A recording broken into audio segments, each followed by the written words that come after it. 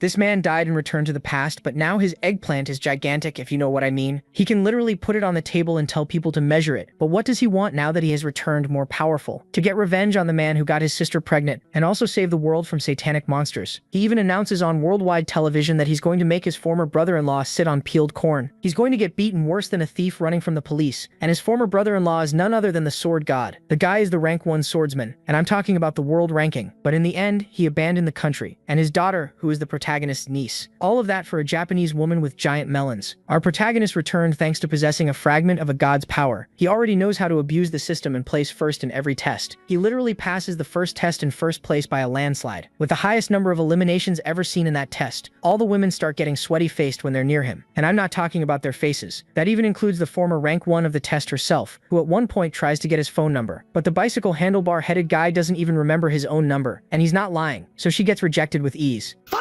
And this won't happen just once. He's going to reject the hot blonde the same way too. I don't remember my phone number.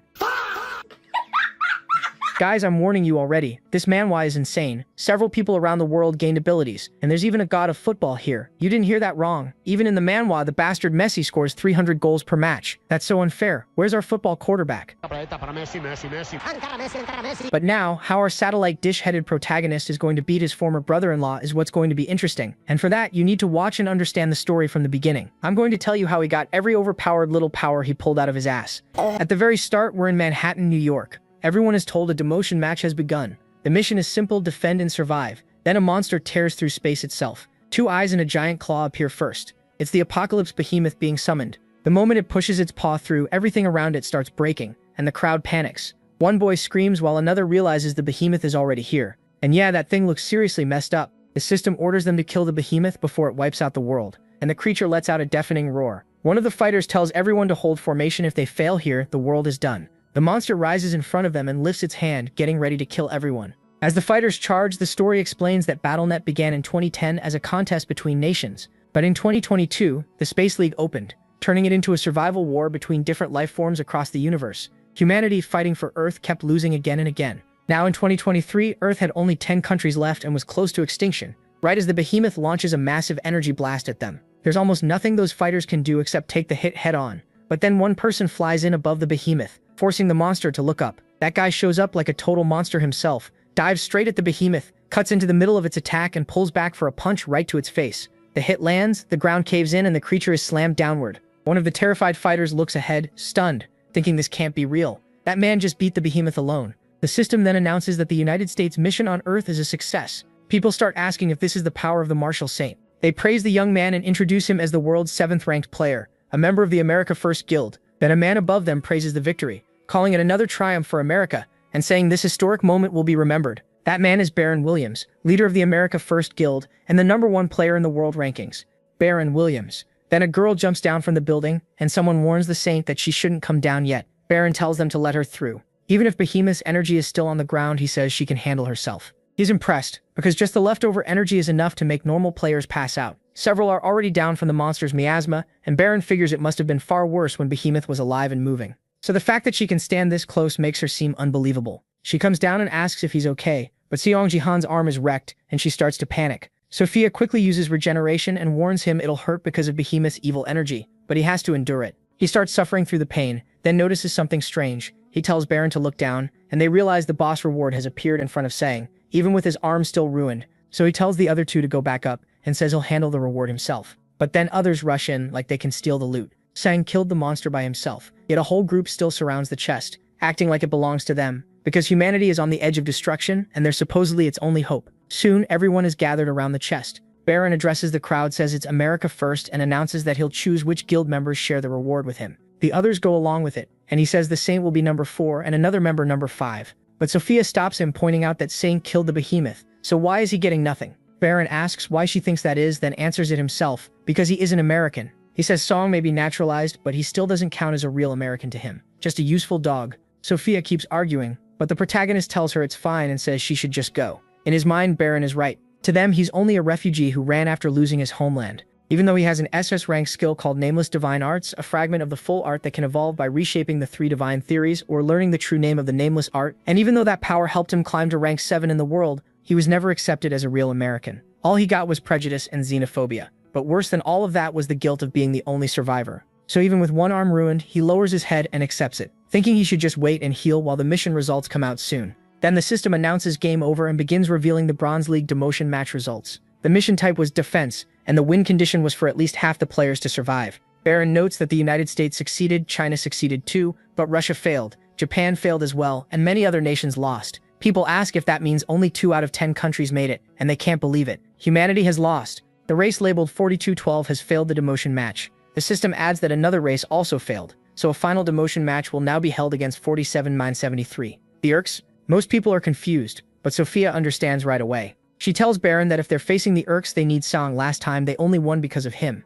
Baron refuses. He says they'll fight like this and win anyway. The system then summons each planet's representatives, and the match is about to start. The two sides face each other in a virtual arena. Baron appears with 2 other fighters in front of those pig-like enemies, mocking them as filthy cursed swine. And honestly, this feels like a bad idea for Baron. This is the group from planet 4773. Baron notices there are only 4 of them, while the Chinese ranker points out their side has 5, so Baron thinks they've got this. He figures they can wipe out those Urks even without Sabrankri. Then Baron starts powering up, sure he can handle this by himself. He says he's enough on his own, then flies up like he's unstoppable, firing red lightning at the Urks, while shouting that he's humanity's representative. But the second he charges in, he gets hit, and the Urk smashes him so easily it tears his head off in one blow. The others freeze in shock after seeing him go down like that. Back on Earth, everyone realizes they lost in the worst way possible. Somebody watches it happen and barely reacts. Baron, of course, has no head left to complain with. Then the system announces that the player has died, and everyone starts screaming in panic. The other Urks move in and slaughter the rest of the human team. Soon, everyone sent there is dead. At last, only Sophia is left facing that Urk, and she begs them to stop and let her go. Instead, he raises his axe and thanks humanity for being so weak. Now his people will survive. Then he kills Sophia too. The match ends, and Humanity 4212 is defeated and dropped from the Bronze League. There are no lower leagues left, so humanity is labeled a worthless race. Fear spreads everywhere as the system declares that this worthless race has been expelled from the Space League. Then a strange hole opens beneath the girl's feet, a black void that spits out light as the elimination begins. That hole keeps spreading across the Earth, and Song, already injured, starts getting dragged into it. Inside that total darkness, he realizes this is the so-called annihilation of the world. The planet is swallowed by a black hole from the inside out, tearing apart its entire mass, and everyone ends up in that dark space, breaking apart while screaming in terror. But right when the system says humanity's elimination is complete, an error suddenly appears. One human is still alive. That human is Seong. Alive might be a stretch, but he's still there, glowing brightly, and all he can think is that he survived alone again. Somehow, the nameless divine arts resisted the elimination. Even the system is shocked that he withstood it. Song is stunned too. The nameless divine arts are protecting him. So he checks the skill more closely and wonders if things would have changed if he had gotten it just a little earlier. The system says he may be weak, but he's still an existence full of possibility, and even the smallest chance shouldn't be ignored. MC thinks that if he had learned its true name, maybe everything would have gone differently. Then the system asks what would happen if he got one more chance to challenge it all again. He imagines a world where Korea never fell, and wonders if he could have saved the people he loved most. Then all those heavenly beings start agreeing. They call it a waste, but still decide to give Sang another chance. Then it's announced that the votes are counted, and player Sung Jin Han will return to the league's starting point. The protagonist has no idea what that means and keeps wondering what's happening, until the darkness around him turns into a white room, and he appears somewhere else, waking up calmly in another place. A voice says an interview is about to begin, and when he opens his eyes, he's hung over, surrounded by empty liquor bottles. He looks around in confusion, sure he just heard something about going back to the start of the league. Then he realizes this place is somewhere he knows, and starts asking himself if he really returned to where it all began. This is South Korea in 2020. He sees kids playing, arguing over who gets to be the Sword King. Around them, people are smiling, dating, and just living normal lives, and Seng starts to believe he really came back. He opens his status window and sees he's level 2, right back to when he first entered the league. That makes him light up with hope. If he uses everything he learned in his past life, he can change the future. No, not can. He has to. This time, he'll protect everyone and make sure things don't end like before. He reached the end of the game, and now he's back in 2020. At that time, Korea was still stable because it had one of the strongest players in the world, a top 11 member, and the world's rank 3 human, the Sword King, Yosei Jin. He was Korea's pride and national treasure. Because of him, South Korea always stayed near the top of the East Asia League. But Sung says that still wasn't the limit. Then Yosei Jin makes a shocking announcement. He'll change his name to Riho and become a Japanese citizen. In July 2020, he joins Japan's new defense force. It was one of the biggest shocks in BattleNet Korea history. Now he's Ictor Riho, and MC realizes he came back to that exact day. Just seeing his face still makes him furious. After Yosei Jin left Korea, everything fell apart. The news says the Sword King abandoned them, and people are already worried about Korea's league ranking. Sung explains that South Korea, once near the top in East Asia, quickly dropped to a terrible spot. It was like falling into a bottomless pit. Even so, experts keep saying the damage won't be that bad. They claim the country still has rising stars and should stay in the top 20. The protagonist says that was just empty comfort. No one ever appeared who could truly replace him. Maybe things could have been different if they had more time. But BattleNet gave them none, because the Space League soon began. At first, BattleNet was only a game. But 2 years later, once the Space League started, it became a war for survival. Die in the game, and you die in real life too. Low-rank monsters started appearing in each country and massacring people. After Yoon Sejin left, South Korea couldn't hold them back, and eventually Huya came. The survivors all said the same thing. If the Sword King had stayed in South Korea, maybe things would have been different. Song admits Sejin was a great player, but also his brother-in-law. That only makes it worse. The guy married his sister and still turned out to be a complete jerk. MC gets so mad he punches the photo. He still can't understand why his older sister ever fell for that bastard. And he keeps wondering if everything would have changed if she were still alive. Sometime later, Song admits it's good to be back in this time, but his stats are awful. Then again, it makes sense. Back then, all he did was drink and play games. He was completely useless in the past, and he didn't even realize how amazing this F-rank skill really was. The Wanderer's Eye, which lets him analyze other players. Everyone becomes a player at 18, but only some people receive gifts. His was an F-rank gift, the lowest kind, and he only used it for betting on match winners. What he didn't know back then was that its real power only shows up after it awakens. Still, digging through the past won't help much right now. With stats this bad, he should have been level 1, so how did he even survive? Then he suddenly remembers the experience potion. At some point, an idiot drank it by accident and leveled up, and now Song realizes that idiot was him. Then something else bothers him. Why are his achievement points so high? He has 100,000 of them. Even if he's trash right now, that makes no sense. He hadn't done anything before entering the league. Thinking time travel may have changed something, he opens his inventory and gets a huge shock. There's a TX card inside. It's a voucher for exchanging achievement points,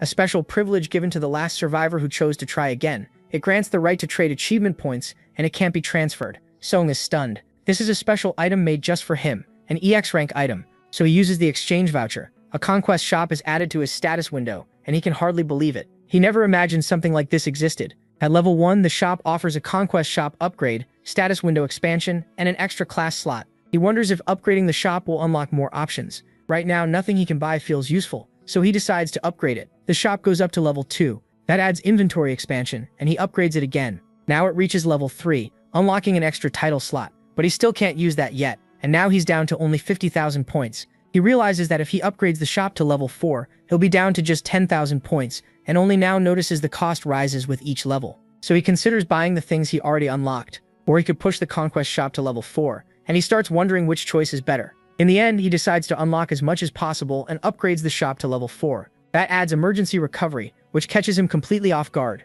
This new function can restore a broken item, and to him that's insane. It's exactly why he can never quit gambling. Sometimes a risky move pays off perfectly. Right after that, he heads to a heavily secured area. He scans his fingerprint and the system confirms his identity. It recognizes him as family, so he goes straight to the chair in the first player room. He's surprised the machine still sees him as a relative, even after he left them all behind. Then the inventory opens and connects to the baronet. That's why he knows he can get his first key so quickly, the broken brush of Dongfang Shuo. Without wasting time, he uses emergency recovery on it. The broken brush of Dongfang Shuo starts restoring, and when it returns to its full form, 2 jewels appear. The item is fully repaired, and he grabs it at once. Now everything is finally ready. That brush is SS rank, and the one who lived for 180,000 years had formed a bond with it. The moment he takes it, the system announces that the Baronet League tutorial will begin soon. There are only 10 seconds left, so he quickly opens his status window. With almost no time to spare, he starts writing on the status window using the brush. He says this is how he reached rank 7 in his past life and earned the title Martial Saint. It's a rare unique trait that merges his strength, agility, and vitality, and the result is something absurd. Thanks to that brush, everyone ignored because it was broken. The 2 figures he draws with it mark the beginning of his awakening. As that wild effect goes off, all his stats begin to change and he enters Baron Williams. The tutorial mission is simple. Survive that thing. He has to endure the Colosseum monsters and the other 100 players, cutting them down until only 50 remain. The moment he arrives there, he reacts to the Colosseum in annoyance and immediately checks his status, wondering where martial power is. Then he sees it worked. His strength, agility, and vitality really did combine into martial power. Now he has martial power again, starting at 5 points. He also earns the unique tribute achievement and gets 10,000 conquest points, which makes him grin. He says he missed this. He knows this is only the first step toward the nameless divine art, but it's already more than enough to clear the Bronze League. Then the system warns him that he joined without being connected to a Baron Williams point, so any pain will hit him directly. That brings back a memory. Money really could reduce how much pain you felt here, which is ridiculous. Back then, a connector could lower in-game pain, and Yoon Sejin had a top-tier one that cut it by 99%. After remembering that, he decides to make the most of this and the achievement window activates. Then the system adds an unlimited mission. He's confused for a second, but the mission is to finish first in the tutorial, with 1,000 conquest points as the reward. That never existed before, so he's thrilled. With martial power, this should be easy, and the game begins while he's still feeling confident. But another guy suddenly appears behind him with a sword. The attack puts him on alert as the boy rushes in, yelling for him to die. Then something feels off and he stops the sword with just 2 fingers. Still holding it, he looks back with a crazy grin and says the most fun part of this game is crushing rookies, thanking the cocky kid for his first kill. Then he explains what guilds are, organizations that train and manage players. As people around the world got deeper into the baronet, countries started investing in raising strong players. Big companies pushed hard too, so Korea built all kinds of large and small guilds, and some were already turning out strong players early in the league. This place is the Gangnam Bronze League, the debut stage for each guild's best rookies. As the system says the game will start soon, one of the boys has already been listening to the others. He says the Gangnam League really is on another level. Trying to stay calm, he tells himself not to panic. He'll do fine because he's the luckiest man alive. His name is Doo-Gu.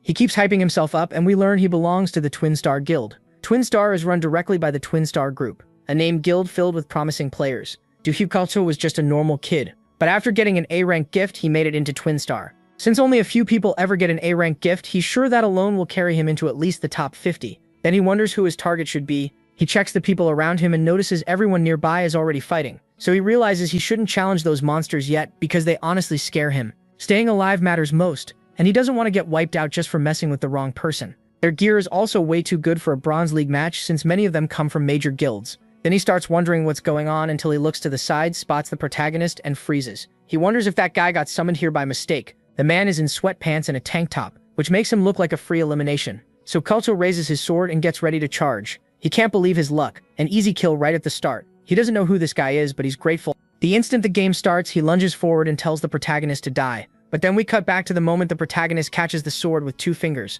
Kulto is completely stunned, wondering what the hell is happening. How could anyone stop his blade with 2 fingers, especially against A-rank agility? Then the protagonist flicks the sword upward and throws the kid back using only his fingers. He mocks him for being so confident and asks if he really entered the Gangnam League with a gift like that. Galchuo gets offended, asking if he's insulting his A-rank agility. The protagonist basically says yes, and the kid snaps. Furious, he curses him out and says that bastard better not act tough just because he blocked one attack. This time he decides to land his fastest strike and starts pouring in even more aura as he grips his sword. Jaya can tell the kid is going all out. Honestly, that speed wouldn't have impressed him before either, but at least he can admit the boy is faster than he is right now. Even so, as the blade closes in on his neck, Jaya uses his battle experience to slip away with ease, ducking under the strike and avoiding every swing without letting the kid touch him once. Still, he admits to himself that this body is way too slow, and it's not easy getting used to dropping all the way back down to level 2. It's not that Galto is especially fast, he's just much slower than he used to be, and that won't make things easy. If this were his old body, the fight would be simple.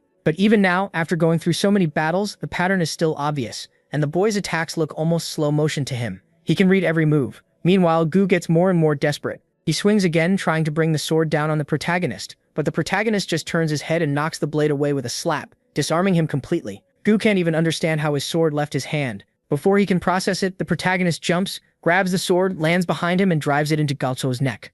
Gu dies thinking it's impossible, still refusing to accept what happened. As he collapses, he says he'll definitely beat him next time they meet, and tells the protagonist not to forget it. Even while dying, Gu notices that being able to think about it next time really does make this a nice world. Just like that, the protagonist gets the tutorial's first elimination and earns 100 conquest points. He explains that when a player dies, their weapons vanish with them. Now that he's warmed up, he needs to pick up the pace. If he wants first place, he'll need at least 5 kills. Then he looks behind him and notices that, as expected, nobody is even watching where the monsters are. Everyone is still clustered together. The protagonist says this van has both players and monsters, but each monster is worth only 0.1 kill. So he needs 10 of them to count as 1. That's why most players ignore monsters and hunt other players instead, especially since those orcs move in packs. He says only an idiot would pick a fight with them. Then a new mission pops up. Wipe out the orc group. There are about 30 of them, the strongest monster pack in the Colosseum, and he has to kill every last one. Reward 500 achievement points. Even if monster hunting is usually inefficient, that reward is huge. He notices it's 5 times bigger than the first kill bonus and thinks there's no reason not to take it. To him, monsters are still just monsters. Compared to real orcs, these are nothing. He figures he can have a little fun, so he charges straight at them. The orcs are confused. A naked human is running right at them. Then they realize this crazy human actually wants to kill them. But the Protata keeps coming with so much confidence that the orcs instantly throw their axes at him to kill him. Seeing the weapons flying in, he catches them, planning to use them himself. He says if they're going to throw weapons, he'll throw them back, and he kills the monsters with ease. That shocks the whole group, and fear starts spreading through the pack. Then the Protata appears right in the middle of them, grabs another axe, and with one swing cuts down several at once. The terror keeps growing as death gets closer and closer. One of the orcs gets so scared that he rushes in wildly. The rest follow, trying to swarm the Protata while he holds only one axe. By then, 5 of the 30 are already dead. As the giant pig-like monsters charge him, he quickly turns and drops several more in one attack. He keeps making a line of bodies without even leaving his spot. They all keep trying to bring him down, but he spots another attack at once and catches a spear right before it hits him. He snaps it with one hand, leaving that orc helpless. The orc panics, seeing how easily this human is tearing through his force. The proto mocks them, calling them pathetic and asking who taught them to yell during a sneak attack. Then he rushes that orc to finish him off. But when his axe slams into the wooden guard the orc is holding, the blade shatters, leaving only the handle in his hand. He tells the orcs to use better weapons. These junk ones aren't even worth his size. The orcs think this is their chance. His weapon broke, so now they can kill him. They rush in, and he just says they never learn. Then he simply stomps the ground and sends the earth up, launching them into the air. Somehow, he's absurdly strong, and once they start falling, he moves again, grabbing the weapons still flying around. Using those weapons, he attacks every orc nearby. Most of the pack gets wiped out on the spot. They can't even see his attack. He spins a spear and throws it straight into one of them, killing one more, then another, and another, leaving a trail of bodies. It turns into a full chain, and the last survivor says the Prota can't even be human. Maybe he's the real monster. But the Prota rushes past and takes his head off. That clears the orc group annihilation mission. He gets achievement points and his level goes up too. He's surprised to level up in the middle of the match, since experience is usually counted after the game ends. Maybe it's because his level is still low. Either way, it helps him. A level up means better stats. Checking his options, he says if he's going to raise anything, it should be martial power. Martial power is a special stat that combines strength, agility, and vitality, keeping all 3 balanced, and it's at least twice as strong as normal stat growth. But that's not the main reason it matters so much to him. Once martial power reaches 30, the path to the unknown divine art opens. He needs that as soon as possible, but this stat usually has a huge drawback. Martial power normally can't be raised just by pressing the button, but when he tries it, it actually goes up, and that shocks him. Usually he'd need real combat experience and hard training to raise martial power. Spending points should only improve his aptitude for it, so he wonders if this is actually amazing. He has no idea why it's happening, but if it keeps working, things get a lot easier. Then an archer girl nearby aims at him. He notices right away and dodges. That makes him wonder if it was a magic arrow. The girl gets excited that he dodged while the tank curses him as a lucky bastard. She says they don't have much time, so they should finish this now. The tank agrees and reminds her of their deal. The kill doesn't go to whoever lands the last hit. The Prota realizes they teamed up, and says that happens sometimes. The map is meant to leave only one survivor, but there's no rule against forming alliances. Judging by their emblem, they're from one of Korea's top 10 guilds, the Turtle Guild. He can tell their setup is solid. A warrior and an archer, close range and long range together. If they're from the same guild, that makes sense. Then the system says only 60 survivors remain and the tutorial will end soon. The Prota is surprised that so many people are already gone, and figures you can survive now just by avoiding fights. But since these two came after him, he guesses they think he looks like an easy target. The warrior even has the nerve to turn his back on the Prota and flirt with the archer, saying he'll give her the kill if she agrees to dinner later. She immediately shuts that dumb offer down. Meanwhile, the Prota opens his ranking and sees he has 4 kills. That keeps him in first place, while second has 3. He says that's actually good. He can use this fight to widen the gap. While the archer keeps scolding the tank for flirting with that age gap, the Prota suddenly gets on top of her and kills her easily, while thinking he'll test how strong level 6 martial power really is.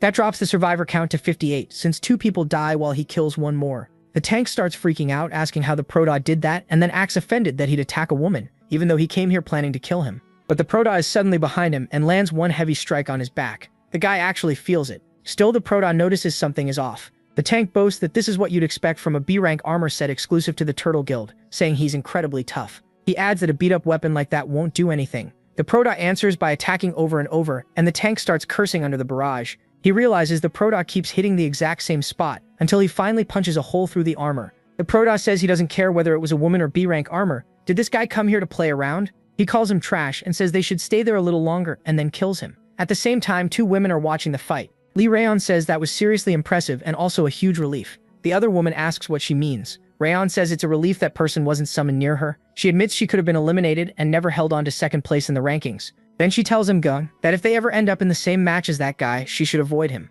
Gayon clearly doesn't like hearing that, and Rayon notices. She tells her not to forget it. If there's no other choice, she can only lose or knock him down first. Gayon says she understands and will avoid him. But Rayon cuts her off. That's not a suggestion, it's an order. Fight him and gather information. So she agrees again. But when she looks at the boy, she says he somehow feels familiar, like she's seen him before. Sometime later, Omga the Young uses her blade technique, sending Sakura-like petals everywhere. She's known for her S-rank gift and was aggressively recruited by the Twin Stars Guild. She went beyond everyone's expectations in the league and wasn't supposed to lose first place anytime soon. But people say that would have been true if Song hadn't shown up, and he wonders if that really makes sense. He's in first place even at level 2, with no guild and no decent gear. The Turtle Guild members can't believe he has 6 kills while wearing torn clothes and barefoot, basically unarmed. They wonder if that's even possible at level 2. Meanwhile, the Prodoc calmly wipes everyone out as they keep asking who this guy even is. Later, back home, the system announces that he took first place in the tutorial. As a reward, his XP gain goes up by 50%. He jumps 3 levels and reaches level 6. At low levels, that kind of growth is normal. The system also notes that GP isn't a tutorial reward. First, he puts all his points into martial power, raising it to 9. After that, he checks the title he got from the league results, the one for clearing the tutorial. It gives 20% more XP, though only inside the league. Even with that limit, he thinks it's still great. The bronze title also raises all his stats by 1. Things are looking really good now. With 10 martial power, bronze league should be easy for him. Silver promotion starts at level 25, so for now, he just needs to keep getting stronger. Then something catches him off guard. He remembers he still doesn't have a class, but now class selection is available, since basic classes unlock at level 5. For classless players, this is a huge moment. There are 4 choices: warrior, archer, mage, and support. In his past life, he picked warrior. He knows that class well, so going with it again would make progress much easier. Still, regression gave him the achievement shop. Because of that, he can add warrior later whenever he wants. It only costs 10,000 points, so why take warrior right away? With that in mind, he chooses the class he should have picked long ago. A while later, he arrives at a sea with zombies, back in bronze class Gangnam. This time, the mission is defense. They have to protect the crystal behind them on the tower. Watches everything from above. Below them is that massive undead wave. Soon, all 5 towers are about to come under attack. It looks like I chose warrior this time too, and she says that even for a game, this is disgusting. The zombies are rotting, drooling, and barely holding together. And then more players show up. The group behind her looks pretty arrogant. They complain that out of all maps, they got this one, and start asking about the defense setup. Sizes up the people she'll be working with. There's an archer with B-rank gear from LK, and a mage with no guild affiliation, but excellent equipment. So far, not bad. But to her, the most important role on this map is support. Then the support lands near them with a loud crash. Defense battles are wars of attrition, so support is absolutely vital. That's why she freezes when she sees who it is and realizes it's Song, stepping out in plain workout clothes. Everyone is confused. This is a defense map, and he picked support. Just 20 minutes earlier, the system warned him that the class didn't suit him. It even asked if he was sure, but he had only one reason for choosing support first, warnings or not. Then the class selection is confirmed, and he really does become a support. He explains that choosing support unlocks the divine power stat, which is the key to awakening a new unique stat later. The problem is that divine power is hard to raise. Unlike other stats, training barely helps, and there are almost no ways to improve it besides spending achievement points. But those points are too valuable to waste, especially when he's putting everything into martial power. Luckily, he knows another method, one nobody else knows. Em is stunned and asks if he's really a support. Then the mage bursts out laughing, calling it insane. He says this is exactly why he didn't want to join the tutorial season. Just look at Seong's clothes and gear. He mocks him like some nobody and says he didn't buy expensive equipment just to carry losers like him. But then the other guy tells him to calm down. The mage ignores it and keeps going, saying anyone can see what a mess he is. He says to leave him out of this, he's not participating. He can handle it alone apparently. Thinks the guy is way too loud and wonders why she had to end up with a troll like him. This mission just got harder. Then everyone goes quiet in shock. The mage starts yelling for the protagonist to let go because the protagonist has already grabbed him and lifted him with one hand. Since the guy keeps pushing it, MC decides to act. He throws him straight off the tower and into the zombie horde below. As the guy falls, everyone can only stare. He asks what Seong thinks he's doing, saying there's no need to throw him. He replies that they'll do just fine without that mage. That was fast. The guy instantly changes his tune and begs the protagonist to wait. He says he'll try harder. Then he asks if MC hasn't punished him enough. MC notes that the man begging for mercy is Kyung-il-hyuk, and there's a reason his attitude flipped so suddenly. In Bronze League defense games, each player gets 3 lives. After dying once to him, Kyung-il-hyuk revived right away, so he throws him again. After that second death, he's down to 1 life. One more death, and it's over. So the protagonist asks what he wants now. The guy swears he'll do his best from here on, and says he absolutely can't die again. He has to avoid finishing last too, because that penalty would lower his level, and the skill he spent so much to buy would disappear. If you lose a level and no longer meet the requirements, the skill is gone. Seong points out how quickly his attitude changed. Then MC asks if he's trying that skill again. The mage fires a spell at him, but MC deflects it with ease and remarks that his fire control is actually pretty good. The mage confirms it's fire, and says fire mages are especially useful on maps like this. He adds that he's level 15, so surely Seong doesn't want to lose such a valuable ally. Watching from afar, finally remembers where she's seen him before. That's Kyung Il-hyuk, a mage from one of the top 10 guilds, but he failed 4 times to move up to silver. After that, he turned into a troublemaker, basically trash. Seong meanwhile relaxes a little, now that he understands what kind of person he is. But the mage still has a condition. He has to apologize for throwing him, and then he'll join in. The other guy hurriedly says that's great and that they should all do their best now. Still mad, the mage warns the protagonist to just wait. Next time, he'll die. So Seong grabs him by the collar again and gets ready to throw him. He asks if the guy really wants an apology. The mage is completely lost, and before he can react, Seong throws him again, saying people might start thinking he's the one picking fights. Like he's swinging a baseball bat. MC launches him back down into the horde. He dies again, and he tells the others to move. Next time, that guy should learn some manners. The polite one in the back realizes Seong really killed him and goes speechless, clearly wanting nothing to do with this psycho. Just then, the zombies start climbing the wall. On the neighboring team, a mage burns them down with fire. Everyone praises it, exactly what you'd expect from a fire mage. The destructive power is impressive, and if this keeps up, they won't finish last. Someone jokes they might as well sit back and roast marshmallows. Meanwhile, the blonde guy with the protagonist says this is why they needed a mage, and asks what he plans to do now. He says Seong should have just let it go because now they'll all suffer for his pride. MC ignores that and opens his status window. His mission is to place first at all 10 towers with 1,000 achievement points as the reward. It's a chain mission, and even he hesitates for a second. There's another one too, Zombie Source. He has to kill 1,000 zombies by himself for 3,000 achievement points. He knows it sounds impossible because of the time limit, but the reward is too good to ignore. While he weighs the pros and cons, Im keeps watching him. Silently, she judges Siwing and thinks this is awful. Forget his reckless attitude, someone with stats like his choosing support makes no sense. Even casual players aren't this bad. She decides he isn't worth the Twin Stars Guild's attention. Then, as he looks down below, the blonde guy starts panicking and demands an answer, asking if he is ignoring him. If he's going to act like this, why not just fight alone? Siwing asks if he really can. The blonde says yes, and the protagonist thinks he might clear the quest if he keeps all the zombies to himself. But Im steps up and says she'll take the front, telling the support to stay in back. Even if this match is a mess, she still has to do her job. Memc just says it's fine. She asks what he means, and he repeats that it's fine. He'll handle them himself. He tells the warrior to protect the archer. While they're still arguing, a red zombie with a huge head climbs onto the edge of the tower. The blonde immediately says it's a blood zombie, not like the normal ones. Its body is liquid, so physical attacks shouldn't work. You need the opposite kind of power. But before anyone can react, the zombie charges at Saiyan. He raises that little metal rod and beats it down hard, bursting straight through the monster and killing it. Im stares in shock as chunks of the zombie fall around them. That white sacred flame appears, and she wonders if it's divine power. Meanwhile, he keeps pushing his plan to combine both classes into one. As more zombies rush in, he drops them all with nothing but the rod. Then he goes down and starts wiping them out with absurd staff skills. He admits he doesn't know if he can finish it, but he has to try. By the time he climbs again, he's already at 6 kills out of the 1,000 he needs. Charging into the undead horde, he smashes them one after another. Most go down in a single hit. His count keeps climbing fast, but he's still only at 26. Sekyong realizes physical attacks won't work on blood zombies, so he plans to gather them first, then slowly release his divine power and wipe them all out at once. The others can only stare. The support is completely insane. The blonde thinks that if Sekyong is this good, who cares if he's a little rough? A guy like that deserves respect. Im is speechless too, watching him control divine power so perfectly without wasting any of it.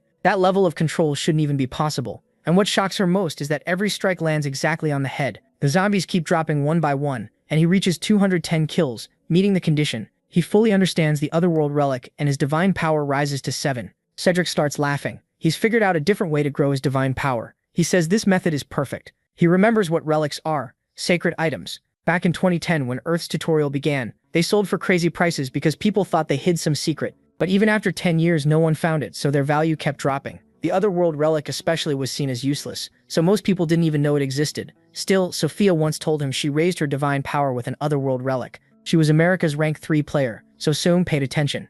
That revelation had shocked him. She told him her divine power evolved because of the relic, but said it wouldn't work once the tutorial ended. The protagonist had wondered if that was really possible. Sophia answered that of course it was. How else could she become a saint? According to her, if you keep using the relic under the right condition, your divine power can rise. Each relic has slightly different rules though. Suwon was amazed that almost nobody knew such an easy method. Sophia said it made sense. Even if someone heard the rumor, Otherworld relics were so rare that finding one at all was hard. He realizes it only worked during the tutorial period, and that's why she could keep all those relics for herself. Then she remembered something else. She had exclusive info nobody else knew. There was one more person buying up Otherworld relics, and MC guesses that player knew the secret too.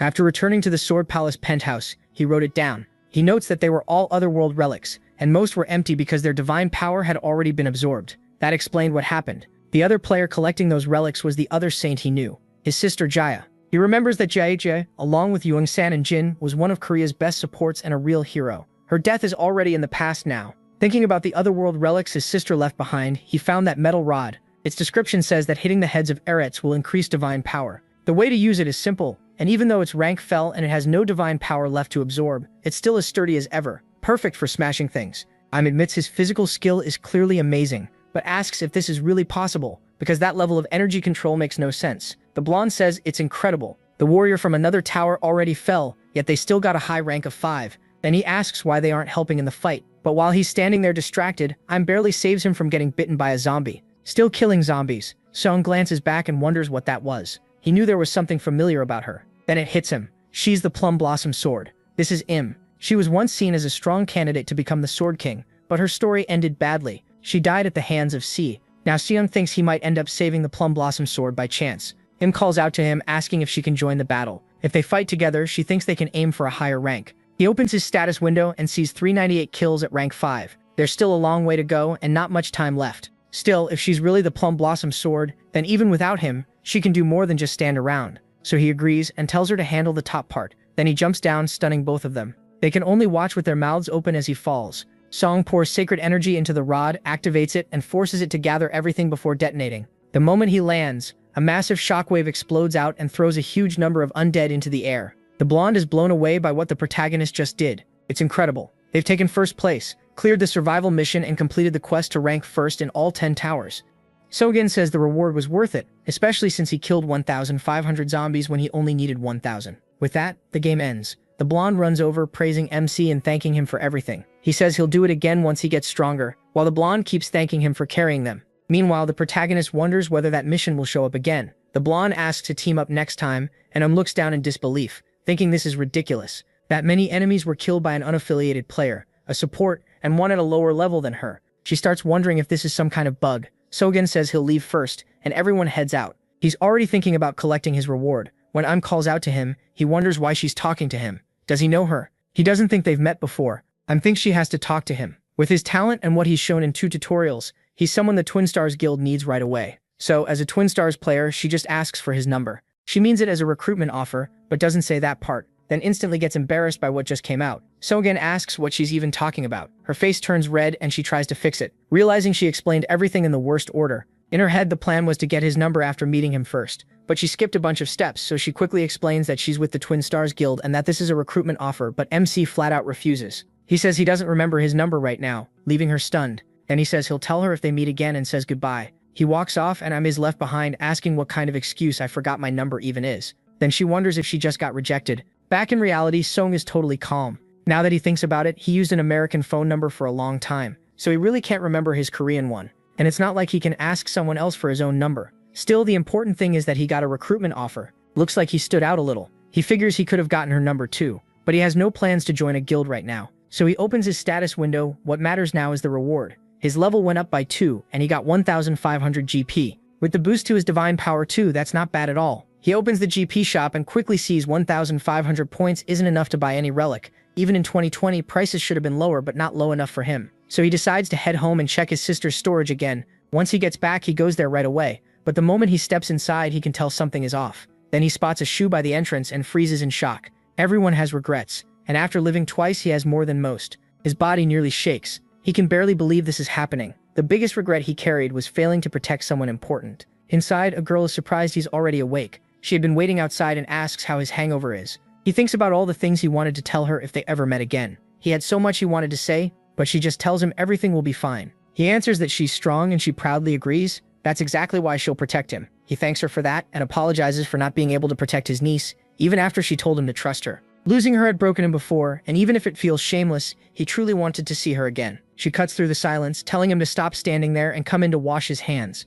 Calling him uncle, she smiles. This girl is Senyej. He says her name again, Yemon Senyej. She's 17, the daughter of his sister, Yemon Senyej. He asks if she's already back from Jeju. She says she came back earlier than the others. He remembers raising her when his sister was too busy with work. She says everyone keeps talking about her father, and he recalls losing his whole family when he was still a little boy. Now it's just the two of them, and to him, she's his precious niece. He asks if her father called. She says yes, but there was more. According to her, he said he'd fallen in love. He tells her that's all she needs to know. She can't believe it. Was he crazy? Then she asks the real question. Was he abandoning her and leaving? He calmly says yes. That was the condition the woman gave before accepting his feelings. Sajin is stunned, and when the call ends, Seung is furious at that piece of trash. Still, he forces himself to calm down. The man has always been irresponsible garbage, the kind who'd throw away his country and his daughter for a woman. Thinking about how much innocent Sajin suffered because of that makes his anger flare again. Then she asks if he was the one who broke the picture frame, and he admits it. He apologizes, saying he was just too angry. After all, that man is still Sajin's father. Maybe he went too far. But then she asks why he got to do it first and throws another punch, smashing it even more. She says she wanted to do the same thing. She tells her uncle not to apologize, she's really okay. He thinks Sajin has always been like this. Even after her mother died and even after her father left, she kept smiling and worrying more about him than herself. But she doesn't need to keep doing that anymore. From now on, he tells her that she's grown up so much as he hugs her. She even knows how to take care of her uncle now. He tells her it's okay, while promising himself he'll protect her. Then he asks her not to push herself so hard. That finally makes her lower her guard a little. She thanks him, but immediately says he reeks of alcohol, and he has to admit it. Meanwhile, back at the Twin Stars Guild, Hae bursts out laughing at Im Ga-young. Hae bursts flying sinks in embarrassment and says she shouldn't laugh that hard. Hae bursts flying apologizes, but Ga-young tells her to just laugh properly if she's going to do it. So Haeyeon cracks up, saying this is serious, but also way too funny. Ga-young stays annoyed while Haeyeon is shocked that Sun Ji-han refused to give her his number. Sorry, I don't remember it is obviously a terrible excuse. Ga-young says there was nothing she could do. First impressions depend on looks, and unlike Haeyeon, she's not pretty. She even says she looks like a man. That makes Haeyeon stop laughing instantly. Now she realizes Ga-young is being serious. She asks if Ga-young has any idea how popular she is. People stare at her everywhere, whispering about the almond flower sword, while some guys wonder if they should ask for her number, only to back off because they'd probably get rejected. Haeyeon says if Ga-young says that out loud, people will get mad at her. Then they head into the room, and Haeyeon says it's as comfortable as expected.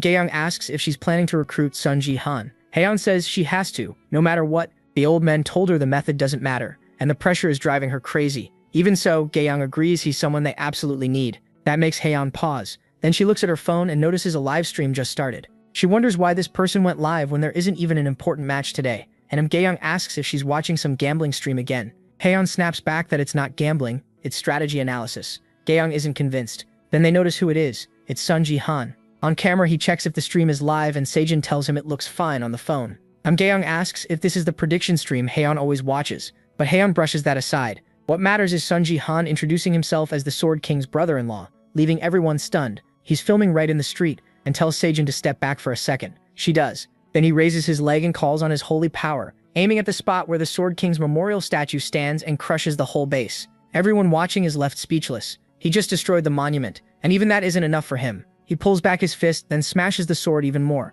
The chat explodes with likes, dislikes, and non-stop comments, and the internet goes wild. As he feels refreshed, achievement notices start pouring in. Still furious, he says he'll now share his stance on the Sword King's naturalization. He also explains BattleTube, a streaming service tied to Battle.net. It's basically a major video platform inside Battle.net, where players can earn achievements and rewards through views, subscribers, and similar goals. He figures this is the perfect chance to cash in on rewards, especially as the Sword King's brother-in-law. The stream instantly pulls in viewers and even 10,000 dislikes, while people keep asking if that crazy guy really broke it with his bare hands. He glances aside and thinks that, as expected, he really did make people mad. In the end, that idiot Diego Saijin might actually be useful. More achievements pop up, along with a comment from someone using a black logo with twin swords. He recognizes it as someone from the Sword King's fan club, and remembers those fanatics were the ones who drove Saijin to her death. They supported Saijin more than anyone at first, but over time their support turned into resentment and rage, all aimed at his only blood relative. They started saying the Sword King left the country because of his daughter's sins. Then they claimed Saijin had to die for the Sword King to come back, and in the end, they really did kill her.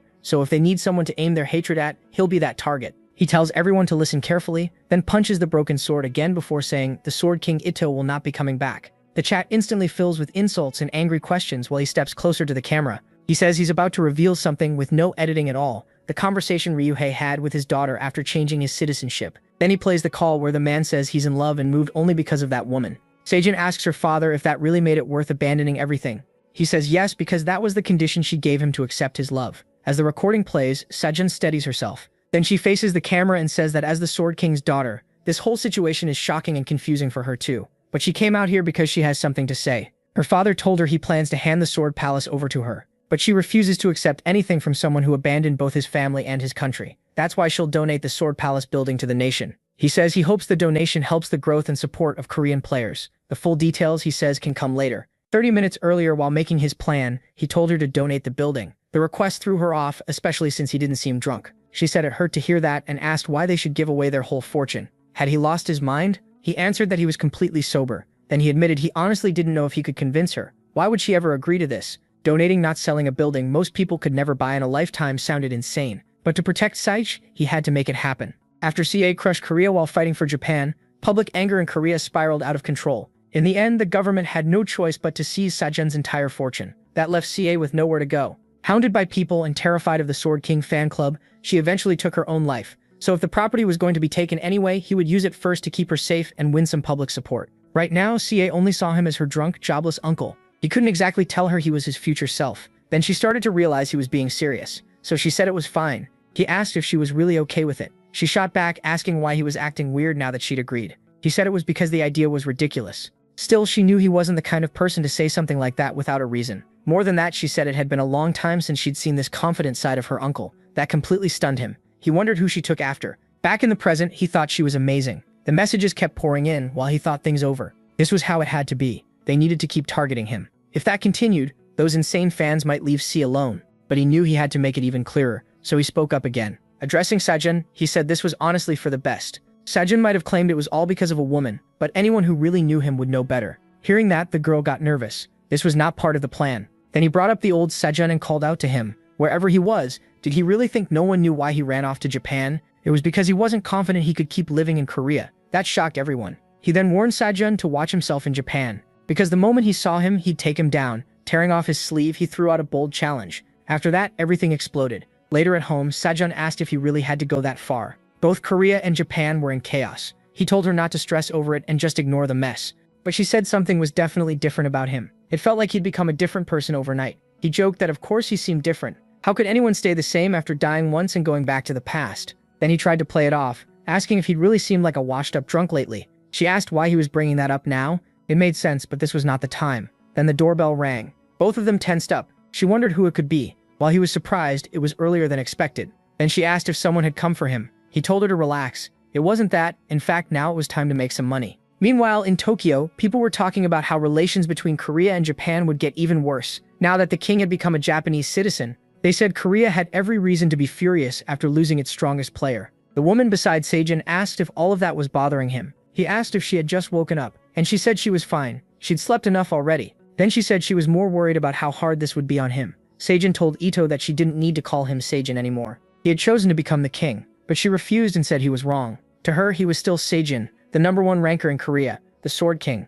He looked at her and she said that truth would never change. Then she told him she loved him and kissed him, still calling him dear with all her affection. Back with the protagonist, he opened the door and greeted the man outside. The visitor politely addressed Song and said it almost looked like he had expected him. With a smug answer, he said things had gotten big enough that the government sending someone was only natural. He even called the man by name Park Yeon-seok, a section chief. The office had basically shut down after Sajin left, but no one had handled this matter more than those two men. Sajin then greeted the section chief too. Song got straight to the point, asking if they were here to take everything they needed. Park said the stream had been a bit extreme, but he liked it. Thanks to that broadcast, the government had finally reached a conclusion. They could no longer bring the Sword King back. At least the protagonist thought. They understood that much. Park added that they couldn't keep pushing this forever, especially with tensions between Korea and Japan rising. So MC asked if they were going to get to the point or not. Park said he had come to ask for the return of the Sword Palace. Once the government received it, everyone would likely accept that the Sword King was not coming back. That surprised Park too. Soren had read the situation perfectly. He couldn't help wondering if this was really the same loser from before, since he clearly remembered a clueless unemployed gambler. Park explained that they still hadn't fully given up on the Sword King's return.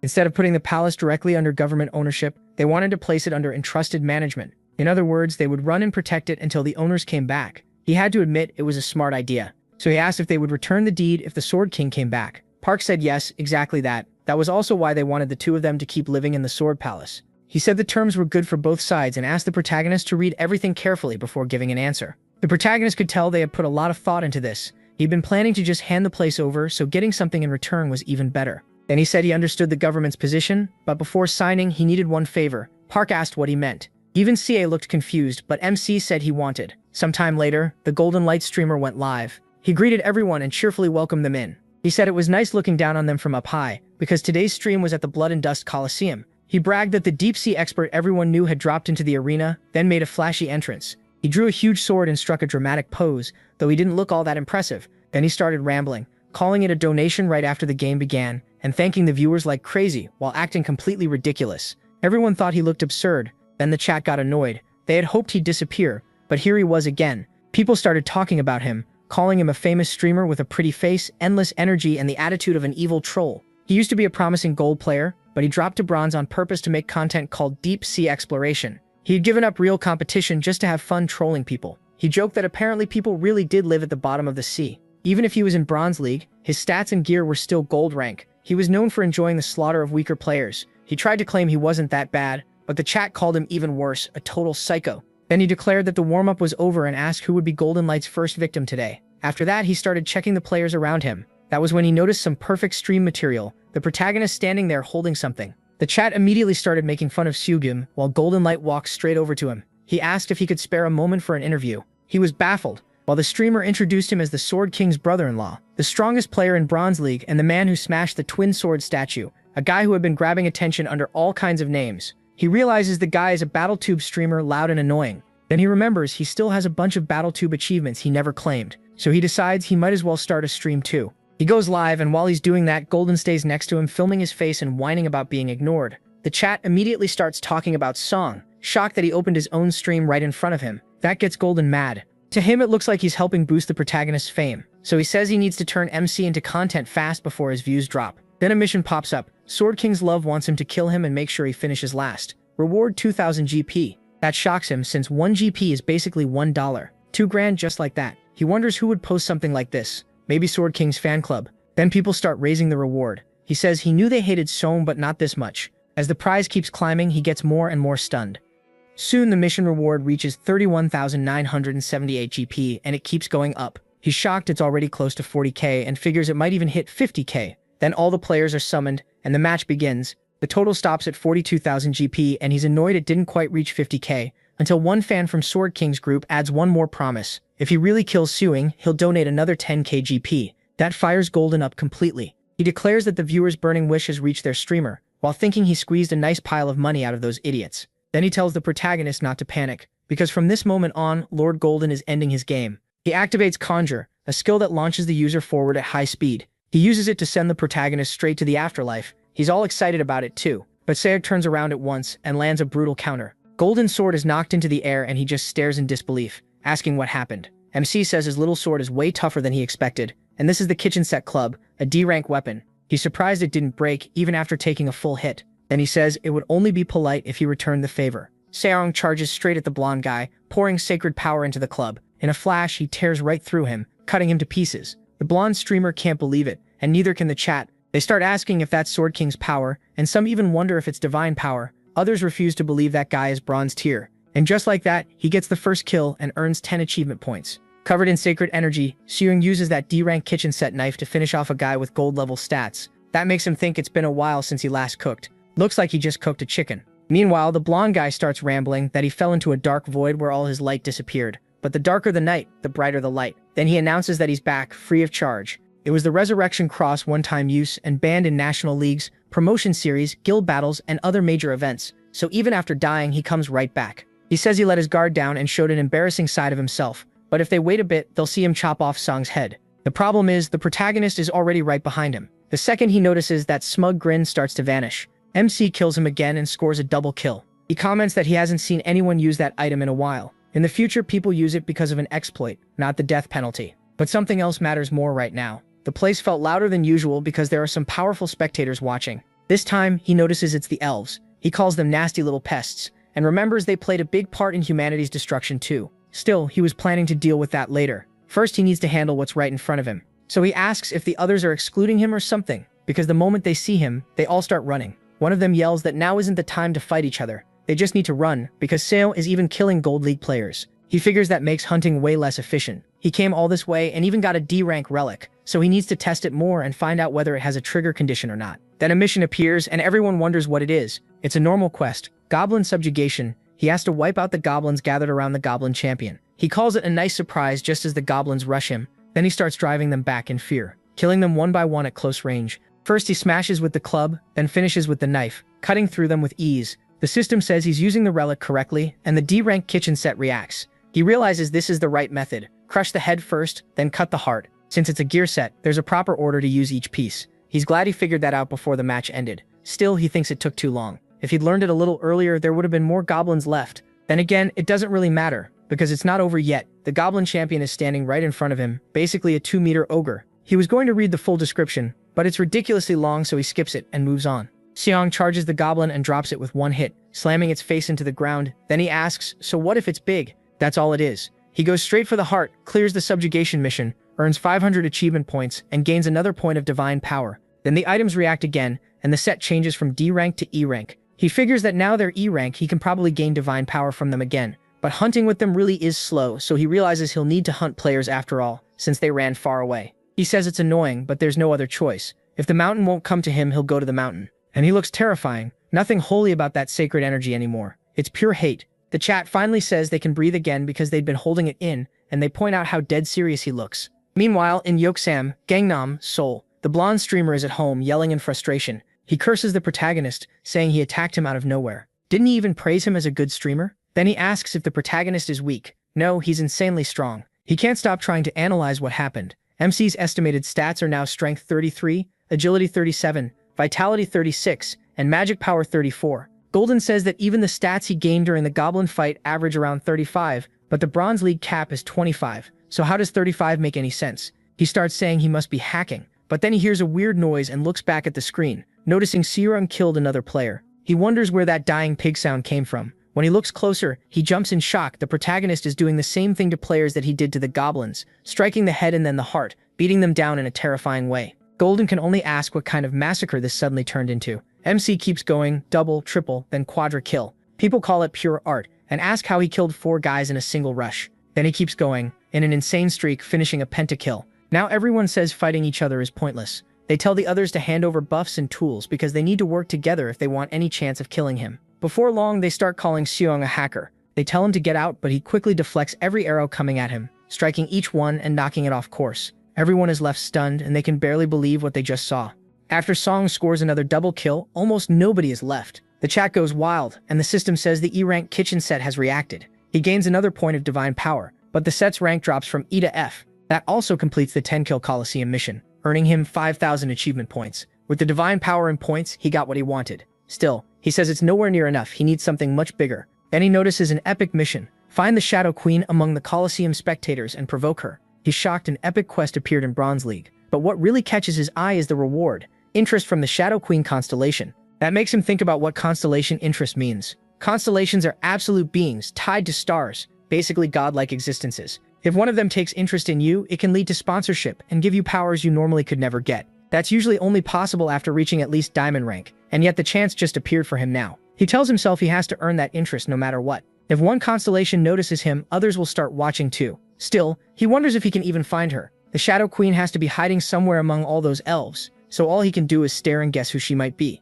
The system announces that Song's achievement in the Coliseum was 10 kills, putting him in first place. It was the first time anyone in the country had done that since Song's and Jin, so the news spread fast through forums and social media. Because of that, the stream shot up to 10,000 subscribers, with a peak of 4,000 viewers at once. Even the Sword King fan club, which wanted Sun Ji-han to lose, ended up helping him. Soon, all that hate got turned toward Golden Light instead. At home, he's miserable, saying the internet is full of crazies. If this keeps up, he won't be able to do much. So from now on, he's joining Sun Ji-han's side and becoming his fan. People even say streamer Golden Light has decided to become Sun Ji-han's editor. He swears he'll turn him into the best Battletoad ever. Of course, nobody cared what Sun Ji-han thought about it. Back home, his niece is stunned by what she just watched. She asks when her uncle got so strong. People online are saying it's pathetic because it looks like he's smurfing. He coolly says war has always been ruthless, but she scolds him for sounding way too old. Then she explains what smurfing is, when a skilled player uses a beginner account to win easily. She says she really hopes that's what this is because otherwise it'd be seriously embarrassing. Putting that aside, she notices everyone wants to donate and asks why he has donations turned off. He says he just forgot to enable them. Then she asks, while she's sitting there anyway, what he thinks about setting a minimum donation amount. She points out that if people can donate any amount, non-stop alerts will pop up and ruin his focus mid-match. He agrees and suggests 10,000 GP, but she asks if he means $10,000. That's way too much. She hesitates on whether to go with his idea, but he has something more important on his mind. It's the epic mission he just got, the one telling him to find the Shadow Queen. No matter how much he thinks about it, he can't figure out how to spot her in that huge crowd. His niece asks if he wants help. She says he always makes that face when something goes wrong, and whenever he needs her, he can call, she'll always be there. He always says she looks like her mother, but right then she really does. Then he decides to see what his niece can really do. He tells her about the mission. He has to find the Shadow Queen in the Colosseum. She asks who that is, but he admits he doesn't know, and all he knows is that she was in the audience. She can only say these missions are really weird. Then she gets an idea. She'll watch the replay in slow motion and see if she can find her. He just wishes her luck. Even so, he feels a little guilty for dumping that on her. Finding the queen is like looking for a needle in a haystack. Still, he tells himself it's fine. Like Saya said, he can always ask her for help. Since he has some free time now, he decides to deal with what he had been putting off. He heads to the class space, and the system asks if he wants to add a class. Using the extra class slot he bought with the achievement points he'd saved, he can now take a second class. So he looks through the classes he still doesn't have, and decides to pick Mage. The system confirms his class change to Mage. He feels a new wave of power move through his heart, and he can tell it's different from Divine Power. He wonders if he should test the new class.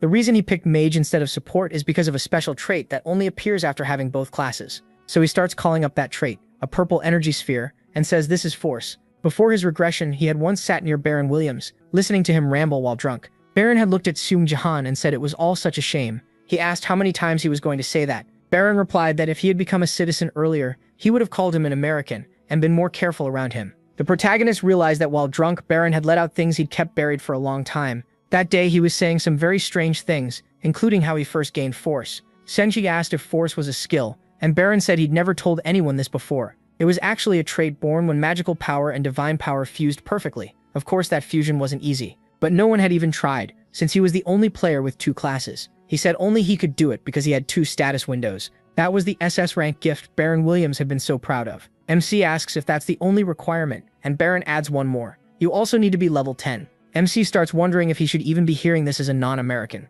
Baron shrugs it off. He says he never planned to tell anyone, but since he is the one with 2 classes, it doesn't matter anymore if others find out. For all his arrogance, Baron wasn't lying. The overwhelming power that lets someone seize a place is Force, and he was supposed to be the only one who could have it, but not anymore. As Force begins flowing into Sega's body, intense pain hits him. Now that he knows how to get it, he also has what he needs to try. This was the power that made Baron Williams #1, even though he could barely control it. And for what's coming next, the protagonist knows he needs it too. He tells himself he has to get it now. First, he pours all his divine power into his hands, then sends the magical power from his heart there and tries to fuse them into one. He can't let that power slip away, so he puts everything into controlling it. At one point, he thinks he's done it, but then an explosion blasts him back. He's thrown across the room and slams his head into the door, pain shooting through him. It failed. He realizes this isn't something brute force can control, and he still doesn't really understand how to handle it. He wonders if he needs more magical power, because after only one try, he's almost out. He also questions whether forcing everything into his hand makes any sense. He can't keep all that power there anyway. But then he thinks about storing it and notices something. Maybe you can't control power once it's already been released, but what if he keeps it inside his body? He decides to take the divine power from the upper elixir field and fuse it with the magical power in the middle elixir field, then guide both of them still clashing because they can't mix into the lower elixir field where martial power rests. It would be a perfect setup, wasting none of the 3 powers,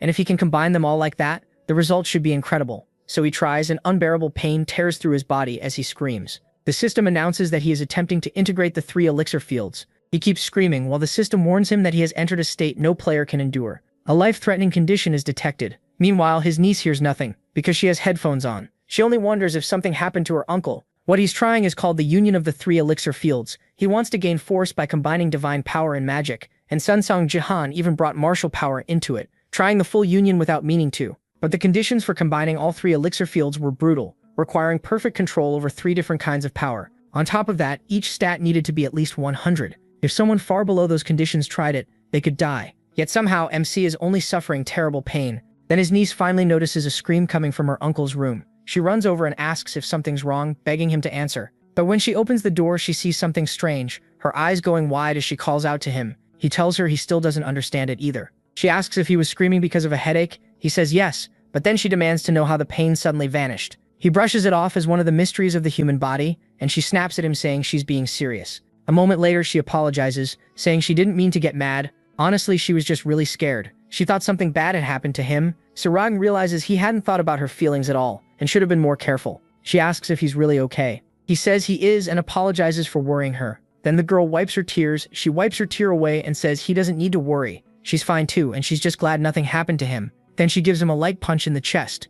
After that, she says she's going back to searching for the Queen of Shadows, and he thanks her. To himself, he swears he can't let her see him that weak again. He admits the 3 elixir fields combination clearly failed. He still lacks experience and level. Still, when he thinks it over, he realizes it wasn't a total failure. This time, he can use a new kind of power. Holding a towel, he twists it using only mana and says he got what he wanted. His divine power and magic power merged and turned into the unique stat, strength. So even though the 3-field fusion failed, combining those two worked and gave him strength. The link between all 3 elixir fields also stayed, even if only weakly. That makes him wonder if there's something unusual about his strength stat. He even asks if it had been like this from the start, and it's confirmed that the connection between the 3 elixir fields remained faintly active. Martial power and strength are now interacting and sharing points, which shocks him. That means if one of them goes up, the other rises too. He boosts martial power to 14 and strength increases with it. It's explained that strength rose because of the interaction between the elixir fields, and he grins, saying that's totally broken. He's already this strong with just strength alone, so he starts imagining how crazy he'd be if he fully combined all 3 elixir fields.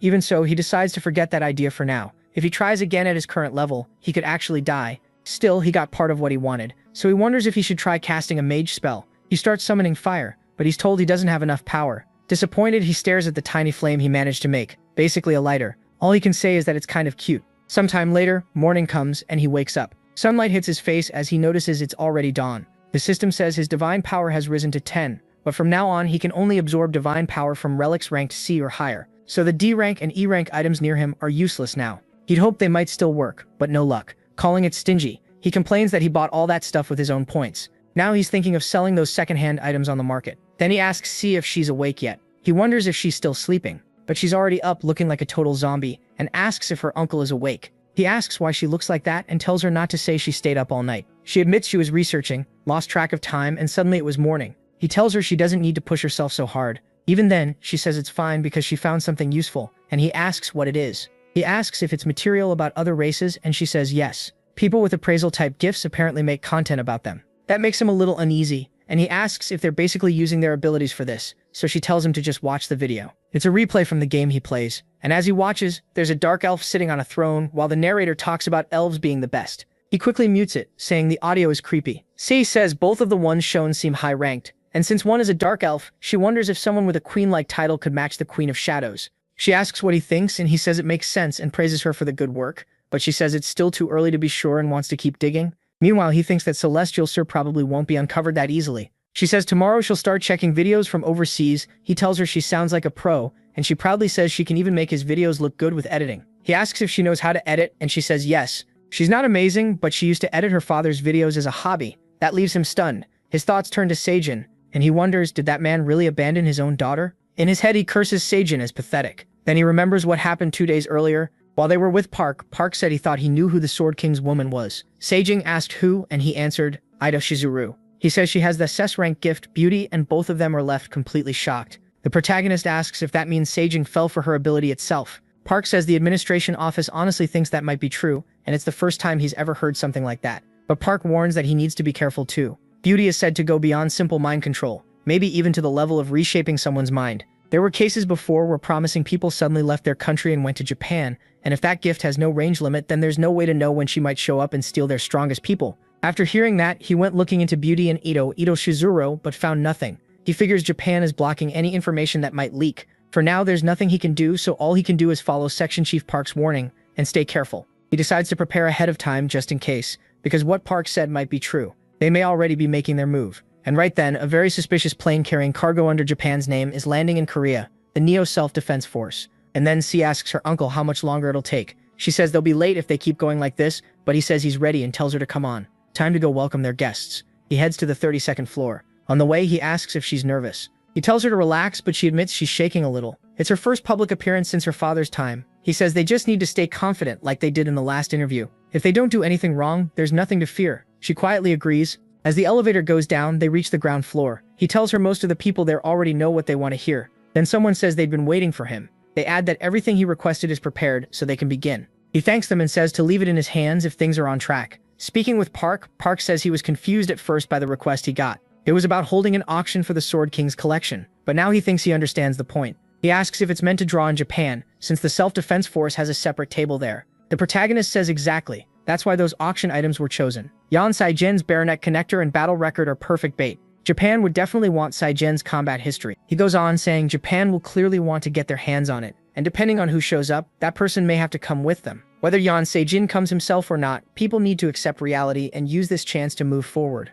Hearing that, Park thinks about Sun Jin Han. Even though he's a player, he always seems to be thinking several steps ahead. The protagonist says this is their last chance to shape public opinion, then asks Park to have the reporters keep an eye on the new self-defense force table. Just then, everyone notices Sia. Someone asks her to wait, but security says they can't go in there and tells them to stay back. The three turn around as a woman says she only needs a minute. They're relatives. Sia realizes it's her uncle and aunt. The woman asks if Sia is really okay. No matter how badly she needs money, is she sure she has to go through with this auction? What is she even doing? Then she turns on Song, calls him a scumbag, and asks if he manipulated her. He clearly doesn't like that, but she keeps going, demanding how he dares sell someone else's things. Seong snaps back, asking who she's calling a scumbag. She remembers very well that they used her father's name to run scams until they got caught. There's a limit to how much they can look down on someone. She asks if they really think she's that easy to fool. She says she knows exactly why they're here. They want a cut of her father's fortune. Her aunt fires back, asking what she's talking about and how dare she speak that way. But CA makes it clear,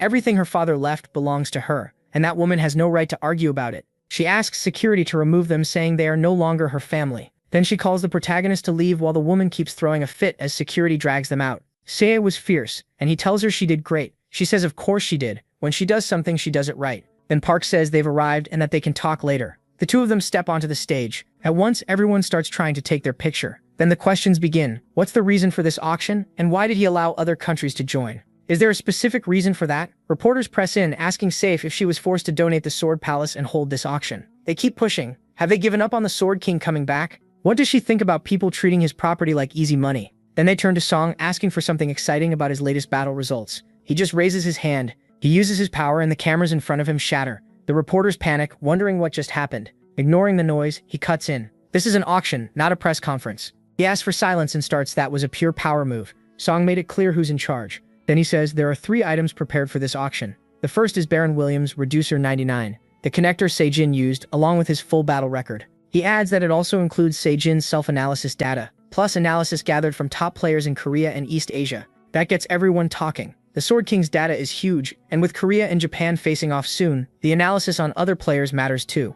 The protagonist knows they won't want to miss this. He points out that high-level player analysis like this can't be found anywhere else. Then someone raises a hand and he pauses in surprise. 2 people are standing there. The older man introduces them as members of the Ring's self-defense force. He's the recruitment team manager, Takeda Kazuo. Since the auction has already begun, he asks if he can make an offer. Then he drops it, 5 billion yen for everything. On top of that, he tells MC he wants a private meeting with Seijin. MC already knows where this is going, so he apologizes, but says that won't be possible. If there's something to say, it can be said here. Right now, a private meeting isn't happening, and out of every country, Japan should understand that best. Takeda tells him not to glare like that. He gives a cold smile, saying he's only a guest and shouldn't be treated this way. Then that sly grin gets wider. He warns that if he keeps being so rude, someone may have to step in. At once, the young guard puts a sword to his chest. Takeda calmly says his shadow bodyguard may have to interfere. She may not be on the Sword King's level, but she's still an excellent player. Even with a blade at his neck, the protagonist doesn't flinch. Taega keeps speaking in a fake polite tone, telling him to be careful. Seong answers by lighting sacred power in his eyes and staring straight at her. Then he says she looks a lot like Seijin. That only makes things worse. He's furious for his brother-in-law. Then in the blink of an eye, a shadow moves in front of MC, and she draws her sword. He moves first and slams a punch into her chin, completely overpowering her. She stumbles back, realizing she messed up. Serjing asks if she still wants to keep going. He lifts his hand over her head, and real fear hits her. Calmly, he tells her to stop. She already did her best. She's shaking, and he reminds everyone that this auction is being streamed live worldwide on Baron's platform. Everyone can see this mess in real time. So does she really plan to pull a sword in front of the whole world? Takeda instantly acts innocent, saying there's no way he'd allow that. Then he claims his bodyguard simply went too far and apologizes for her. After that, he turns to Soong and says there's something important to add first. With the 50 million, a private meeting is included. He says he'll hear Miss Yan's answer, throwing the choice onto the girl. After all, Miss Yan, the daughter, is the one who should inherit everything. Soong admits that part is true, while Taka walks right past him and says Yan is the real beneficiary of this auction. Then he tells Soong the offer for a private meeting is for her. Isn't she curious about how her father is doing? That clearly shakes her. The bastard keeps going, saying she can ask anything, and there's surely a lot he could tell her. So what's her answer? C hesitates, and Takeda is sure she won't refuse unless she's a total fool. But he's dead wrong. She rejects him on the spot, leaving everyone stunned. Even he can't believe it. He tells her to wait and asks if she's really throwing away that much money. $50 million. CI says, just like her uncle said, it's a tempting offer. But if the only way to learn about her father is through a deal, then she doesn't want it.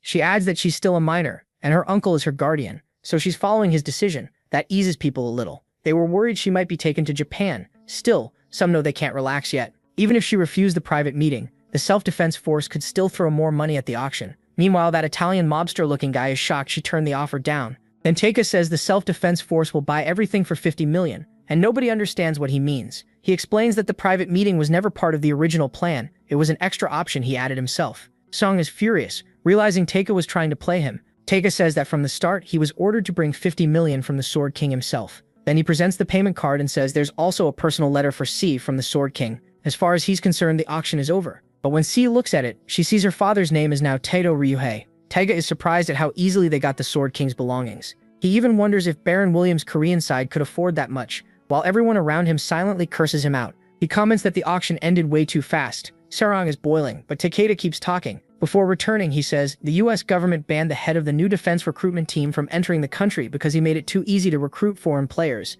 People started calling him the Japanese calamity. Then he tells the protagonist they should sign the contract as soon as possible. MC thinks there's a chance this man is tied to the player Kyo Zudon, then answers yes while deciding he's someone to watch carefully. The mood turns awful. The auction ended so fast it almost feels rigged. If this keeps up, public opinion will flip on them. People are already wondering, 50 million right at the start? Then why invite everyone else at all? It looks staged. Seong knows they need a twist fast, but Seong starts reading the letter from her father. He says he heard she plans to donate the Sword Palace. He doesn't know why she made that choice, but he calls it a terrible one. He says this will be the last inheritance he ever gives her, and hopes she uses it well. With that, their father-daughter relationship is over. She shouldn't expect anything more from him. Saif says that's exactly what the letter says, and it's definitely her father's handwriting. That makes Saif furious all over again. He thinks about Beauty's power. This goes way beyond simple mind control. It rewrites people. Maybe that explains why Seishin truly came to hate him. But when it came to Saif, Seishin had been a good, trustworthy father. So seeing him drive the final nail into her like this is unforgivable. Sei tells Takeda to pass a message to Ito.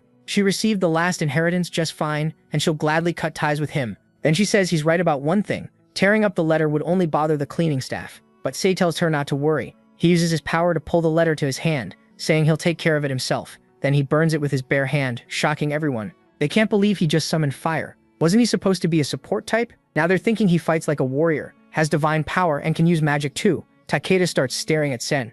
Now he wants him too. He says he is someone they absolutely need to get their hands on. At once, people rush toward the protagonist, asking if he's joined a guild yet and promising they'll do anything he wants if he considers them. MC tells them to hold on. If everyone rushes him at once, that's a problem. Things are still tense, and this is too much. Cease walks over to her uncle, and he apologizes to Sejin, asking if she can go ahead first while he handles things here. But she says no, that's not it. Her head suddenly starts hurting. Then the pain gets worse, and she drops right in front of him. That completely freaks him out. He yells for her, then rushes over, catches her, and begs her to wake up. She slowly opens her eyes and speaks to her uncle. He asks if she's okay, and tells her to hold on a little longer. He'll take her to the hospital. But then she admits she was only acting. She says he looked stuck because of the crowd, so she stepped in to help. With that sly little act, everyone starts wondering how they're supposed to recruit them now. So she asks if she did well. He tells her she's just like her sister, then quickly apologizes. After that, he announces the event has to end here. His niece isn't feeling well and needs rest. He asks if she can walk, and she says yes. All she wants is to go home and sleep. But Takeda stops Sung Jihan and asks him to wait, apologizing if his presence caused trouble. He says they want to invite him to a formal meeting so they can get to know him better, and asks him to get in touch. The protagonist just uses his power to pull the card over. Then he calls it a joke, and tears it up. The shredded card falls right in front of him, and that destruction is his answer. Everyone is stunned. The recruiter from the fourth biggest guild just got rejected by a Korean bronze. Meanwhile, Takeda looks weirdly thrilled, thinking the protagonist really is the best. He even calls it an unknown power that can destroy business cards from that far away. To him, that skill alone makes Song incredibly valuable. He starts imagining just how far he can grow, realizing he's no ordinary bronze. He's the kind of rising star worth watching. That only makes Takeda want him even more, no matter what. At the same time, the two of them are feeling pretty pleased. She says she acted perfectly since he fell for it right away. When she asks if he's ever seen her do anything bad, he brings up the kitchen. That leaves her with no answer. Then he gets an unread system message. He checks it and sees Stacker Chan donated 10,000 GP, saying it was nice meeting him. He can't believe the guy donated that much while the stream was off. But what really gets her is how he writes like a total psycho. The protagonist wonders why his first donation had to be from that guy and says he's blocking him. Then Hyeon shows up and calls out to Sung Se, and both sides just stare at each other, a little confused. She introduces herself as Lee Hyeon, director of the 3rd PR division of the Twin Stars Guild. She says she came because she really wanted to meet them in person, and apologizes for showing up out of nowhere. But the protagonist remembers no one should be able to get in here. He asks how she managed it, and her voice sounds strangely familiar too. She explains that she has good connections with people in the Korean Baron administration, so she used those ties. She adds that she's famous in her guild for knowing everybody. Hearing that shameless confidence, he starts remembering her. He's sure they've met before. Then she asks if they can get straight to the point and starts talking about Song Jahan's match prediction. That's when it clicks. She's someone he met a long time ago, the one who said she'd always been a huge fan of him. He finally realizes who she is, someone from his past life. Seeing his face, Saya asks what's going on and why he looks so shocked. Habyun even starts wondering if her beauty broke his brain. Then he says that when the world is full of possibilities, it's hard to give them up. He explains it's a quote from Dostoevsky, a famous novelist known for being hooked on gambling. That catches both girls completely off guard. Then he asks if they like the quote. Am-gyeong immediately steps in front of Habyuna. She demands to know who he is and how he knows Habyun's motto. Only a small number of people know about her gambling problem, so how does this stranger know? Now the protagonist says he's sure of it. He calls her the first American manager, Zero, and says she's the other Korean besides him who fell hard into alcohol and gambling. Still, with her gift, Nurture, she became the guild master of the reserve team. Normally that gift boosts other people's experience, but after the tutorial it could raise other things too, like stats and gifts. He explains that she really took off once she started boosting everything a person had, and the person with that gift is her, Zero. Then he casually asks if she's been going to casinos. That hits a nerve. She tries to calm down and asks Am-gyeong to stop him already. The protagonist thinks about the Plum Blossom sword and even Zero, realizing Twin Stars is doing really well. Then he says he met her in one of his early streams, and her message was one of the most memorable he ever got from a fan. He only brought it up to be sure and apologizes if he scared her. Am-gyeong asks if she's really been chatting in stream comments, and Hyeon turns bright red, telling her to shut up. She tries to recover and says it's not exactly great to be known as a gambling addict. He asks, known as one? You are one. Beside him, Sayo is shocked. Her uncle actually smiled, so she starts thinking he must like her. Hyeon says that's fine. Starting off with a lighter mood isn't bad, and for some reason it feels like they've met many times before. At the side, Saya gets all giddy and grabs her phone, convinced this woman likes her uncle. Then Hyeon brings up the Twin Stars Guild and asks what he thinks about meeting somewhere later. Once again, the girl gets excited, wondering if this is what gaining an aunt feels like. Meanwhile, Hyeon drifts into her own thoughts, convinced she looked very charming just now. She even tells Im-gyeong to pay attention and learn how well she handles men. Im-gyeong could not care less. Even so, Hyeon keeps thinking this is what experience looks like. Then the protagonist apologizes. He doesn't remember his number. That leaves both women stunned. He turns to Seowa and asks what his number is, and she can only think this is a terrible excuse. Then she starts wondering if he's trying to play hard to get, but he clearly isn't. He really doesn't remember his own number. So she figures this must be part of his plan and decides to help. She suddenly says she's getting dizzy again, but their teamwork is a mess, and he starts wondering if she actually just wants to go rest. So he says he'll go with her and starts to leave, saying his niece still isn't well. He adds that if she gives him her business card, he'll contact her later. She's too shocked to react much, so she just hands it over. As they leave, Seo happily thinks she won't have to worry about her uncle's love life anymore, while the protagonist has no clue what's going on. After that, Haewon turns to Im-gyeong, who looks ready to explode. Haewon tells her she can laugh, and the girl immediately bursts out. Since she's already mad, Haewon says she might as well laugh. Im-gyeong keeps cracking up and teasing her while Haewon complains that the girl is unbelievably clueless. Later, she asks her uncle if he knows what unexpected means. She says she never thought he'd use something her father used to do. He answers that she's getting bigger, and there's nothing he can do because her clothes are too short now. He also says they're good clothes, and she agrees he just has to look good in them. But then she tells him what he said earlier was just sad. He asks what she means, and she says that rejection line was way out of date. Who still uses the "you're the first one to reject me" move these days? She starts replaying the whole thing in her head and says acting hard to get was fine, but pretending not to know his own phone number was a really bad excuse. She says the only reason she saved him was because she's just that good, but he insists he really doesn't know it. Now she's not sure what to think and asks if he's serious. He just says yes. That makes things incredibly awkward. She even lowers her hand and says he's starting to show signs of Alzheimer's, while he thinks it's not like that. After that awful moment, he heads back to Q for bronze in Gangnam. This time, the mission is defense. He has to protect the crystal while surviving a zombie attack. He says he's tired, worn out from all of this, and from trying to calm her down. Then she starts crying hard, saying she ruined her uncle's future love life, messed everything up, and is an idiot. He asks if she really thought he liked Lee. Why would he fall for someone addicted to gambling like her? Still, he admits to himself that he never expected to run into Zero like this. That makes him remember a time he met her while drinking. Back then, while watching a match, she started yelling at him, asking how someone as useless as Jahan could possibly win. Since both of them had quickly lost their home country, they became friends, and during breaks they'd go drink and gamble together all the time. They used to drink and bet all the time, and Zero was crazy about gambling. He reminds her that he already said Diego Massid would win, and she snaps, asking how some ancient gift called the God of Football can be this broken. He tells her to ignore the name and look at the rank. It's SS. She just says she'll win the next one. so he tells her to stop betting, but she cuts him off. She says when the world is full of possibilities, it's hard to let any of them go. Then she gets mad, saying he always says that when she loses, he asks if she's ever taking off that mask. She says never. Just like he said, it's the price she paid for making a deal with the devil. He explains that being naturalized wasn't the only thing they had in common. Then she calls Jahan over. She asks why he got so strong, saying that if he had been this strong back when Korea still existed, his friend wouldn't have died like that. He realizes the biggest thing they shared was guilt. She stops herself from saying more because she knows she's guilty too. To him, they also shared deep hatred. Both of them carried heavy guilt and anger for failing to protect the people who mattered most. That's why they ended up wearing the same bitter expression he still has now. He says that's what happened back then. Meanwhile, his chat starts blowing up with messages. A giant sword appears in his hand, and one viewer jokes that the thing is so huge it looks ready to come through the screen. It's the execution greatsword of Priest Urk. He says he wondered why a C-rank relic was so cheap, but now he gets it. It's way too big and heavy for a normal person to use,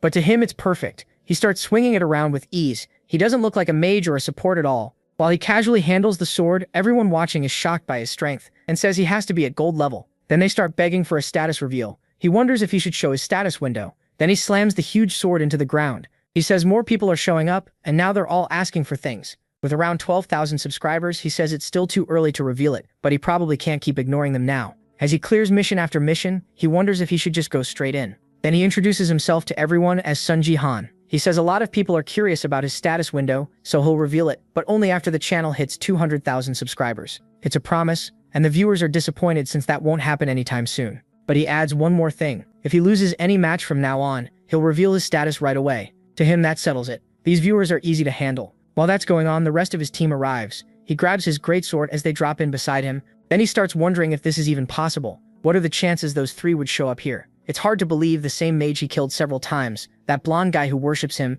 and the soccer player. He wonders what that last guy is even supposed to do, kick a ball at zombies? The blonde one is thrilled to be teamed up with Sun Ji-han, and says fate brought them together, while the mage looks terrified to be in the protagonist group and thinks this is his first time seeing the last member in person. That guy is literally juggling a soccer ball. It's Diego Masid.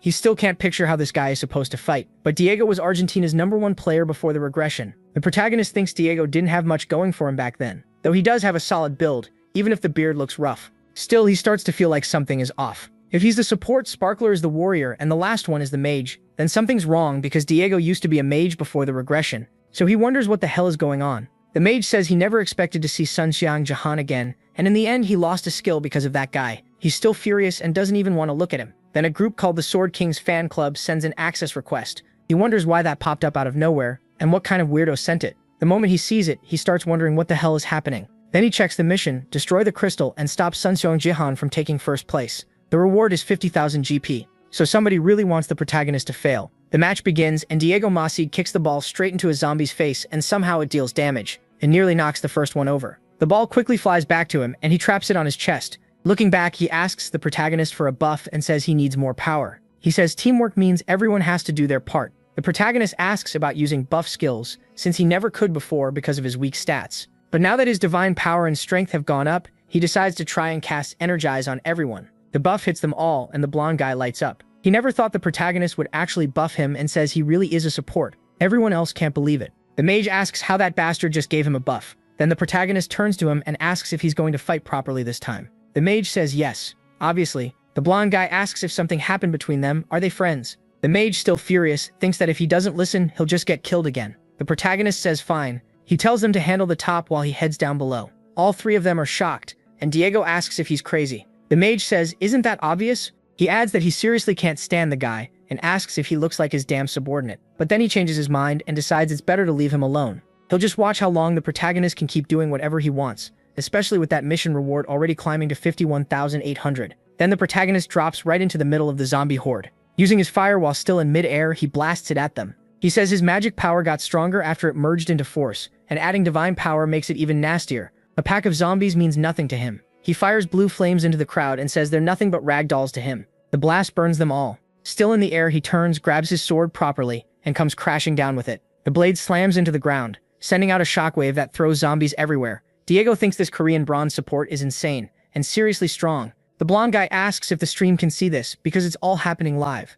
That opening gives the protagonist room to move. As more zombies rush him, he studies the field, while the viewers keep asking where this monster came from. Then a red zombie charges at him and suddenly freezes, not understanding what just happened. The protagonist starts to smile, just as he expected. Earning this was hard, but worth it. Every zombie around him stops moving. He says space control is the true value of force, absolute dominion. Inside that zone, nobody can move freely. Anyone who enters has their actions restricted and controlled. That makes every zombie within reach an easy target. The protagonist looks like a real killer, and he says most people aren't used to this kind of power, but Seong Ji-han was. He used to spar with Baron, whose control was awful compared to his raw skill. After fighting Baron over and over, he finally learned how force really worked. Then he pulls the sword out of the ground and coats the blade in holy fire. Right now, Seong Ji-han is aiming to become an absolute being, someone who can use divine power and magic at the same time with martial strength to match. Bronze-level enemies can't stop him. He swings once and cuts through the zombie pack, killing many at once. With that single attack, his count reaches 124 kills so far. He says the 1,000 kills he couldn't reach before this time, he'll do it perfectly.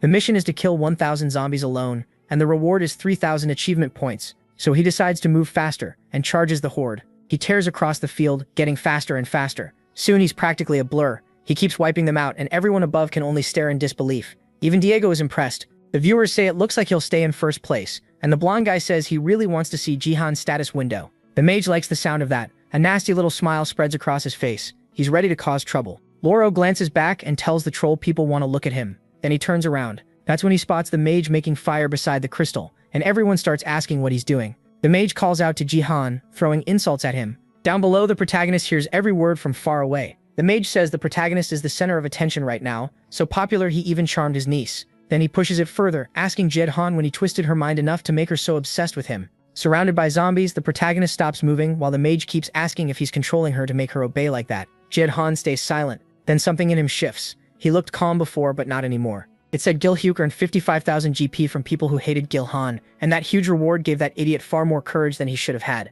So he keeps shouting abuse at the protagonist below. Gil-Han thinks he already gets it, and there are only two reasons for this. Either something fired him up, or he got bold for no good reason. He decides the guy is just a pain, probably trying to mess with him and run, while using his media fame as cover. The insult about his niece keeps ringing out, and sure, trash talk is one thing, but Jihan realizes he's talking about his niece. Ever since he came back and saw Saijin again, he hasn't been able to stop remembering the past life he wants to forget, but can't.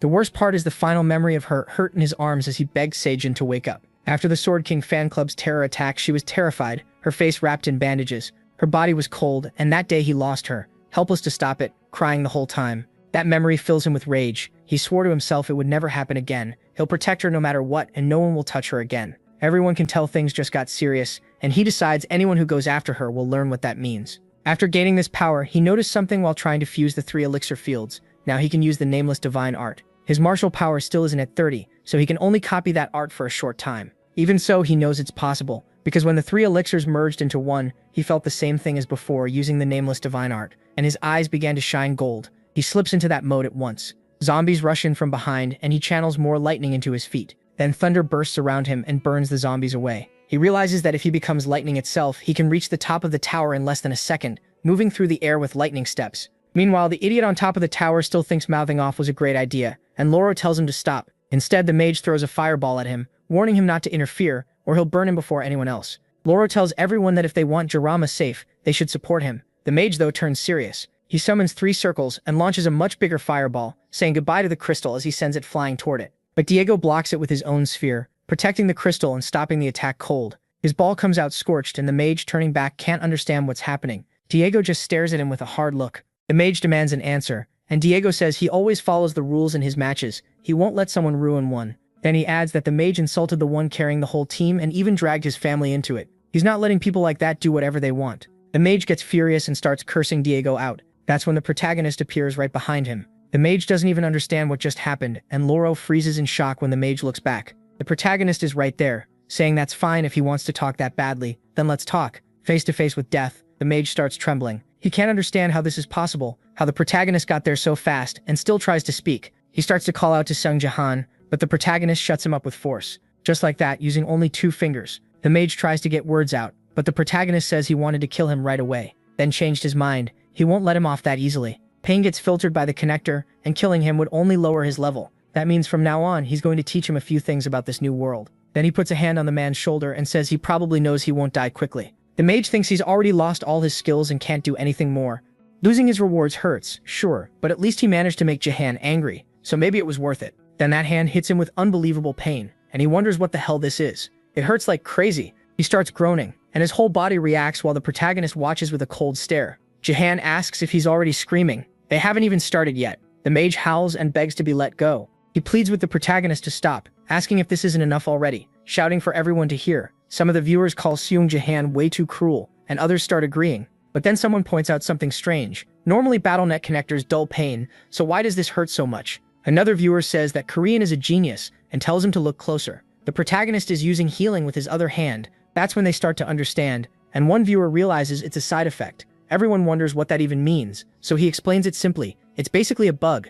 If healing is used while someone is taking constant damage like poison or burning, the pain gets even worse. The connector overloads and lets part of the damage through, making him feel all of it. The mage is hit by unbearable pain and screams even louder. Loro thinks it's terrifying. It must hurt insanely bad, and he can't even imagine what Jahan is doing. Jahan thinks to himself that this is displacement, a technique that breaks bones and twists muscles. It's a martial art only a few people can use, and by sending energy into an enemy's body, you can destroy them from the inside. That man is being torn apart and rebuilt in real time right in front of him. Even with a top-grade BattleNet connector that cuts pain by 95%, he still can't understand what's happening. It feels like his organs are being ripped open, or like countless needles are stabbing through his body. Instead of begging for less pain, he begs to be killed already, cursing Seung Jahan. So Jahan cuts off the mage's head with a single slash. As he dies, the mage wonders if he'll respawn there, and Loro hangs back in fear, deciding it's better not to talk to him right now. Watching all this, he indirectly learns just how terrifying Seung Jahan can be. Then the mage comes back to life and instantly starts screaming again. An older viewer even asks if this is deja vu, while the mage begs someone to save him. Now everyone is thinking the same thing. The protagonist Jahan is way too scary. The mage dies again, but this time it's from pure shock and fear. The protagonist wonders if he really couldn't endure it, and says he should control his strength better. So when the mage respawns once more, he begs Seung Jahan not to come near him, and pleads for him to stop. But the protagonist says he never should have tried this if he wasn't ready for the consequences. Then Sejin donates 10,000 RP. She begs her uncle to stop already. He's gone too far. She warns that if he keeps this up, he'll lose viewers. The chat is full of people saying they're traumatized, and that this is way too much. They just wanted to watch him do something amazing. So she tells him to focus on the game, saying thinks Sage is calmer than he expected. Even so, he still doesn't think it's enough. Still, he decides to stop there. Times are peaceful right now, so this should be enough to teach a lesson. The mage keeps begging for help and asking to be killed, but MC ignores that for the moment. There is still one thing he wants to know, so he asks who pushed the mage to do this. Just that look from Seong nearly scares him to death again, and the mage quickly spills it. Sword King FC 898 offered him 50,000 GP. The mage says he lost his mind, deserved to die, and keeps apologizing to him. He explains that Sword King's fan club kept donating non-stop, and for a moment he got carried away. Then he begs the protagonist to forgive him. MC feels like something is off. Offering 50,000 GP is no small thing, so this might be more than one person. He decides to remember that. Grabbing the mage by the collar, Cyan tells him to thank Sia for stopping this. The mage happily thanks Sia. Then he throws him back down to the zombies. The blonde streamer starts talking to the audience again, saying, "This is how things go on this YouTube channel. If they had fun, they should like and subscribe." Meanwhile, the protagonist decides it's time to get back to hunting zombies. He says he would have cleared the mission already, if not for that interruption, since he had been cutting through zombies with ease and was already at 921. He opens his status window, thinking the last 80 will be quick work. But then he notices an unread notification and gets startled. The mission is already complete, which leaves him wondering what happened. He looks behind him and sees a trail of lightning across the area, with burned zombies all over. Then he realizes it came from his lightning step. What happened was simple. The electricity made by his jump wiped out the zombies around him. He failed to control it, and the leftover energy burst out. Xiang says it wasn't clean, because he used the 3 elixir fields instead of the nameless divine art. The result was good, but it still felt sloppy. He knows he needs more practice. Then someone calls out to him. The blonde guy asks if he's going back down there, and if he can come along. But Xiang turns to Diego Masid first, thanking him for protecting the crystal. Diego says he only did what he had to do, and the two start getting friendly. MC says he'll repay him later. He also says there's something he wants to talk about, but before he can continue, the whole place starts shaking. Everyone panics at the sudden quake, since nothing like this has happened before. The blonde guy says it feels like something is about to burst, and Diego tells him to look ahead. When he does, something erupts from the ground, tearing up through the earth, and when he gets a good look at it, it's a giant finger. They freeze in shock. It looks like a massive hand with a mouth on it. Then the thing screams at Xiang. Everyone stares at it, asking what that thing even is. They call it disgusting, and the blonde guy says it's huge up close. The hand grins while zombies start gathering beneath it. Hearing that scream again, Sang suddenly remembers something and is shaken by it. Then the hand starts eating the zombies. The protagonist realizes that thing is devouring them. It slaughters every zombie nearby, killing and eating them one after another. It gets even more revolting with zombie chunks stuck on its tongue and teeth. After chewing them up, something remains on its tongue. That lump drops to the ground, and from it, a stronger zombie is born. The blonde guy is stunned. asking why something like this showed up in a Bronze League game when it should only appear in Gold League and above. Seong is alarmed. The monster created after the hand devoured and reshaped the zombies is a flesh golem. Even the Shining Guy said these things never appear in bronze, so this makes no sense. He wonders if it's because of the chain quest, then reads the status window. Defeat the flesh golem without the crystal's help. That last part bothers him. Then the system says he cleared defense map 10-2, which only makes things stranger. A new message appears. Bonus mission unlocked. Eliminate the flesh golem. Everyone is shocked. Bronze maps aren't supposed to have bonus missions, and now the system is asking them to kill that thing? It says they must stop the flesh golem created by the Apostle of Destruction Black Hand, while those monsters start moving in. At the same time, the hand sinks back into the ground. Seong says the crystal's blessing can help close the power gap, and the blonde guy wonders if this is even a mission they're truly expected to clear. Even Gold League players struggle against those things. MC agrees it definitely doesn't look like a normal clearable mission. Still, if it wasn't this hard, they wouldn't offer rewards like these. 10,000 achievement points and a crystal fragment. The fragment is clearly the real prize, and rewards like that make this feel like at least an epic level mission. Seong glances at his sword. The blonde guy keeps talking, saying it's a bonus mission, so they have to give it everything they've got, and he should take the crystal blessing first. Instead, the protagonist just draws his gray sword and says he's fine. Lightning starts gathering around him. He faces the golem and moves in. He explains that a flesh golem is undead by nature, making it extremely tough. To kill one, you have to destroy the core in the center of its body. But with its soft flesh and mixed together bodies, that's much harder than it sounds. On top of that, it's considered a mid-level boss even in Gold League, so this fight is dangerous no matter how strong Seong is for bronze. As he powers up, he tells the other two to step back. They still have no idea what he's planning, as he charges forward wrapped in lightning. His step slams into the ground hard enough to leave a deep mark, and watching him, they realize he's the real deal. As he leaps toward the golem, Seong recalls a basic move from the nameless divine arts, the Foundation, one of its 3 core forms. That martial art is built on heaven, earth, and man, each with its own meaning. Heaven is the sky in a vertical slash, earth is the ground in a horizontal slash, and man is the people in a thrust. Those 3 make up the base of the nameless divine arts. Raising his sword, he moves into the next technique, one that symbolizes the destruction of Mount Tai. With a single insane strike, he splits the flesh golem in half and hits its core dead center. The 2 behind him can barely believe it. Diego Masid even drops what he's holding, stunned that Seong shattered the core with one attack. MC says the name sounds grand, but it's really just a vertical slash. Even so, what he pulled off was anything but simple. Then the system announces that MC has defeated the flesh golem, and the 4th tower has cleared the bonus mission. Everyone is stunned by what he just did.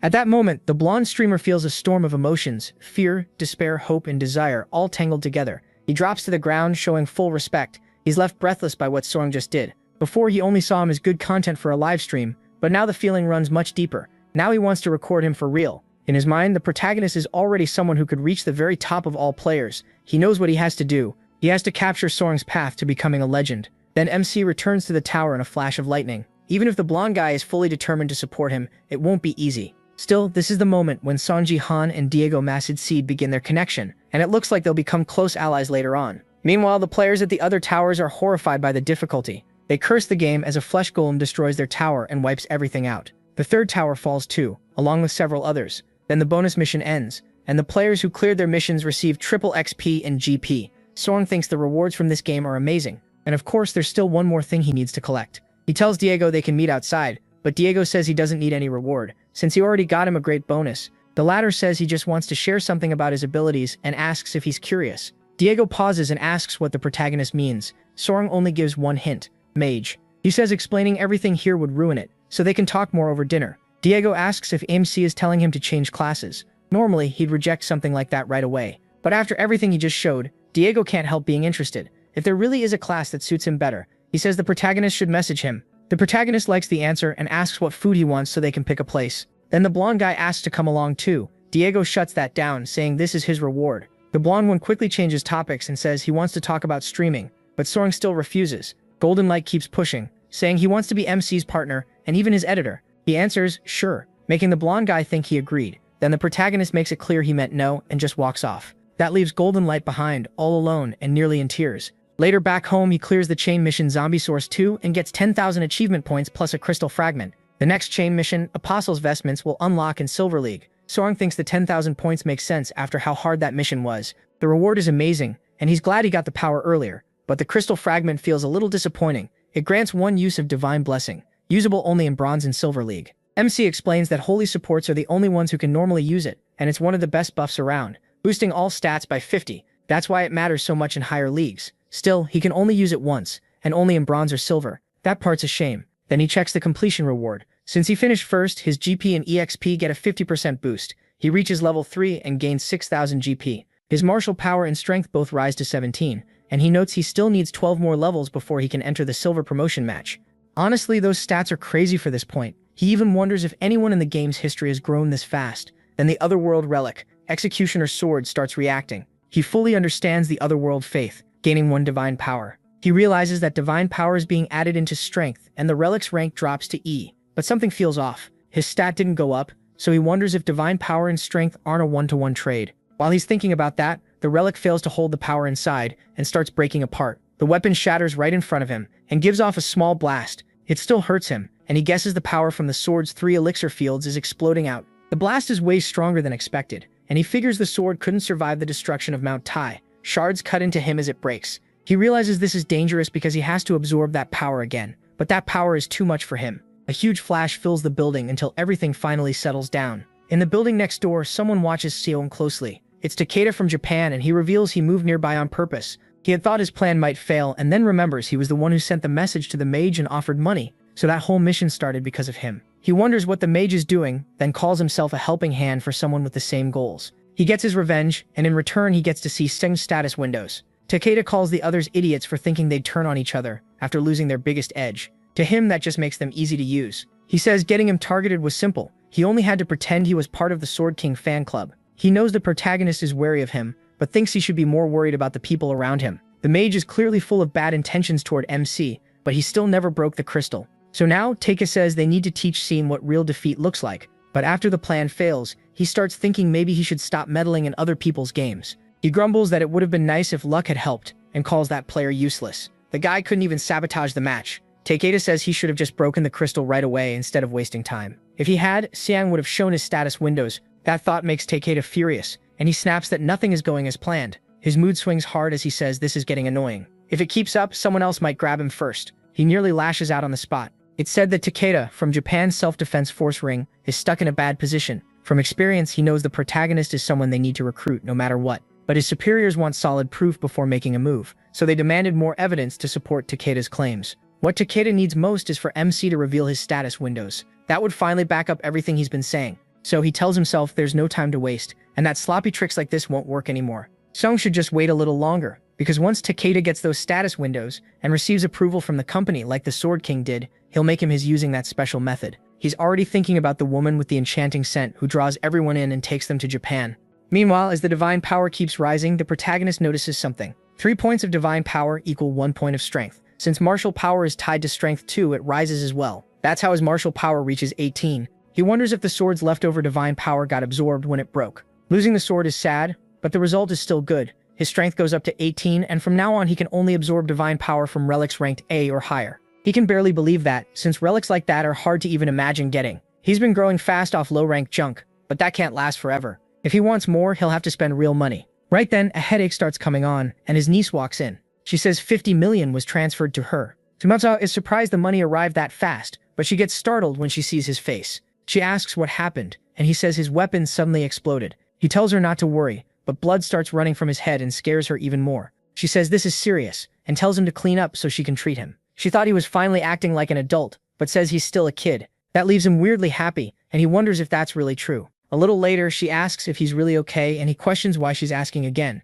She says he got so much money that buying sundae and rice sausage feels too cheap. Sundae Perong asks if she doesn't like it, and she says that's not it. She does like sundae and rice sausage, but asks if he wouldn't rather eat meat. He says he used to feel that way, but after getting so much meat, he actually started missing sundae and rice sausage. He spent a long time in the United States and says this is the first real meal he's had since coming back. Eating out sometimes is fine, but in the end, Korean food is the best. Even so, she reminds him she's the one paying, so he could have picked something more expensive. Seong says it's fine. They'll be eating together for a while, so she shouldn't worry. But then she says they actually shouldn't eat every meal together, which confuses him. She explains that she plans to go back to the academy. Even with everything going on, she's still the student council president, and just relaxing like this feels wrong. MC asks why she doesn't follow her teacher's advice and rest for a week, but she starts talking about something else. The day she'll receive her blessing at the Hall of Gifts is getting close. That makes him stop and think. C's birthday is very close, August 22, and it's only the 8th right now. This will be her 18th birthday. Even in his first life, when everything was terrible for her, Sia looked forward to that day. She received a blessing at the Academy's Hall of Gifts.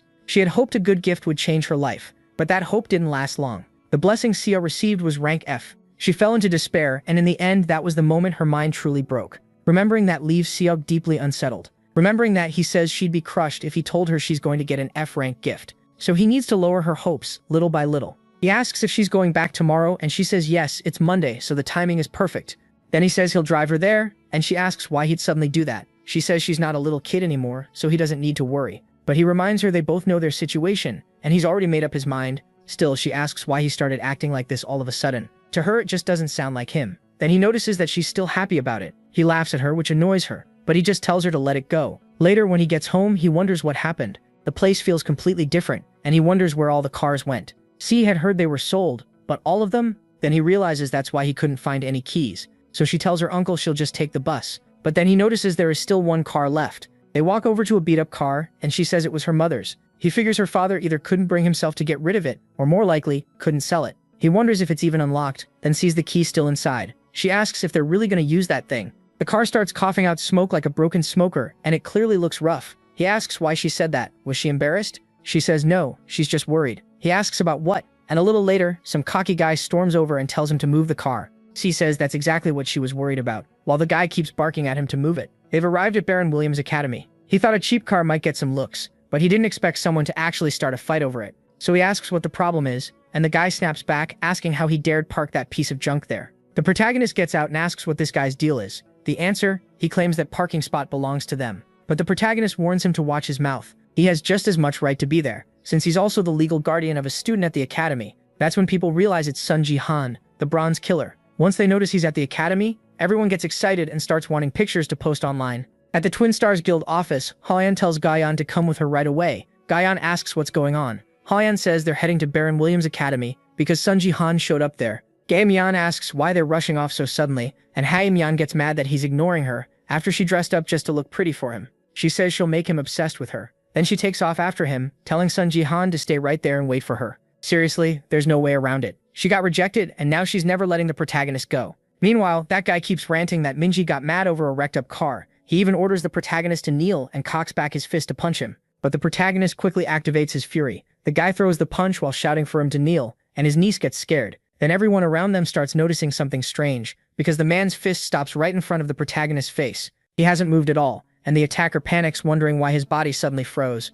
With one hand raised, the protagonist uses force to shut him up, then slams him straight to the ground. He calls the guy unbelievably rude, saying that as another student's guardian, he should know better instead of acting like a thug. Sian says people are staring and begs her uncle to stop. Then a girl inside a car calls out to Sia. Sian turns in surprise, and the protagonist realizes this seems to be one of her friends. She greets Hisal, saying it's been a long time. Then the girl asks her bodyguard what he was doing. He awkwardly says he slipped, though both sides know that excuse is way too convenient. She apologizes, but then Hisal asks Sia what happened to all the cars they used to have, and why she showed up in one like this. Sia explains that her father sold all of them, and the girl says she really should have told her. To her, this just won't do. She says she'll give Sia a ride to school every day. Sia asks if she really means that out of nowhere, but the girl insists that at this school you need a proper car. Sia admits that's true, but says she doesn't want to cause trouble. The girl brushes that off, and says she'll talk to her father. Sian finally agrees, but the protagonist can't help wondering if Sian really had someone this close to her. It feels strange to him. Meanwhile, Haeyeon arrives at the scene and asks where Jihan went. She says she got there in under 10 minutes, so there's no way he already went home. But someone there tells her Jihan left a while ago. Jihan says she already knew this would happen. Haeyeon gets furious. Two strong men started a fight and they still couldn't keep him there for even 10 minutes. She calls it a complete disaster and worries about what happens if foreign groups start coming after him. She even starts biting her nails from stress. But Gaeyeon tells her to stop, taking Haeyeon's hand and reminding her that she once said things go badly whenever she bites her nails, so she can't let her do that. Haeyeon pauses and wonders if she really said that, almost feeling bad for her. Then Gaeyeon asks what she's going to do now and whether there's another way. Then she opens the protagonist's live stream. Haeyeon says she'll hunt him down while he's live and wants to see who wins, so they jump into his stream. At that moment, he's beating the hell out of everyone in the game. One player holding a shield gets stomped so hard that the shield shatters, and everyone watching is shocked that he broke it barehanded. Then 2 points on him start to glow, and he activates the unnamed divine arts Brilliant Sky and Thunder Steps. He tears through the crowd, electrocuting them and blasting them into the air,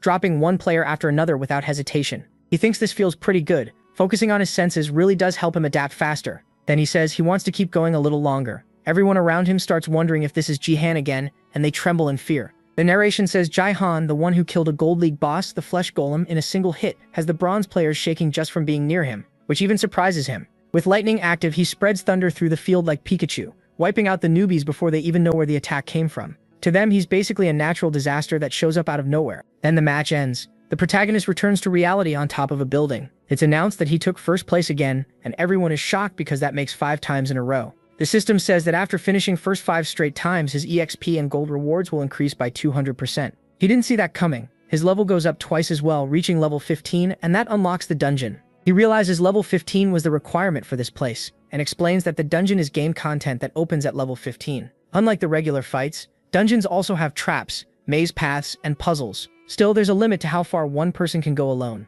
Even Baronet recommends group play, which shows how important teamwork is inside a dungeon, but he thinks too many people are after him. If his teammates entered the dungeon planning to screw him over, there wouldn't be much he could do. So he wonders if he should join a guild, but quickly decides against it. Once he leaves, they'd obviously be angry. So even if it's annoying, he decides to put up with things for now. He says he should reach platinum soon, and once he gets there, he'll make his own guild, already thinking of a few people he wants by his side. Later that night, while making food for his niece, he asks her to set out the plates. Then he calls her over to eat, and at the table she asks why he cooks so well. He says calling this cooking feels like a stretch, but she says it tastes great. So he tells her he'll make something properly for her next time, thinking that cooking 1 meal a day in the US really paid off. She says that's amazing, but then he asks if she'll be riding with her friend today. She immediately asks if he's crazy, then flat out says no, that's not happening. He asks why she's reacting like that. She says she doesn't even want to talk about it, because the ride home was so awkward that she felt intimidated. She remembers the girl asking C what she was going to do now, saying this must hurt a lot,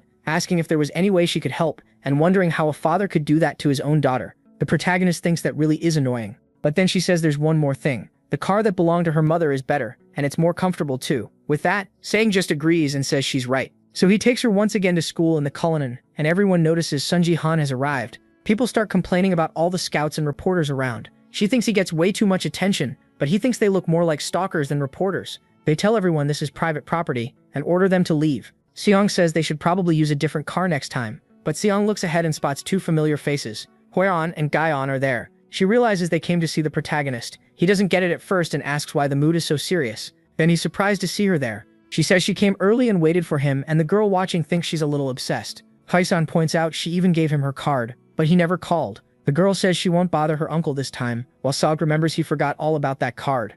Then she steps right in front of MC and asks for a little of his time, acting pretty bold. Everyone around them starts paying attention. They can tell she made the first move again. After all, she even got him a gold-level contract, and now they wonder what she'll do if she still can't sign him.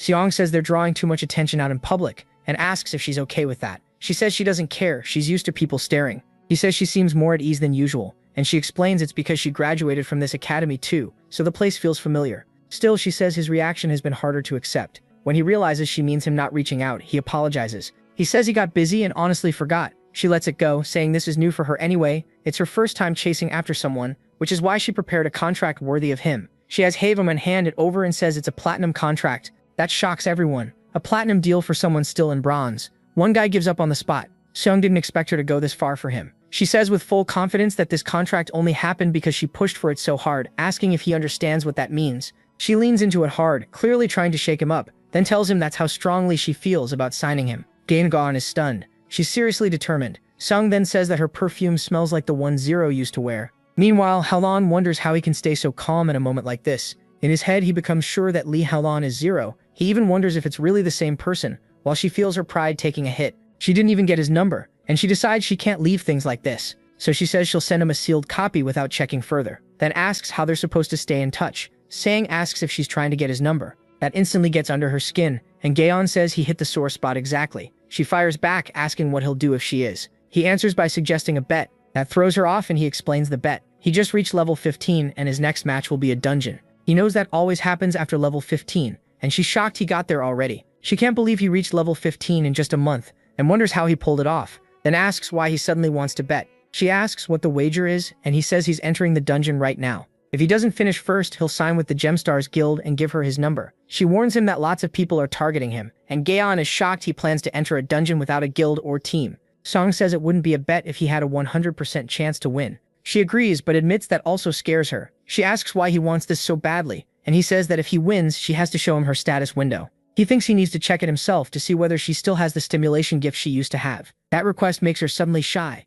Seung-yoon stays serious, thinking that right now most people see stimulation as useless. From her reaction, that seems true, but he still needs to be sure. She agrees but warns him not to regret it later. Then she says he needs to queue up now, and asks if they should go somewhere else, but he says there's no need. He just tells her to wait there and enters Baratobi's stream. Saying he'll be back soon, he vanishes right in front of them. A moment later, he arrives at the Conqueror's Tomb dungeon. When he enters, the system says the dungeon is high difficulty. It's the underground tomb of a legendary conqueror, known for huge numbers of monsters and almost no traps or puzzles. Even so, it's still infamous for being extremely hard to clear it. Every member of the party has to survive until the end. Cedric realizes that means his allies matter a lot in this dungeon, and Gi-hun appears inside. Player summoning ends as the game is about to begin, and the protagonist notes that at least these random teammates don't look bad. Everyone is surprised to see Gi-hun there. MC figures those three are probably from the same guild. Their gear looks decent, and they say it's an honor to meet Sung. In the comments, someone points out they're from the Black Eagle Guild. Another viewer is shocked he is already in a dungeon, realizing he hit level 15. One of the teammates wonders if they should try to get first place too, and another agrees they think if the protagonist is here, they can do it. They ask Jae-hun to take the lead, but MC stops them and says he'll go first. They remind him he isn't the warrior. Still, he says it's fine. He trusts his own combat power. That surprises everyone, but they agree and follow behind him as he moves ahead calmly. He says it's a relief there doesn't seem to be a troll this time since the clear condition had him worried. Then he wonders if he should start running. At the start of the tomb, the first floor, a group of statues appears in front of them. The others get nervous because those are the tomb guards. Seong again says he'll take point. They protest that he's not the warrior, but he stays calm as the tomb guards close in. They ask Jae-hun what to do, saying the mage could probably clear a path with magic, but the protagonist says it's fine and tells them to just follow him. Then he charges forward and wipes them out, using only his hands. It's something they didn't even think was possible. He beats every last one down with pure brute force, one-on-one. They can only stare and ask what they're even looking at. Seong just tells them to keep following and pushes deeper in without slowing down. He explains that the Conqueror's Tomb has 10 routes. Each team starts in one, and all of them connect to the 7th underground floor, the dungeon's final area. Ji-hun's team got the 8th route, so he keeps leading them forward until they reach the 3rd floor. The others say seeing him in person is even crazier. They know those soldiers are supposed to have very high defense, so watching him smash them apart like sand is insane. Sungha thinks it's as easy as expected. The viewers are shocked he still hasn't used a weapon since the last match, but one commenter asks why he'd even need one in bronze, especially after beating the flesh golem. Then Takeda sends MC another 10,000 GP. People wonder what Takeda's trying to do, but he already knows that weirdo is after him in a very bad way. Even the way he types makes it obvious he's obsessed with him. The protagonist keeps cutting through monsters and moving ahead with no trouble. He tells everyone not to worry no matter what happens, he's not going to Japan. Then he says he's blocking that guy, and the viewers cheer him on. After that, he says they've already cleared the 3rd floor. Normally they'd just be finishing the 1st. So Ji-hun says they're moving faster than a jet. The warrior still can't understand how Sung broke through enemies that tough. The mage thanks him, feeling guilty for leaving all the work to him, but Ji-hun says there's no need. He says not messing things up is already a big help, and hopes they can keep playing together. Then MC suddenly pauses. He reaches the 4th floor and finds a straight path ahead. That immediately feels wrong to him. So wrong he can barely believe it. He tells them to check the walls and the floor, and the mage says it's obvious they're covered in traps, like every nasty one got packed into this place. The room is packed with traps, so Ji-hun asks if they mind him speeding up. They tell him to go for it. He says he'll handle the traps himself. Then he tells them to leave the rest to him. But as he moves ahead, that shady warrior starts acting up. He urges Ji-hun to keep going alone, because the second Ji-hun leaves, that million GP will be his. A Sword King fan sent him a mission: kill himself without letting Ji-hun notice, and earn 1 million GP. Turns out every member of the Black Eagle Guild got the same order, and the one behind it is Takeda, the same guy Ji-hun just blocked. He admits he didn't want to use the same trick twice, but throwing money around is all he can do now. Takeda says Gi-hun has no way out this time because he bought all of them and he gave them very clear instructions. He smugly asks if Gi-hun understands what that means, while Gi-hun keeps moving ahead without a clue. Takeda thinks that the moment Gi-hun pushes forward at full speed, he'll lose. In Takeda's head, the win is already his, and his plan would work perfectly if nobody warned Gi-hun in time. While Takeda is busy thinking that nothing can stop him, then Golden Light suddenly shows up. At the same time, Gi-hun keeps moving ahead, disarming traps even while they keep firing at him. He watches the arrows closely. The mage yells for Gi-hun to dodge and says he'll deal with the arrows with his skill, but Gi-hun says it's fine. He activates his space control power, Absolute Territory. A simple domain forms, and every arrow stops short before it can hit him. Everyone freezes in shock. The mage can't believe it, and asks what kind of skill that even is. He looks around, wondering if the others saw that too. But when he turns back, he spots the two traitors, one aiming an arrow, the other pressing a sword to his own neck. The mage shouts for Gi-hun to look at them. Gi-hun finally notices they're trying to kill themselves, and demands to know what they're doing. Before either of them can finish it, Jae-hun uses an unnamed divine art and channels lightning. The archer is shocked that the other guy is trying to die too, but Gi-hun instantly closes the gap with shining heavenly step. He destroys both weapons before they can use them, leaving their arms throbbing in pain. One of them drops to the floor, and Gi-hun grabs him with raw strength and slams him down. The mage asks if Gi-hun is okay and wonders if the run is over, but Gi-hun says he stopped them just in time. The knight says they almost pulled it off, and the archer snaps back, asking if he got the same suicide mission too. He's told to shut up. The mage, the only one still acting normal, asks why they're fighting, and Gi-hun says it makes sense. Both of them got the same mission. If either one dies first, the game ends right there. The mage feels ashamed and apologizes as a guild member, but Gi-hun says there's no need. He's just glad he stopped them in time. Then the mage secretly tries to cast a spell into his own chest, but before he can, Gi-hun lifts his hand with telekinetic force and stops the spell cold. Gi-hun says that's exactly why he said it. He already knew the mage was in the same boat. Just like the narrator said, every Black Eagle Guild member got that request. The mage insists he never acted suspicious, so how did Gi-hun know? That question hits everyone watching. They all wonder how Gi-hun figured it out. Then the mystery narrator reveals himself. Golden Light. He donates 10,000 GP, warns Gi-hun that the Black Eagle members were bribed to kill themselves for 1 million GP, and proudly calls himself Gi-hun's trusted assistant. He says that as a huge Gi-hun fan, he was watching the stream live and checking the other team members' streams too. That's when he saw the exact moment they got the Sword King fans' mission. So he sent Gi-hun the full warning through a 10,001 donation. He says it's worth it if it's for justice, and begs Gi-hun to accept this loyal lackey as his editor. But Gi-hun starts feeling like something about this is off, so he slams the traitors down with force and says that even with a personal grudge, spending 1 billion won on one mission is way too much. Even if someone's life is on the line, it's still absurd. The chat agrees, and Gi-hun picks up the sword on the ground, saying he's come to one conclusion. At least one high-ranking guild name or the Sword King's special influence was bypassed. Everyone thinks that makes sense. Spending 1 billion won just to peek at a stadium window is insane, and the obsession with Gi-hun is getting creepy. One viewer starts thinking it might be that weird guy. Gi-hun asks who it could be, and Takeda suddenly goes cold silent, making everyone suspect him. Gi-hun says whoever it is tried to reach that stadium window by cheating. Then he changes his promise from 200,000 subscribers to 1 million. His promise about taking first place stays the same. He says he was worried 200,000 would come too fast anyway, but thanks to this mess he got more money and more attention. So now he'll use it all to reach 1 million subscribers. Then he grabs a rope, strikes a pose, and the viewers start saying he looks crazy, even just holding it. It's an F-rank binding rope used to restrain defeated enemies. Jae-hun says it's perfect, tough, sturdy, and enough to keep them tied up. Then he asks what they think about moving on while carrying all three of them like kids, dragging them around, banging them into everything on the way. Eventually they reach the final room and everyone wonders what's waiting ahead. Then a monster warns them not to disturb his rest. It keeps saying the Emperor is eternal, repeating it over and over as the 6th underground floor begins. As the three traitors get dragged along like dogs, they wonder what the hell is happening, while the viewers crack up and ask why they've gone so quiet. The warrior can't believe Jae-hun is in bronze like him and keeps asking why he's so strong. Then the story jumps back 10 minutes earlier when they were yelling at Jae-hun saying they'd kill him, even though they were hanging in the air under telekinesis, unable to move a single muscle. They call it their final warning and demand to be let go. They threaten that if he doesn't want to become the Falcon Guild's #1 enemy, he should release them. Jae-hun answers by piercing one man's armor with a martial art using just one finger. They're stunned, and Jae-hun asks if they really think their guild would protect trash like them. Then they feel the strength draining from their bodies, and the warrior goes limp, hanging there like overcooked noodles under Jae-hun's power. Jae-hun does the same to the others, and the warrior can't make sense of it. He realizes Jae-hun is striking their pressure points.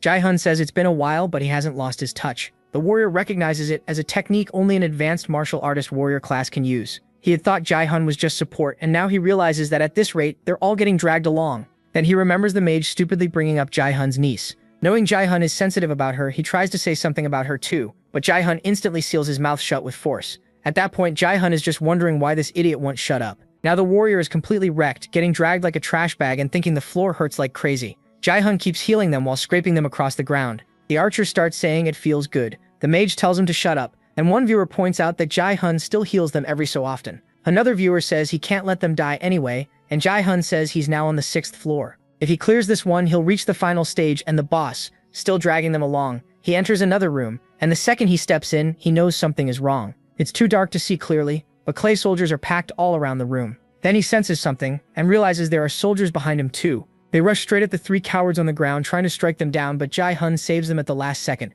stopping a soldier's blade right in front of their faces. He grabs them and throws them back out of danger, blocks the soldier's sword, kills it, and charges the rest. He clears them out with ease. The viewers are amazed and note that it's been a while since he used a sword. Then another soldier suddenly gets back up, its eyes glowing, and Jae-hun actually shudders. The whole tomb starts shaking. The others are left stunned. Then he starts speaking and every clay soldier around him wakes up at once. Their glowing eyes tell him they're in a frenzy. His mission is simple: kill every guard for 1,000 conquest points. He says it's been a while since he got a quest like this. The last one was on the defense map, so he puts a shield around those 3 idiots. Then he drops his sword right on top of them, scaring them half to death. One of them wonders why he gave them a shield if he was just going to hit them. But Seong says he's still stronger than that. What he really wanted was to prove the shield could easily block a clay soldier's attack. Now he doesn't need to guard them himself, so he spreads absolute territory and slows anything that enters it. He says this skill still amazes him every time. Inside absolute territory, everyone's movements are slowed down, and with just his hand, he tears through everything in sight. He says this is a zone where he has total control, and honestly, if that already feels too broken, things are only going to get crazier. He even says it's a waste for Baron. Such a good skill used just to boost mana. After that, he says playtime is over. He's ending this now, charging straight at the soldiers with nothing but a burst of power that shatters everything around him. Just like that, he clears the mission with ridiculous ease. Then it's revealed that the Conqueror's tomb can only be cleared if every party member is still alive. The Conqueror opens his eyes and welcomes the looters, saying gold is what humans steal and get robbed of in return, and he'll give them what they want. Song says that must be tied to the last stage clear condition. While the looter warns them to mind their manners, he explains the final condition is to be seen as worthy of respect by all players, and everyone is shocked he's already at the boss. Now he stands face to face with the floor's final challenge. Then something starts glowing on the ground and he throws the 3 fools forward before cutting the cords that were holding them and forcing them back onto their feet. He starts controlling them like puppets. He says it's possible, and all of them begin moving by Seek's will alone, their bodies obeying him on their own. With that, he moves closer. It said Jilon's total strength is now 18, and both the range and power of absolute territory have increased. The Conqueror tells them to begin while aiming an arrow their way, and Sejong thinks the distance is a bit far, but if he stays in the middle, it's enough to control them. He forces all 3 to kneel toward the Conqueror, then slams their faces to the floor in a full bow. The protagonist figures that should be enough for a perfect clear. The Conqueror says that was excellent, and tells them they may return to where they came from. So he clears the underground of the 7th floor, and everyone is shocked he did it alone. Then the return gate starts opening, and one of them says he didn't get his 10 billion, but at least he finished in first. The mage is just glad they cleared it, but then asks why Seong isn't moving. MC looks disappointed for a second, then laughs and calls it ridiculous. He asks what kind of mission this is because the secret quest is to show genuine respect to the Conqueror's statue. The reward is 5,000 conquest points, plus the Conqueror's arrow. He thinks 5,000 points is a ton and he gets the arrow too. It's as big as a spear and he wonders if he can really claim that as a reward. Then he focuses on the words genuine respect. He looks at the mage who starts worrying about what Seong is planning and what happens if the second place team arrives. But then he gets yanked over by his telekinesis and the protagonist addresses the Conqueror as the king of looters, saying this is his way of showing true respect. The Conqueror watches closely to see what Seong is doing and the mage hates every second of it. Then MC grabs him and hurls him at the Conqueror, sending him onto the horse, but the horse is so vicious it rips the mage's head off before he can even reach the Conqueror. The player dies instantly, leaving the knight stunned. Everyone realizes he was eaten alive and starts asking how that's even possible. They also can't believe what Seong is doing. From atop that deadly horse, the Conqueror asks about what he said. Does he really mean him by king of looters? The protagonist answers that a conqueror is the highest point a looter can reach, and he's only showing his deepest respect. Then he adds that instead of gold, he'll take something truly valuable, the arrow in his hand. He says the Conqueror's arrow is part of the reward, and understanding its value enough to ask for it is proof of real respect. That, he says, is the secret quest's clear condition. Then the Conqueror smiles, laughing loudly through the chamber. He says this is incredible, high praise in fact, and with that saying gathers his power and raises his sword. The Conqueror says he's been moved and will reward him with his true treasure for showing genuine respect. MC thanks him and says he'll gladly accept it, already ready to strike. Then the Conqueror tells him to come and claim it, pointing the phoenix arrow at Seong, prepared to fire it at the boy. That clash fills the room with insane tension, and the chat starts wondering how he knew this. Meanwhile, the traitor archer from his group starts sweating like crazy, saying he can't breathe and feels like he's about to die. Then he notices something: he's burning. The people around him start dying too, and the viewers say it's terrifying because they're combusting from the heat. They scream while Sech is affected too, sweating heavily. He realizes this is bad. If it keeps going, he won't be able to handle it, and he'll die just like the others. He says he doesn't care about those guys, but once they die, their weapons vanish with them. So he has to deal with this before that happens. The heat melts the gold into liquid, and they point out it's already this bad before he even fired. Then the archer dies from the heat. Seong says that heat is monstrous and he can feel it instinctively. Then the protagonist says that as he is now, he can't face that arrow head on. No matter what he does, his only option is to aim for the bow and hit it before the arrow can be fired. He recalls a story from long ago. A lost wanderer met a wise man who said he would show him the path and told him to follow it with total martial devotion, through the 3 talents. Seong says this is the most polished form of all, the ultra-fast strike. He pushes himself to the limit, almost becoming lightning, and rushes the Conqueror. The blow tears away much of the Conqueror's face along with the arrow, and with that strike he stops the shot from ever being fired. The bow breaks, and he follows with the path of the immortal sage, stopping the conqueror's attack and leaving him with only half a bow. The arrow slams into the ground instead. Everyone is left asking what just happened. The bow was destroyed. The conqueror then asks Song his name. Thinking it worked, he introduces himself as MC Jihan. The conqueror remembers the name and calls him Admirable. Then he throws that spear-sized weapon at him, saying Song showed the highest respect. He catches it bare-handed, stopping the throw even at blinding speed. The conqueror declares that he has earned the right to inherit the Phoenix arrow, the one he is holding like a spear, and the whole chat loses it, because everyone's thinking the same thing. That is not an arrow. The conqueror addresses the protagonist as a looter, and says he looks forward to meeting him again on a more honorable battlefield than this one. Then he leaves, and Song agrees he'd definitely like to meet him again. He thinks Baron has countless battlefields, so their paths may cross again. Then he starts using the thing like a real spear, and says it's perfect. He just needs to remove the feathers and use the arrow as a spear. People ask Jihan what kind of skill that was because they couldn't follow it at all, not even in slow motion. They even dropped the playback to 0.25, but still can't see it. Song says of course they couldn't. Path of the Immortal Sage isn't just incredibly fast, the technique also focuses on a single point with a razor-thin sword aura, so it can strike precisely from far away. He lifts his hand and says his control over the unnamed divine arts is getting better. The first time he tried it, it was unstable and drained too much power. But the more he uses the skill, the more polished and stable it becomes. He thinks that if this keeps up, he'll be able to bring out the basic forms of martial arts. It's also announced that the Conqueror recognized him, so he's exempt from the 7th floor's test. He wonders if that shocked the chat too. After all, his whole team died and he still won. Then he remembers one of them actually survived. While that gentleman is still trying to figure out what happened, he asks when the archer died. The proto raises the spear and says he'll finish this properly. He adds that he's not nice enough to let the guy who stabbed him in the back take first place, so he just kills the warrior before he can finish talking. Honestly, after everything that guy did, it was deserved. Then the game finally ends, and everyone outside waiting for the proto is shocked to see him come back holding that spear. Still, they keep asking if that thing really isn't an arrow. He takes first place, and they want to know how he pulled that off in a bronze dungeon. He asks if they were even watching the stream, then reminds them he finished first again. Im Gaeong says she still can't get used to it no matter how many times she sees it, and Raeong calls him amazing. So keeping his promise in mind, he asks her to show him. He tells her not to back out now. She agrees but then starts looking uneasy and asks him to lower the spear first, because it's kind of scary. Im Gaejong says that pressure from it is so intense she almost wants to draw her sword at him, even though she'd probably die if she tried. Raeon really doesn't like that.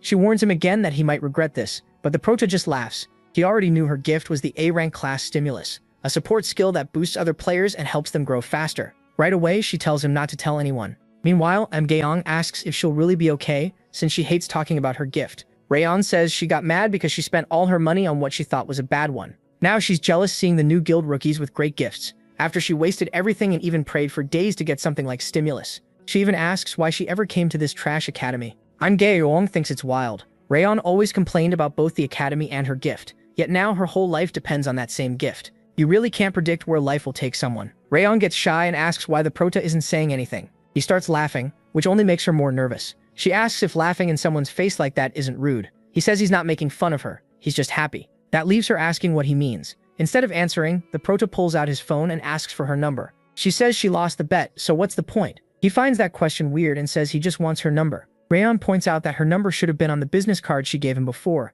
and he admits he lost it. That makes her seriously mad, and she asks if he really just said he wasn't interested, lost her card, and is only now asking for her number. She wonders if he's interested in her gift, but why would he be? Then she starts feeling like he is messing with her. She says her pride can't take this and she can't just hand over her number after all that. Then she gives in and says whatever, she'll do it. She saves it with her name, her job title, and even a little heart. Then she asks if he's done, and the proto points at the heart, but she just goes quiet and calls Im Gaeong over so they can leave. She asks what he thinks, saying she didn't expect this and wondering if he's going to delete it. He decides not to push it. Instead, he laughs and says he'll call later. That only annoys her more, and she wonders what the heck is wrong with this guy, calling him irritating. Then he really just walks off. Meanwhile, back at school, Im Gaeong is watching the prota's live stream. She says her uncle is amazing, and the others agree he seems to get stronger every day. They didn't even know it was possible to clear the Conqueror's tomb like that. At the same time, her jealous friend is quietly burning up with envy, until another girl cuts in and says he looks really different from the last time they saw him. She says that was a month ago at CA's house, when he looked like an unemployed drunk. One of the girls asks CA to introduce her to his uncle, but her boyfriend Namak is right there and clearly doesn't like that. Bad news for him. CA, meanwhile, is just thankful her uncle finally cleaned up a bit, and Resso tells her that the day is getting close, her 18th birthday. That's when she'll officially awaken as a player and be able to see her status window. Resu says it with a fake smile that feels snake-like. Sebastian starts thinking about how nervous she is, while the girl who was crushing on the Proto says they'll get to enter BattleNet together. For students at the BattleNet Academy, that day is everything. They train and study for it constantly. The gift class is basically the whole reason the academy exists, and everyone cares most about gifts. Then her boyfriend asks if Sabachel will get Homa. She says she bets she will, and that it'll be at least S rank because her father had an SS rank gift, and her mother had an SS rank one, and was also a saint. On top of that, there are rumors that her uncle's gift is at least S rank too, but she pushes back, saying it's been ages since people announced that DNA doesn't affect gifts. Even so, they say the stats seem to prove otherwise. The girl starts hoping she'll get something good, while Rasu reminds her their opponents on the 22nd, and since it's already the 13th, that day is close. Sebastian says that's exactly why she's been so anxious. Rasu tells Sebastian it'll all be fine and says she shouldn't worry. Instead, she should look forward to whatever gift she gets. That cheers the girl up. Meanwhile, Rasu watches her with that same snake-like look. Seriously, this woman is fake, and she tells her to just accept whatever comes. Meanwhile, in Tokyo, Japan, a man is getting cut down by the former Sword King. They're in the training room and the people watching say what he's doing is incredible. Someone asks if the Sword King was always this strong, but they say no, this round proves otherwise. He's gotten even stronger, and with that enchantment, he looks even more serious. They say every one of his abilities is better than before, and now they understand. They say they can't wait for his first appearance as Ito Ryuhei. I'm really hoping the Prota beats him so badly that this brainwashing only ends through pure violence. And then Gengen Rayon starts yelling at her father, asking how he could even think about trusting his daughter to a man like that. She says he can't just decide everything for her, and when her father tries to argue, she snaps that this is exactly why she left. Whether she marries or not is her choice. He keeps trying to talk, but she yells that she already said she doesn't want to get married right now, then hangs up. Gengen asks if she's okay. Rayon says not even a little, asking if she looks okay at all. She says she's seriously upset, and Gengen agrees she looks really worked up. Rayon says she thought it would be that chubby guy from the new self-defense force. She was already mad about being dragged into an arranged meeting like that, and then it turned out to be a bald guy. Gengen says that must have been awful, and adds that being rich probably doesn't make life any easier. Rayon thanks her, saying she's the only one who understands. Gengen asks if she's tired and why she doesn't just rest at home. But Rayon says she feels more comfortable here, and Gengen says she gets it. She quietly looks outside, then apologizes to Gengen, saying work doesn't leave her much time for herself. She adds that with an S-rank gift and her talent, Geong could do great on her own. That makes Geong think. She says being Rayon's bodyguard is her purpose, and she'll stay by her side until she inherits the company. But Rayon says she really doesn't want that, and plans to become independent, make her own money and live wherever she wants, so her parents will stop pushing marriage on her.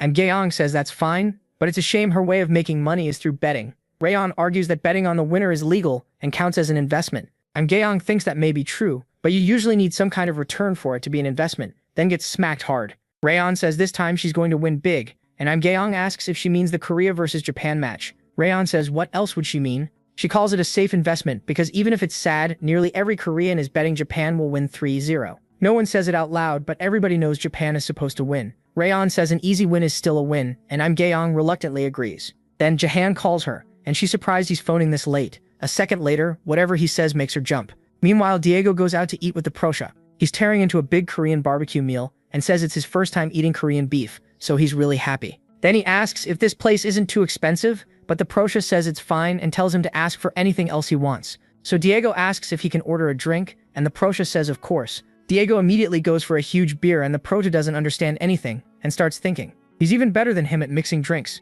Diego keeps eating like crazy, completely blown away by how good it is. Seong is glad he liked it, and tells him to speak casually. It'll be easier for both of them. After they finish eating, Diego admits he's still carrying some bitterness. If it weren't for Baron Williams, his life wouldn't have fallen apart. He used to be a soccer star, and then everything crashed in an instant. Now he can't make money, and even his wife and son left him. Sam can tell Diego's Korean still isn't great, so he misses a lot of what he's saying, but he pieces together the story. Diego Maisid was a world-famous soccer player from Argentina who had everything anyone could want. Then Baron Williams was born, people lost interest in sports, and soccer was forgotten. Diego says that much is obvious. Why else would a famous pro player be in Korea teaching kids? After drinking a lot, he tells Seinorong to stop circling around it and asks if he wants him to become a mage. MC says yes, that's exactly it. He explains that Diego's gift boosts any gear shaped like a soccer ball. It's basically an SS-ranked soccer god skill. Diego says that's why he always carries a ball, but he still doesn't get what that has to do with being a mage. His mana is awful, but Seishkin just tells him to look at the item first.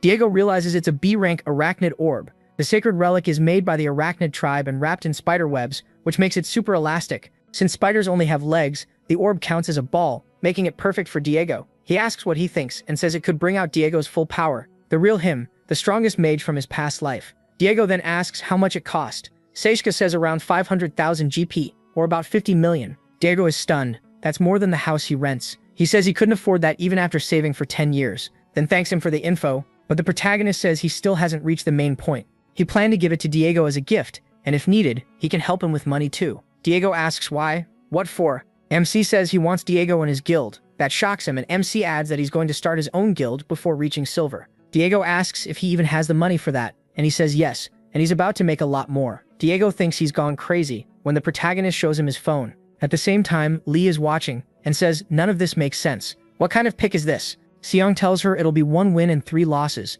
The first goes to Korea, then Japan takes the next 3. She says there's no way that's real, because Korea can't beat the Sword King. Soon, both sides face Ito and the Sword King. He opens his eyes with interest and says it's a pleasure to meet Korea's representatives. While the crowd goes wild and the host welcomes fans from all over the world, the match is about to begin. Diego asks if Seong is insane, because he's really saying Korea will win the first round. He says he's not looking down on Korea, but the Sword King is the kind of monster who can wipe out a whole team alone. Since someone like that is on Japan's side, Seong admits it sounds hard to believe, but says seeing it will explain everything better than words. Then the teams face off, and the rules are announced. The team that gets 3 wins out of 5 rounds takes the match. Ito tells the Japanese team to follow him, but they refuse. They say they accept him as a teammate, but they won't obey him. Ito asks if it's because he's Korean, but they say it's more than that. He's taking a role that was never his. When he showed up, his longtime friend Sage was sacrificed so he could be there. They ask how he can act so shamelessly. At the very least, he should have apologized to Sage. That starts a huge argument. While Ito says they seem confused about something, a direct hit lands on him. Divine punishment. It kills him, and everyone is shocked that the enemy is already there. Even the one who fired it can't believe it connected. Another support skill hits too, and they realize Japan was too busy fighting among themselves to notice the attack. Ito comes back to life, and the Koreans think this is their chance. They should take down the Sword King first. They charge in. It calls them annoying, and slashes the ground in front of them, stopping their rush. Everyone wonders what he's doing. Sage asks the same thing, and then Ito drives his sword into his own chest. He reminds them they said they wouldn't follow him. If that's how they'll treat him, then he won't participate. And just like that, South Korea gets the first kill. Basically from Ito taking himself out. The commentators can't believe it. The Sword King was down almost right at the start of round 1, and the last person to damage him was Lingyo from the Twin Stars Guild, making him the MVP of the round. Diego asks if Suze knew this would happen and how that's even possible. MC says yes, but he can't explain, it's part of the job. For now, he says they should just keep watching the first match. He thinks everything is happening exactly as he remembers. Even the betting odds are the same, and he gets to cash in. Before the results, people complain that the odds were too low and even suspected a setup. Then Korea cleans up the rest of the round easily, taking round 1 with Lin Juk as MVP for killing the Sword King. The commentators say both teams must be confused right now. Sometime later, they confront Ito and ask why he did that. How could he dare kill himself when he's supposed to represent his country? Do he really think he'll get away with this? Ito calls them pathetic. He says he can't stand watching a bunch of trash with no real professionalism. No wonder they lost to South Korea. When they ask what he means, Ito says he won't join their little friendship game. If they won't recognize him properly, he'll keep killing himself. So they need to choose, win with him, or keep losing like they just did. That leaves them stuck in a terrible spot, and while they're still forced to listen to him, round 2 begins. The Koreans still can't understand it. Why did he kill himself? Some even wonder if he's a double agent, but another Korean says it doesn't look like that. Then they wonder if he'll do the same thing again, but the mood has changed now, so probably not. Still, they warn each other not to let their guard down. They're fighting the Sword King. If he wants, he can end it all. And he does, with one attack that cuts through the entire team. The only one left immediately realizes how serious this is before the rest are finished off. Even Sale thinks this is strange because Ryuhei looks much stronger than he expected. In the next round, he raises his sword and kills 2 Koreans at once, then keeps wiping them out with ease. Everyone watching starts shaking at the sight, and the crowd erupts. The announcer says that with just 2 strikes, Sword King Ryuhei wiped out the whole Korean team. Now it's 1-1. Then the 4th round begins. Japan takes the 3rd round overall, making it 2-1, and Korea is pushed even harder. But Reinhei keeps winning with no trouble. A Korean finally rushes him, saying they can't give him time to attack. The support player helps by locking Reinhei's hand in place, saying he got him. Another says it doesn't matter if he takes damage too, attack now. He charges in, but Reinhei simply lets go of his sword and moves straight toward the enemy blade. The Korean has no idea what's happening. Then Ryuhei uses a power similar to Song's, making his sword move on its own and block the attack. He grabs the sword with the chained hand, breaks the restraint, and kills the Korean. The support player can't believe Ryuhei broke free with raw strength. It makes no sense, but Ryuhei doesn't care. He rushes in and takes his head off in one swing.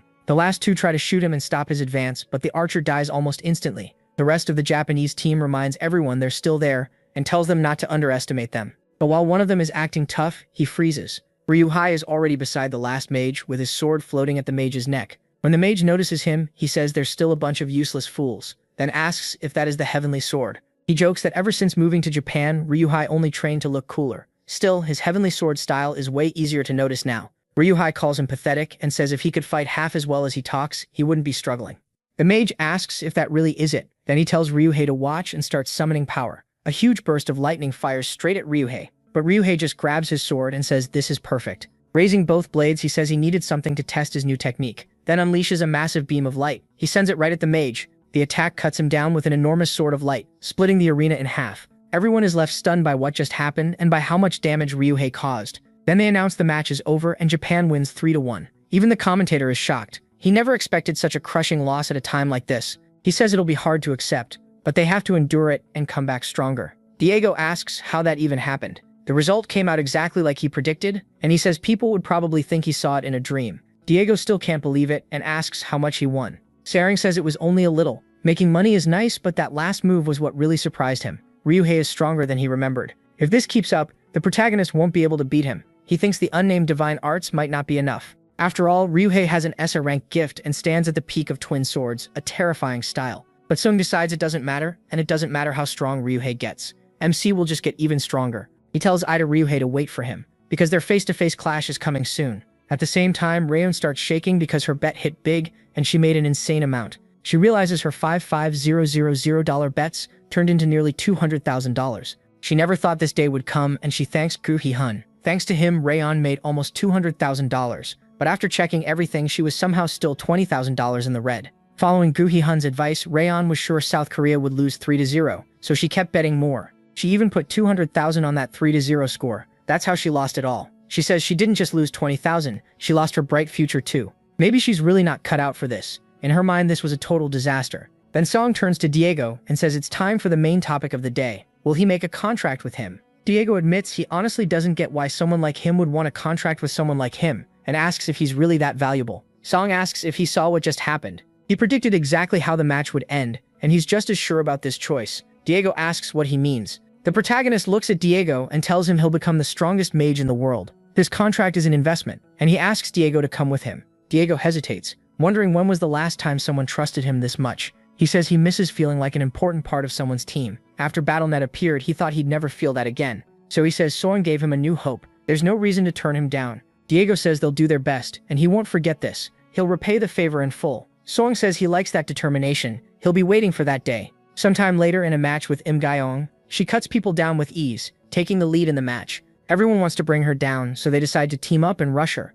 She calls them pathetic and uses Sujigrima, wiping them all out with ease. Just like that, the match ends, and she finishes in first. She says 5 kills for first place isn't bad, but she can't be happy with only that. Compared to the Great Sword King, who showed unmatched power in the Korea vs. Japan match, or Song Ji-han, who's on his way to becoming an immortal legend, she's still far behind. She feels like she started falling off after joining the Twin Stars Guild, and now she needs to improve. Meanwhile, Aya watches a report about her father and starts shaking. Rousseau asks if she's okay, and Aya says yes, but her friend can tell that's a lie from her face. Aya says it's only been a day or two, so she'll be fine. Rousseau asks if she should stay with her tonight, saying it might help to have someone by her side at a time like this. Aya says she's fine and tells her not to worry. She thanks them both for bringing her home and says her uncle was busy, so she was worried about how she'd get back. The driver tells her to let him know if anyone can help and admits he made a big mistake the other day. Aya says at least he admits that. Then Rousseau asks about her suggestion and says that if Aya wants, they can start preparing now. Aya says honestly she isn't sure. Rousseau says there's no reason to refuse,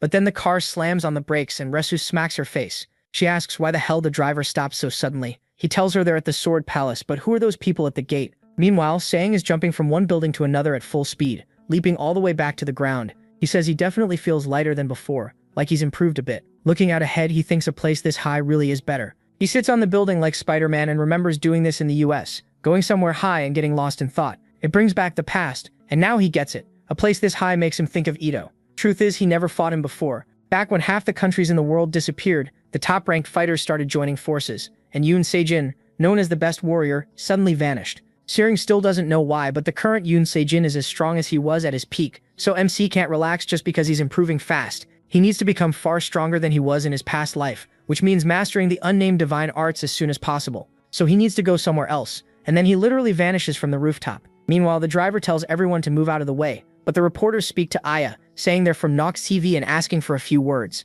Rousseau tells her to ignore them, but they keep pressing, saying people think her statement only made the Sword King even angrier. They demand a response and crowd the girl. They even tell the driver to move so they can talk to her, saying they need this interview while Jahan isn't there. They claim they're doing this for the world and ask for a little empathy. Then Surja shows up furious, asking what the hell they think they're doing. Using telekinesis, he starts making them drop one after another, slamming them onto the ground and leaving them flat on their backs. Groaning in pain, they ask Jahan if he really dared lay hands on reporters.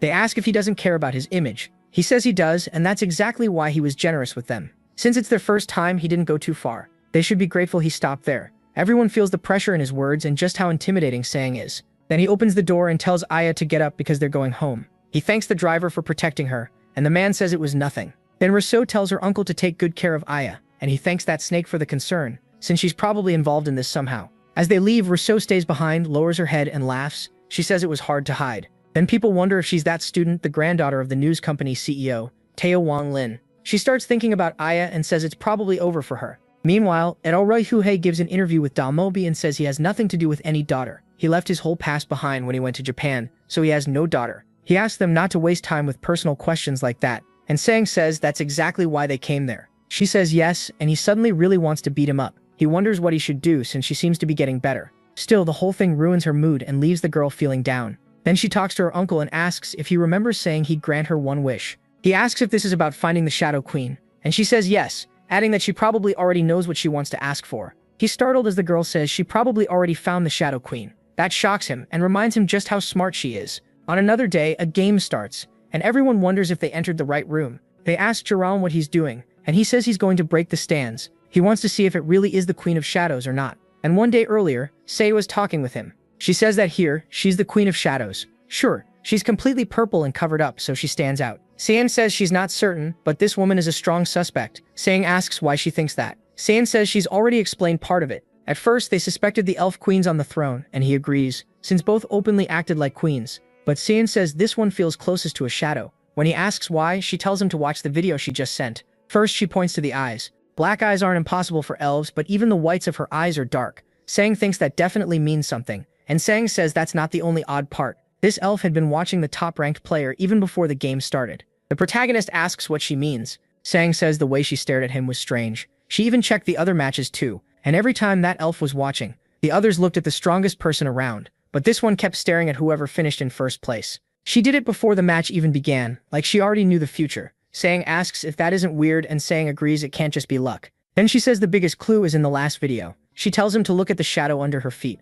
Something seems to be coming out of it. Sei says it's hard to see because of the video quality, but it looks strange enough that she doubts she's the only one who noticed. Seix asks if it's worth checking. Then he pauses and asks if she put all this together by herself. She says yes. She just kept collecting clues over time. He asks if she's doing too much for his sake, but Sei brushes it off. It's not like she had anything better to do. MC thanks her and says he'll check next time. He goes to the Colosseum. She says she hopes she's right, but then he says he still has to keep his promise. He asks what she wants. Whatever it is, he says he'll give it to her. She just thanks him and tells him her wish. Later, Sei is back in the Colosseum, cutting down everyone in sight. After taking down 10 abbots, he figures that's enough to lock in first place. Now he wonders if he should break the stand's barrier like he planned. A barrier separates the arena from the seats, with strength equal to a diamond supports barrier skill. Its job is to block every attack and ability from the field, but with the wandering eye he can see its true state and realizes he only needs a small opening to look through to the other side. He takes his stance in front of it. Everyone thinks he's bluffing, but he knows he can do it with that weapon and the phoenix arrow he got from the dungeon.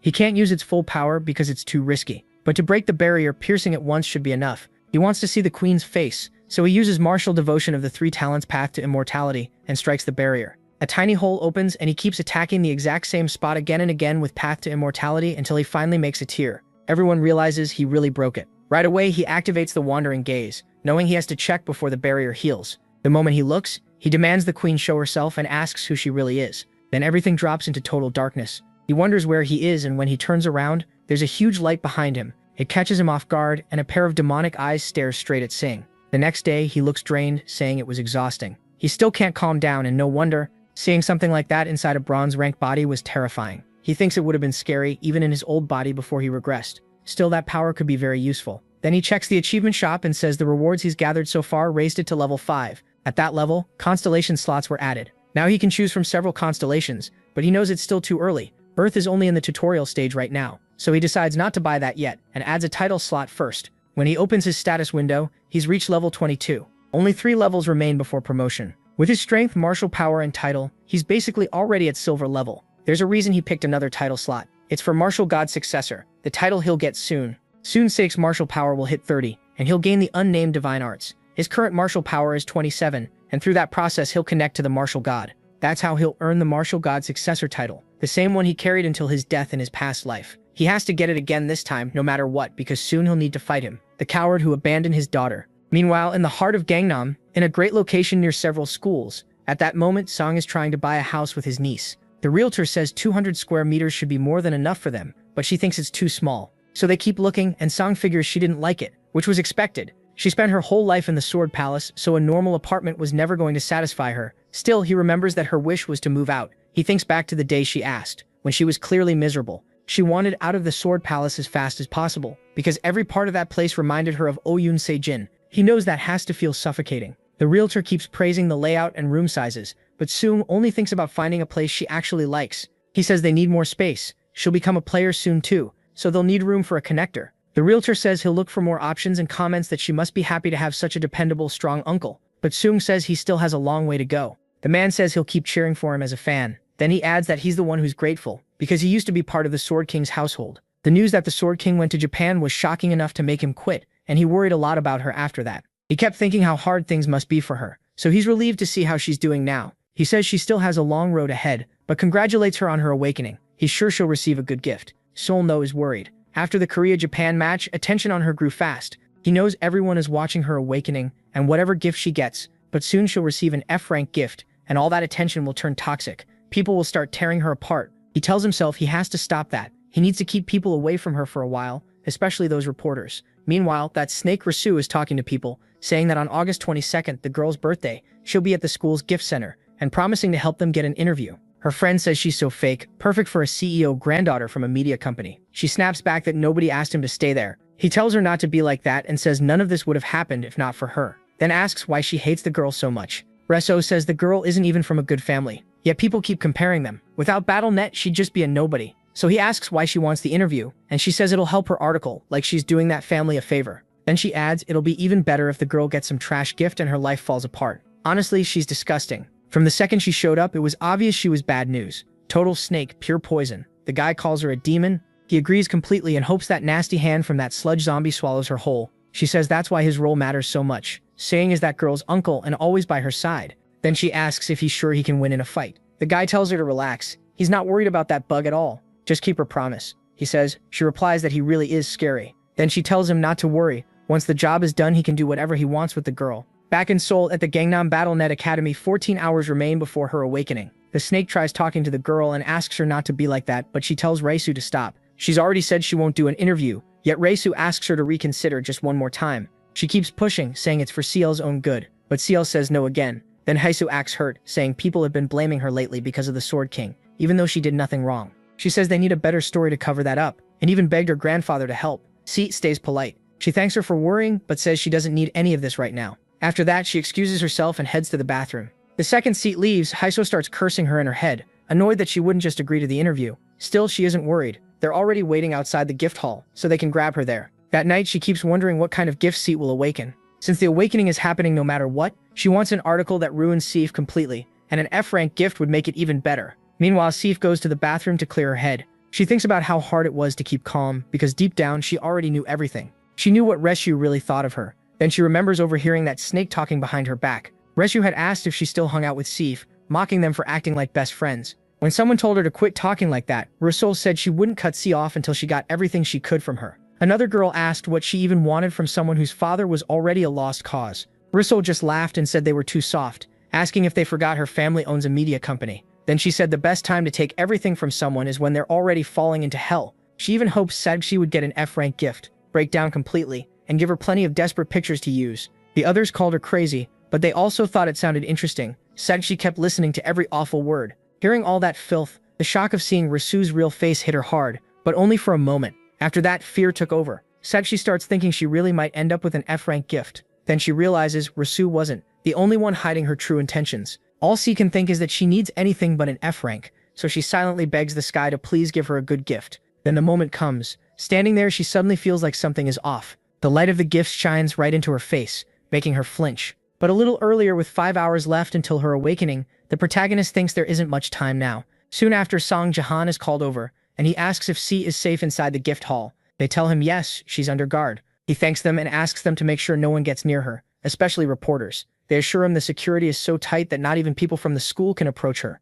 Even the government is taking this extra seriously. That reminds him of a call he got from Park Yonsei the day before about the Sword Palace donation issue, when Park also brought up that CA would awaken as a player the next day. Cedric says yes, and asks if CA knows. Park says the situation is bad enough that someone might try to break into the gift hall, and he realizes Manager Park understood the danger very well. Park asks for even stronger security there if possible, and the protagonist says the government already arranged guards to keep CA safe. Even so, Park asks him for one more favor. Just then they arrive. They show him the gift hall and say they set up chairs inside, so all he has to do is sit and wait. He thanks them and says he'll see them after midnight. The guard tells him to speak up if he needs anything. Jae-hun sits right by the door, letting out a long sigh. He tells himself not to worry too much. This time he'll be right beside her to protect her. For now, all he can do is hope that the gift he gave CA will comfort her. A mirror pendant on a necklace. Then 5 minutes before CA's awakening, someone says he really is there. It's her, and she brought a cameraman. That snake smugly says they must be seeing each other often. The protagonist remembers her as one of CA's friends, and asks if the man with her is a reporter. He's already on his feet, furious. He demands to know how she got in, since the entrances were supposed to be locked down. She asks if he really doesn't know how many connections media companies have. She says a friend helped her get in, and he notices she isn't even trying to hide that she snuck inside. When he calls that out, she shrugs it off, saying she just came because she has something to do at the school and needs to interview CA. He cuts her off and tells her to leave. CA is going home right after awakening, and this is her first and last warning. The reporter starts getting nervous, asking if this is really okay because it looks like trouble. Risu says that just makes things harder for them. She insists they need that interview, and the protagonist warns that if she keeps pushing, he won't stand by and watch. So she asks what she's supposed to do, saying she can't beat him in a fight. Then she offers another idea. A level 27 support, Sun Ji-han, who was protecting his niece, got attacked by an unknown level 50 warrior. And right then, a fighter is already behind the protagonist, ready to smash him. Inside the hall though, CA is on her knees, crushed. The system congratulates her on awakening as a player, and she receives Thaddeus Awakening, an F-rank gift.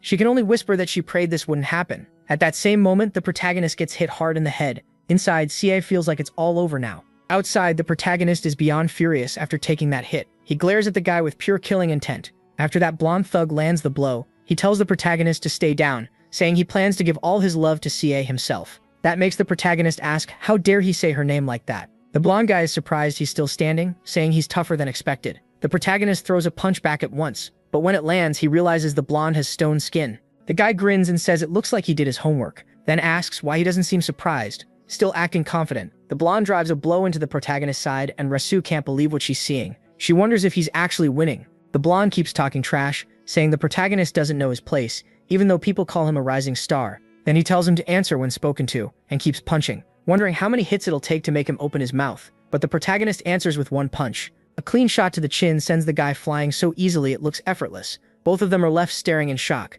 Then the protagonist uses his power to form a hand and grab that thug by the hair. He lifts him up like that, and the guy can only wonder what just happened. The protagonist coldly says he acts exactly like he looks, a thug, and he promises to make sure he never tries this again. Then he yanks him so hard it nearly tears his scalp off. The cameraman immediately runs, while Rasu finally starts to panic. The blonde crashes face first to the floor right by her feet. Seeing that, she completely freaks out and screams as her whole plan starts falling apart. Inside, meanwhile, CI is still devastated. She starts to cry, but quickly tells herself this isn't the time. Crying won't change anything. She has to get up. Her uncle is waiting for her. As she walks toward the door, she wonders what comes next. Even if she tries to live as a player, she'll probably be stuck in bronze forever, with an obvious F-rank gift. Then she reads the Thaddeus Awakening text, which says, "Great vessels take time to mature." That only confuses her more. After all that praying, this is the result? But when the door opens, she hears Rasu scream, and the blonde is already wrecked, his hair half ripped out, which shocks Sif. She asks her uncle what happened, and Ji-hun says it's karma hitting back. Rasu starts yelling, calling the protagonist insane.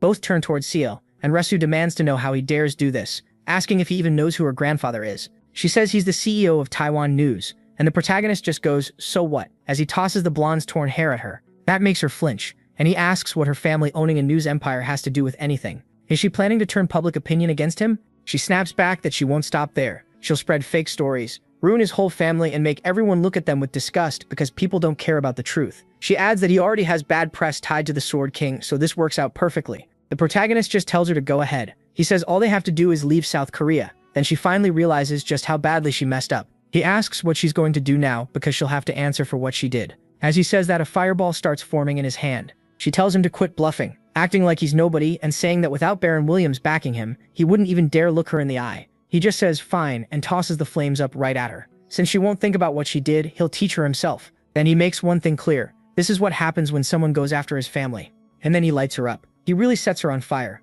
Later, in his little yellow car, Sita asks her uncle if everything is really okay. She's glad he got revenge on Risu, but she's still worried, so she asks why he seems so calm. She points out that Starion News is the biggest media company in the country. He tells her not to worry, nothing's going to happen. A company that big can't act recklessly, and it makes no sense for a media giant to move just because the chairman's granddaughter asked. He adds that if they have any common sense, they won't target a player getting this much attention. Sita asks how he can sound so sure, but he says that's not what matters right now. What matters is her gift, so he asks what she got. That makes her lower her head. She says it's late awakening, an F-rank gift. He thinks that's about what he expected. Sita admits it'll probably be hard for her to succeed as a player. He asks to take a look, then shows her his status window. She's surprised since it's the first time he's shown it to anyone. The moment she sees it, she freezes. He has an F-rank gift too. She asks how he got so strong, and he tells her to look at the stats above hers. Seeing martial power and strength, she asks if those are really baronet stats. He explains their unique attributes, and most people don't know about them because the conditions to get them are secret, so a gift's rank isn't all that matters. He tells Sita there are unique attributes she can get too. But before that, he says this item will show her path, and brings out the mirror on the chain. Then he talks about the player who was second in the world rankings before the regression, Jin Yuhua from Xi'an. Her gift was late awakening too, and she was incredibly strong. Back then, he says he could hardly believe it, even after seeing it with his own eyes, that the F-rank gift that drove Sita into despair and led to her death had a secret like this. Using the item, he reveals more details about her late awakening, the number of required matches, and its upgrade conditions. It says her daily game entries increase by 1 and her natural stat growth goes up by 100. She stares at it, wondering what she's even looking at. Can a gift really be improved? Even the base effect already sounds amazing. He asks if that doesn't make it an incredible gift, then explains the item worked just as expected. It's the Monocle of Hermes, a one-time use item that reveals a gift's true nature. He got it by repairing the C-rank broken messenger's monocle, and mentions he finished it the day before as Sita's birthday present. He says the rank up part is surprising, but the skill itself is already great. With that growth bonus, her training becomes twice as efficient, and she realizes how huge that is. He agrees, saying that with this effect, she can get that rare attribute he mentioned very quickly. Sita is stunned. Then he tells her she has the potential to become a top-level player. She asks if he's serious. Tears start falling as she asks if she really got a good gift. Her whole body shakes from the emotion. He says yes, and he can only imagine how badly she wanted this. Her father didn't just leave her. He started saying he didn't even have a daughter, and people only talked about Sita gossip. After going through all that, of course she'd want to rise above it. Not as the abandoned daughter of the Sword King, but as the player on Sieve. And all this time, she must have been terrified of getting a useless gift. So he uses his power to toss her a handkerchief, and tells her she's suffered enough. It must have been hard, so if she wants to cry, she can. But she says she's fine, she hasn't even had time to be happy yet. Then she admits she's felt this for a while now. Her uncle really is amazing. Sometimes, she says, he acts like he knows the future. That hits a little too close, but he just brushes it off and says he's only lucky. Now that she's not anxious anymore, she says she's starving. He invites her to eat and says he'll make something. She asks if he means right now, and he reminds her that he promised the next meal would be even better. After all, he already prepared everything for her birthday dinner. That instantly cheers her up. Meanwhile, somewhere else in the city, a very satisfying scene is about to happen. That snake gets home furious and bald. He burned off all her hair. The second she sees herself, she starts screaming. He really burned her hair, eyebrows, everything, and she starts cursing him out. She panics over what she'll tell her parents, but then a guard walks in and hands her a phone. Startled, she snaps at him for not knocking and quickly puts on a cap to hide her head.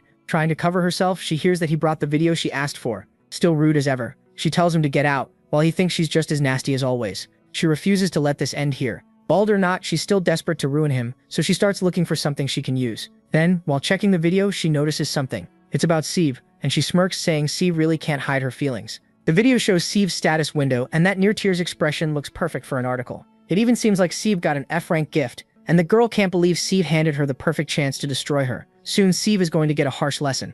Laughing to herself, she says Sieve is finished, but for now she'll save that move for later. Now we cut to Starlight, who hadn't shown up for a while. He's brooding over unreturned love and a broken heart, and everyone in his chat feels bad for him. He says he's been lost ever since the one he wanted didn't choose him, all while Jiron sits behind him. Then he starts ranting about that cursed fire mage and those damned falcons, swearing that Golden Light will deal with anyone who annoys Jiron. After that, he announces he's realized his destiny. He was meant to become Jiron's manager. The whole chat is stunned by the nonsense he's saying. Then he starts talking directly to Jiron, begging him to see the message. all while the protagonist is completely relaxed, slaughtering monster after monster in his raid. He says it's time to be impressed, as he wipes out everything in sight. The players matched with him are already used to it. They're basically just sitting back and watching while he solos the whole stage. At this point, having Giron on your team means an easy first place, as long as you don't annoy him. He's living up to his reputation too, activating lightning step through the unnamed divine arts and tearing through everything in a blaze of thunder.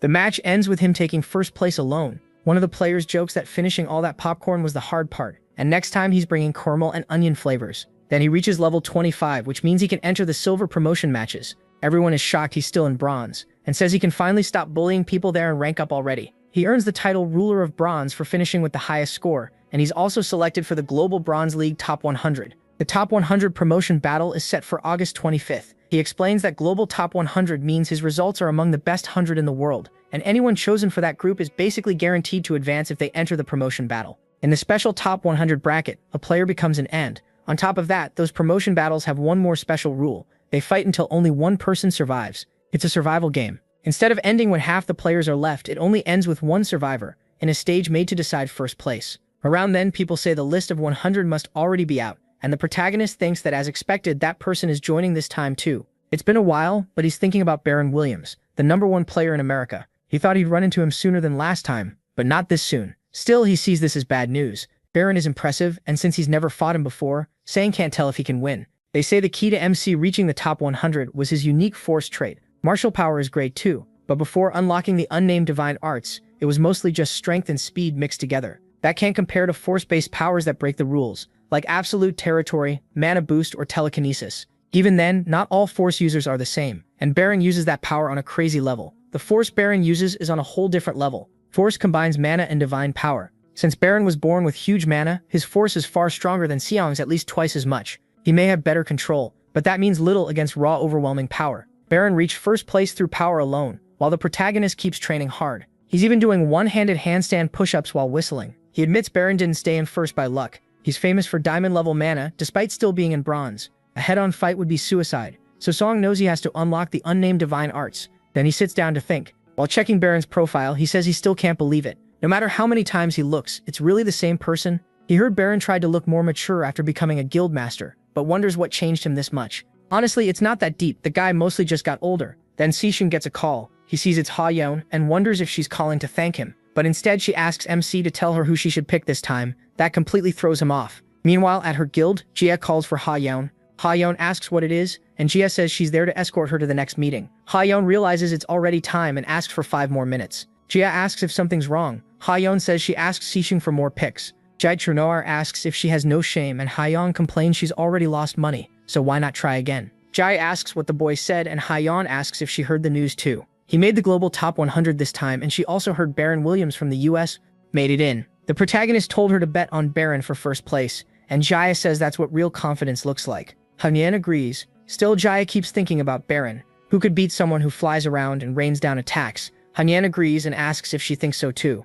Baron really does seem like the safer pick. She only hesitated because Seong predicted the Korea versus Japan match so accurately, but in the end she thinks she'll bet on Baron. Even so, Jaya feels like disagreeing for some reason. Then Hanyan asks how Jaya's been. She brings up her rank score, saying Jaya looks like she's been working hard. That makes Jaya go quiet for a moment, then say she was planning to tell Hanyan the truth, as honestly as possible. At the same time, Seong looks at his status window, still bothered, and realizes every condition has now been met. His martial power rises by 1, reaching 30. That makes the wandering eyes start reacting. His eyes begin glowing gold. Then the constellation Wandering Martial God appears before him and recognizes him by his traits. Seong can only sense darkness, unable to see anything, but he knows for sure it's the same feeling as last time. The Wandering Martial God tells him they've finally met again, and the system says the god recognizes him as his successor. That power flows into MC's body. He says this being also helped him a lot in his past life, and then he gains the unnamed divine art skill. Usually a constellation support comes with all kinds of strings attached, but the Wandering Martial God asks for nothing. Surong also gains the martial art Devotion martial arts of the 3 talents, along with Bright Sky Thunder Steps. He had guessed something would happen once his martial power hit 30, but then he gets a notice that the martial god frowned. He wonders if the link got cut. The message says the god is unhappy that all 3 of his dantians are already open, and he has no idea what's going on. The system says the Wandering Martial God has serious doubts about him. The protagonist is shocked just because his dantians are open. A godlike being got wary over that. Now something feels very wrong. Then the god starts canceling the inheritance of the martial technique, and Xiong realizes this is bad. The wandering martial god takes back his traits and leaves, pulling away the power he gave MC. He is left wondering if it's really gone. He opens his status windows and sees a disaster. Xiong, once ranked 7th in the world, is right before the top 100 promotion round and has just lost his blessing. He says it's gone. Turned into a non-existent blessing, and with it he lost his biggest advantage. Yeah, no one saw that twist coming. They really just took away his biggest cheat. Right after that shock, the girl gets into her uncle's car. He asks if she's feeling better, and she says yes. Then he explains that after awakening, C decided to leave the academy. To be fair, most students are only there because of blessings, so quitting after awakening isn't rare. People even say online that while she stays in school, the friends who already left are signing contracts, getting training, and moving on with their careers. Sunita says he'll train C himself, so there was no reason for her to keep going to the academy. She starts with basic strength training, and he says she's doing well. But the biggest problem now is the protagonist himself, because tomorrow is the top 100 match. He doesn't know what to do. He lost the wandering eye, and he didn't even fully receive the unnamed divine arts. He's annoyed that the skill is only rank S instead of SSS. All he really got were the 3 talents and thunder steps. He can use them, sure, but still, is this for real? Then the girl says he doesn't seem in a good mood and asks if it's because of the top 100 promotion match. He says yes, but honestly he's more worried about what comes after. She asks if he'll still win, saying he always finds a way. That's why she isn't worried. She already knows he'll win again. Then she asks if she should place a bet too. She says all she has to do is bet on him, but Sane tells her not to. She asks what happened, since he even found betting streamers before.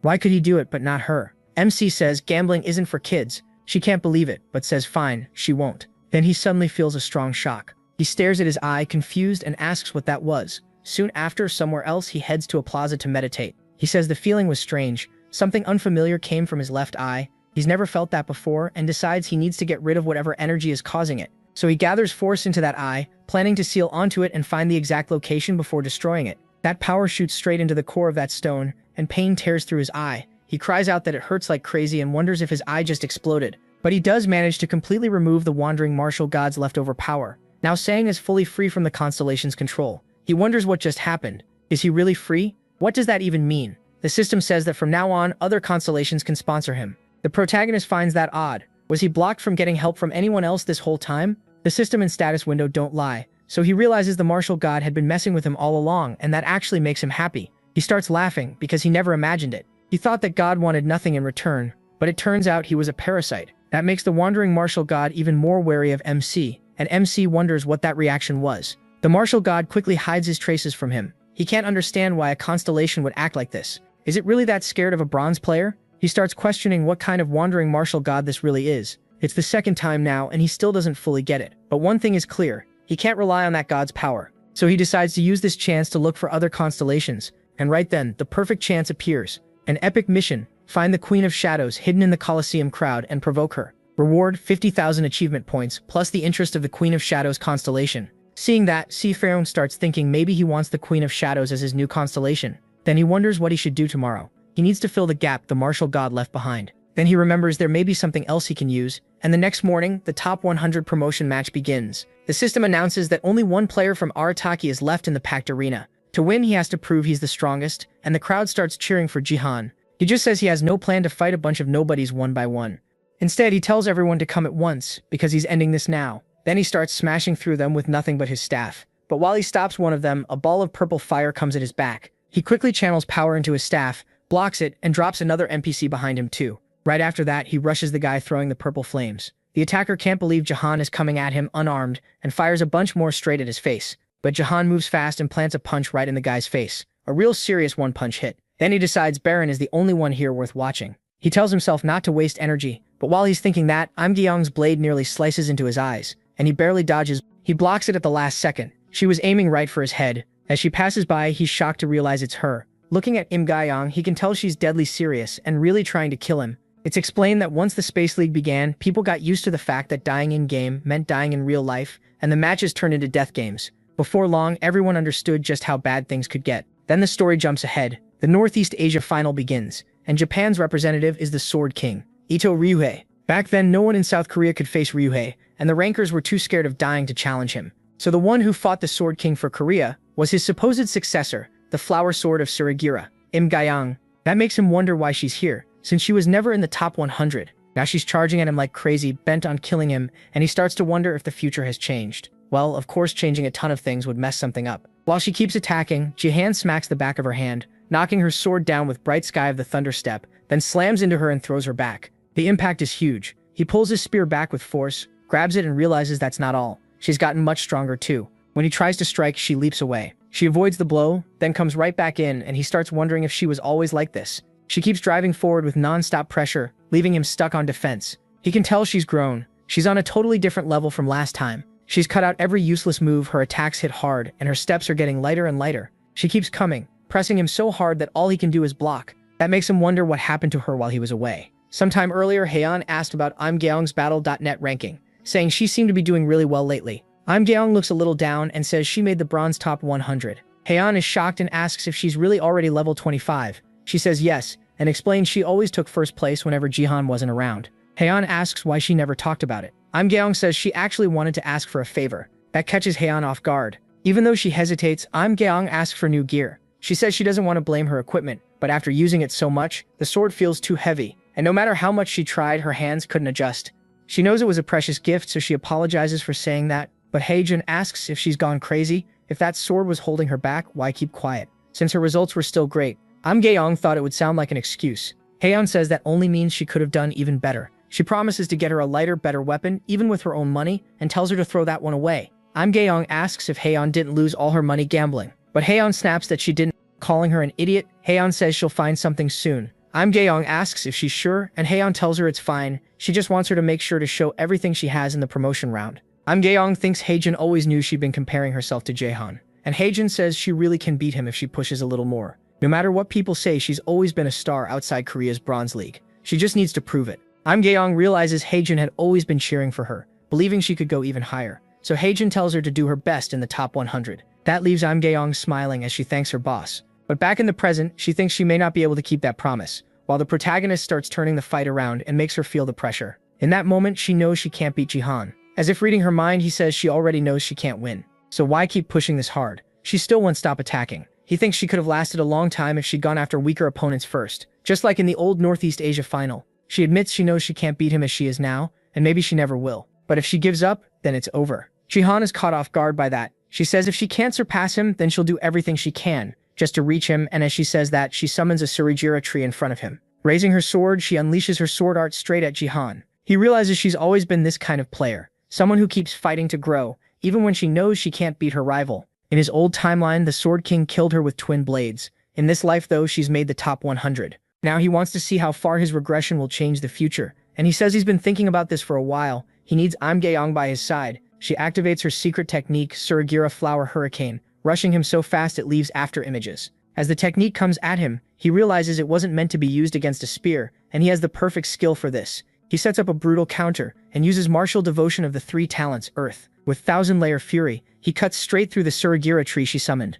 That's when you really feel how insane he is. He's using a sword technique with a spear. At the same time, a bald man says he's run into Baron again. This is Clark Jr., an American warrior and bronze rank 3 player. Baron barely even looks at him, and the system announces the match will continue until only one person is left standing. Clark says the world is ending, and gets mad that a coward who only knows how to buff others is still acting tough. He says he'll show the difference between them, but Baron just yawns. Then Baron asks why people always run their mouths so much when they gang up on someone, which only makes them madder. He tells them to shut up and come already, calling up his power. As the system pushes him to prove he's the strongest, Baron says he'll turn them all to ash. He's clearly a total battle addict. They all charge him together, but he grabs the bald guy and smashes his face in, taking out the 3 behind him too. The others yell to kill Baron first as they rush in. Baron just asks if they really think they can kill him. Then he tears through even more of them, raging, calling them bugs, telling them to die and mocking them as inferiors. The strongest player there is overflowing with confidence and not even a hint of humility. But even someone like that gets shaken when Jihan sweeps through the field with his spear,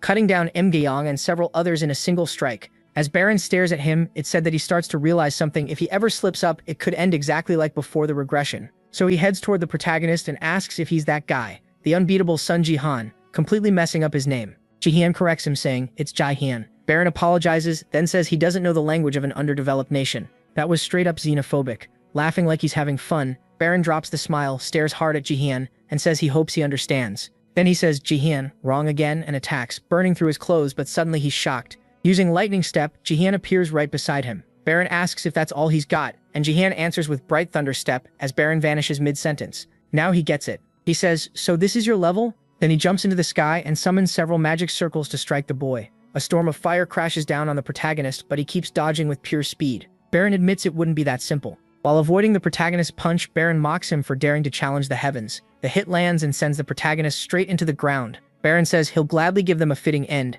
then summons countless more magic points in the sky. To him, this is the proper death for insects, and he gets ready to blast the whole arena by himself. He brings his hand down and calls for everyone to die under a rain of fire meteors. And people really do start dying inside the firestorm. Baron created with his power. Then he declares that this is the end for bugs like them. But the protagonist just says thanks, and a golden light rises from below, shocking Baron. With one diagonal slash, he cuts through the entire firestorm. Baron unleashed and uses absolute annihilation. He says Baron just handed him easy kills, and Sun Jihan racks up a double, triple, quadra, and pentakill. That pushes him to first place in kills. Now he's ahead of Baron, with Baron in the sky and the protagonist on the ground. Baron can't understand how Jihan survived. His flames were filled with force, so they should have burned until Jihan died. Then he notices something and realizes the flames aren't touching him. The protagonist has a shield dome around himself. Baron is stunned. He can't believe Jihan is a force user too. He says that's impossible. Since he has 2 stat windows, he thought he was the only one who could use force. To him, this has to be a joke.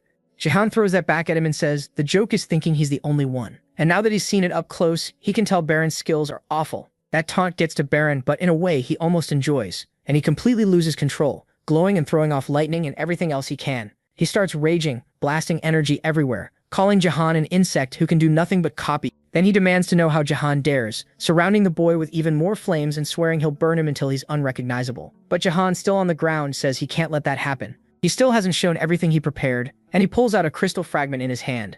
Holding it, he remembers the night before when he was getting something ready. He says that even if he chooses the Queen of Shadows as his constellation, he still has to think about tomorrow's match, and he needs to fill the gap left by the martial god. Then he remembers one item, the crystal fragment, which grants a divine blessing once. It can only be used in the bronze and silver leagues. He breaks it, calls it perfect, and uses the fragment to gain a divine blessing. He says he'd been waiting for this moment with Baron. All of the protagonist's stats rise by 50, and he says they'll settle this now, ready to fight Baron hand to hand to the death. Then we learn Baron used to be a coward. He wasn't big or muscular like the others. He was shy, and he was a player who feared battle. People said he was a waste, and with 2 stat windows and 2 classes, he could have used that advantage to surpass Baron Williams. But Baron chose support and mage. In other words, he stayed in the back of the group. Still, Baron changed when he discovered force, and with his mana backing it up, he began to control the battlefield. Many rising stars fell because of him, and the players who fought him said Baron held 2 disasters in the palm of his hand. The first is Flame Wave, which lets him wipe out many enemies at once with a single burst of fire.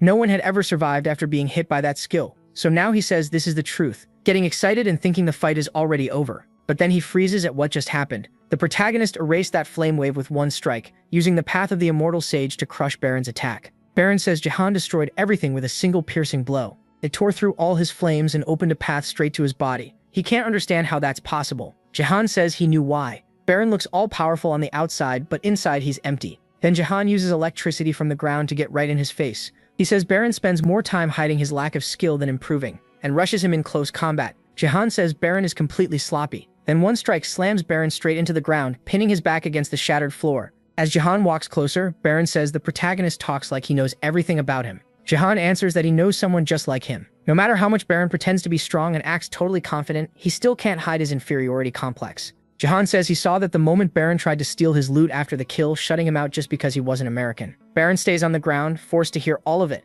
while Jihan digs into the guilt buried deep in his heart. Baron's eyes go wide as Jihan says building muscle, changing his looks, and using flashy skills are all just for show. They mean nothing if he never changes who he really is. Baron snaps that he doesn't like Jihan's arrogance. Jihan says the same goes for Baron's, and hopes this teaches him a lesson. Then he says enough talk, they'll finish this fight now, charging him with lightning around him. But Baron quickly raises a hand and points 2 fingers at the boy, catching Jihan off guard and blasting him backward. He fires thunder at point-blank range, leaving a huge burn in the middle of Jihan's chest, though the spear blocks part of the attack at the last second. Baron says this is what people call his second disaster, the thunder. Unlike Flame Wave, which hits a wide area, thunder is a high-level skill that condenses mana to pierce an opponent. It suits Baron perfectly, because it favors raw power over control. Baron starts floating again and goes after the protagonist. He's surprised Jihan took that head-on and still lived. Then he realizes the boy blocked with his spear at the last instant to avoid a fatal wound, and he admits Jihan's reaction speed is incredible. Even without fully blocking it, he's still standing. And Baron says maybe he managed it once, but he won't do it a second time. He starts gathering power, saying he'll pour everything into this attack, combining force with thunder as energy builds in his palm for one final shot at the protagonist. The survivors start saying they want to see the protagonist block that, sure that Jahan is finished. They say even he can't stop it, and while Jahan thinks, everyone is already expecting the boy to lose. But Jahan sees his own victory. He looks behind him at the Queen of Shadows because she's staring right at him. Then he smiles. He adjusts his stance and gets ready to throw the arrow he uses like a spear. Seeing that determined posture and that smile, Baron keeps attacking and aims his thunder at Jahan. He fires, but Jahan's phoenix arrow leaves his hand and punches a hole through Baron's body. He never hesitated, even though he knew the phoenix arrow would vanish after 5 bones. Still, he smiled, because the phoenix arrow was never aimed at Baron. It was aimed straight at the Queen of Shadows, and she's shocked to see it coming at her. The arrow slams into the barrier around the stands, and for the first time in history, the Colosseum's barrier breaks. And so, South Korea's rising star, Jahan, is beating the mighty Baron. Then Rayon asks what's going on and how Jahan can be this good at fighting. She's the fool who ignored the protagonist and bet everything on Baron, so now she asks how this is even possible.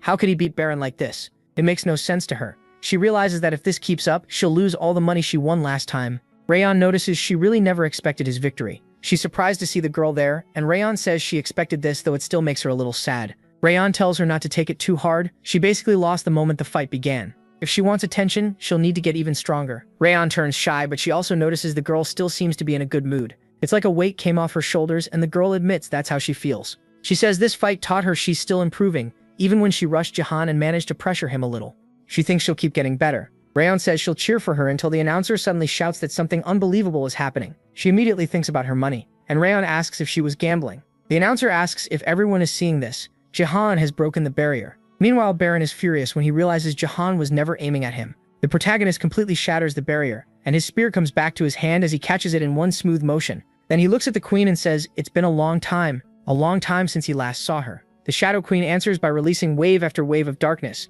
Her shadows spread across the arena, covering everyone in black while her terrifying eyes stay locked on Jahan. That's when the system glitches for every spectator. Their feed cuts out, and CA realizes his uncle is in serious trouble. Inside the darkness, Jahan can only make out 2 eyes. He quickly realizes how deep the darkness is. Even the air feels cold and heavy, making it hard to breathe. It feels like he stepped into someone else's domain. The queen keeps staring at him, and he knows she's watching, but since no notification popped up, it doesn't count as a challenge. So the epic mission still says he has to provoke the queen. Seeing that, he activates the Path of the Immortal Sage and attacks her. He throws another strike straight at that shadow, but it gets swallowed whole. Jahan realizes she absorbed his key sword. Then he senses another attack coming, and a shadow starts forming behind him. That catches him off guard. He spins and strikes behind him, scattering it but hits nothing. Still, one eye stays near his hand, and then he realizes these things are shadows. They start appearing beside the other players like dark elf-like figures. Now Jahan is left wondering what the hell these things are, especially when some players get killed by them almost instantly. Still, Jahan manages to block several attacks and barely escapes death. He notices normal physical attacks don't work on them,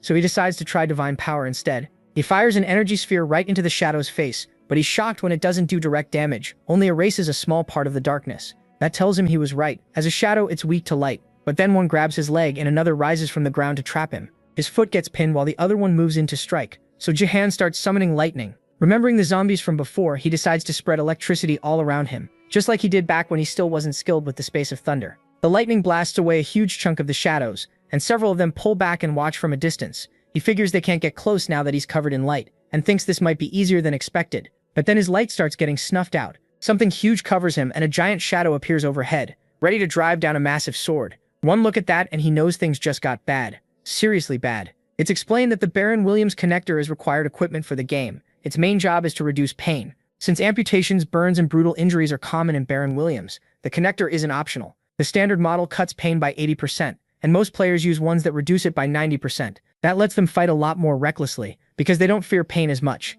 But Seong Jahan wasn't using a connector at all. The reason was simple. He knew Baron Williams would soon become real. Any pain reduction from a connector would only matter inside the game, and once the real Space League began, it would mean nothing. Real battles where people risk their lives would become normal. That's why the protagonist never used one. Even when fire burned his skin, and even when a 1,000,000-volt lightning strike hit his heart, he endured it all. Something normal people couldn't imagine. And now, with that monstrous thing about to crush and kill him, he barely dodges, knowing that 10-meter sword could split him in half. For once, he's genuinely terrified. He knows he's in deep trouble. The people around him can't even understand what they're seeing. A giant shadow monster is hunting the protagonist, and it seems Seong Jahan is its only target. He does everything he can to get away, but the shadow is dead set on killing him. Jahan admits he knew this fight was unfair, but not this unfair. Against something that huge, he has no clue what to do. He He doesn't have many options, and if he keeps dodging like this, he knows he'll die soon. After all, that thing isn't the only one after him. His attack on Baron made everyone focus on him, and now plenty of players want to use the chance to take him out too.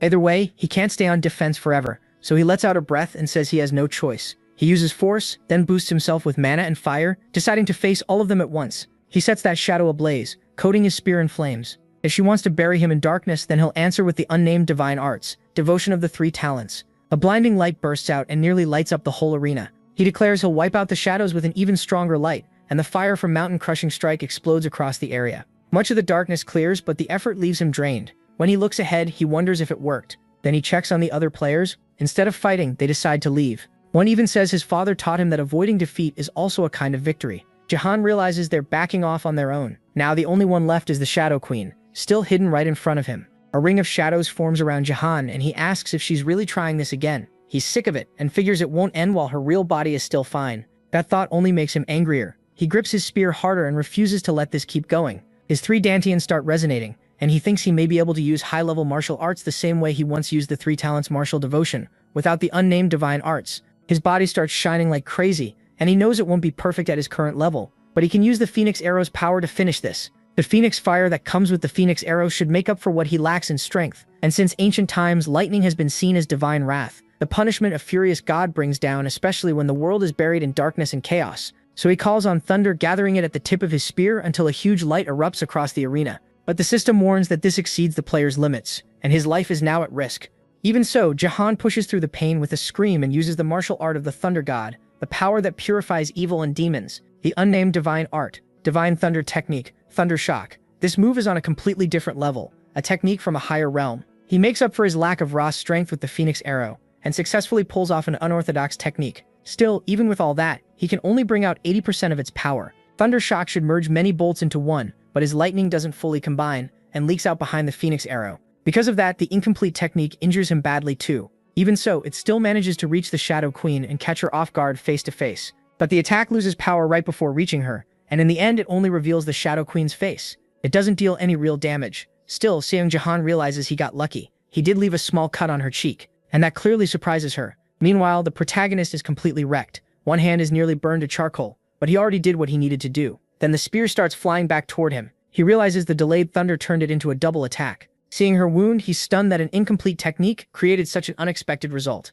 He says that was everything he had, and asks if it was enough to provoke her. The queen quickly smiles, and right then the system congratulates him for completing the epic mission, provoke the Shadow Queen. Even so, the boy can't tell what that smile means, and he starts wondering if this really went the way he hoped. Then the shadows attack him all over again, rushing him from every side. He tries to defend himself, even with his hand completely wrecked. He can barely hold on to his spear and starts wondering if he pushed too far. His hands are destroyed, and he doesn't think he can keep this up much longer. To make things worse, the attacks are even faster than before. Honestly, after setting this woman on fire, there was no way she wasn't coming after him even harder. In the end, he gets hit. But the people behind him are in even worse shape, with many of them already caught. They're being bound and tortured, and Jahan notices she isn't killing the players. She's capturing them. That makes him wonder what she's planning. But while he's focused on the others, his own legs get grabbed too. He knows he's in trouble, as the shadows begin swallowing his body. Fear starts rising fast, and he wonders if she's trying to stop him from finishing first. Then that giant sword aims straight for his head, and he tries to use Thunder Step, but he can't do much. Then he realizes he can't move at all. The sword keeps closing in on his head.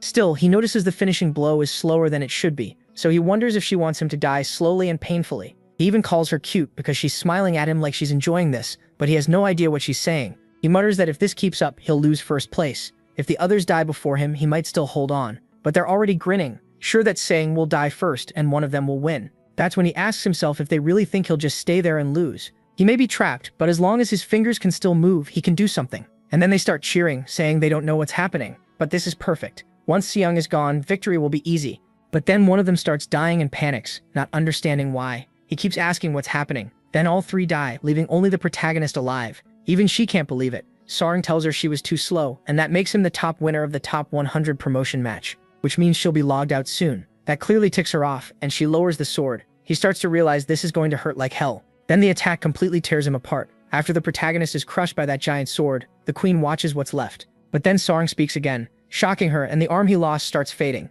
He says it's a shame, since he dodged at the last second. He explains that Baron's influence gets weaker when the game ends, and the same goes for her shadows. Then he adds that it's too bad, but hopefully one arm will be enough this time. Right after that, the game ends and he's automatically logged out. Before leaving, he tells her he'll see her next time, which only makes her angrier. Looks like things went from love to hate fast, and the shadow of the sun leaves a mark on his left arm. Then he wakes up in the real world. He says that match was exhausting. First Baron, then the Queen of Shadows. Beating both was a brutal marathon. The side effects are still there, and he admits it was close. 1 second later, and he would have died. Before the Queen of Shadows could strike again, he focused every bit of strength into his fingers, and with that he cut the heart arteries of the other 3. He was worried she might notice, but apparently she didn't. He says it's a miracle she only took the flesh from his left arm. He's sure that thing would have crushed him completely if it landed clean. After that, he says he never wants to gamble like that again, until he checks his status window. The reward is huge, 1 million GP, bonus experience, and 5 level ups. As expected, the top 100 rewards are on a whole different level. He also gets a new title, King of Kings of Bronze, and he didn't expect that one. It's the title for winning the top 100 promotion match.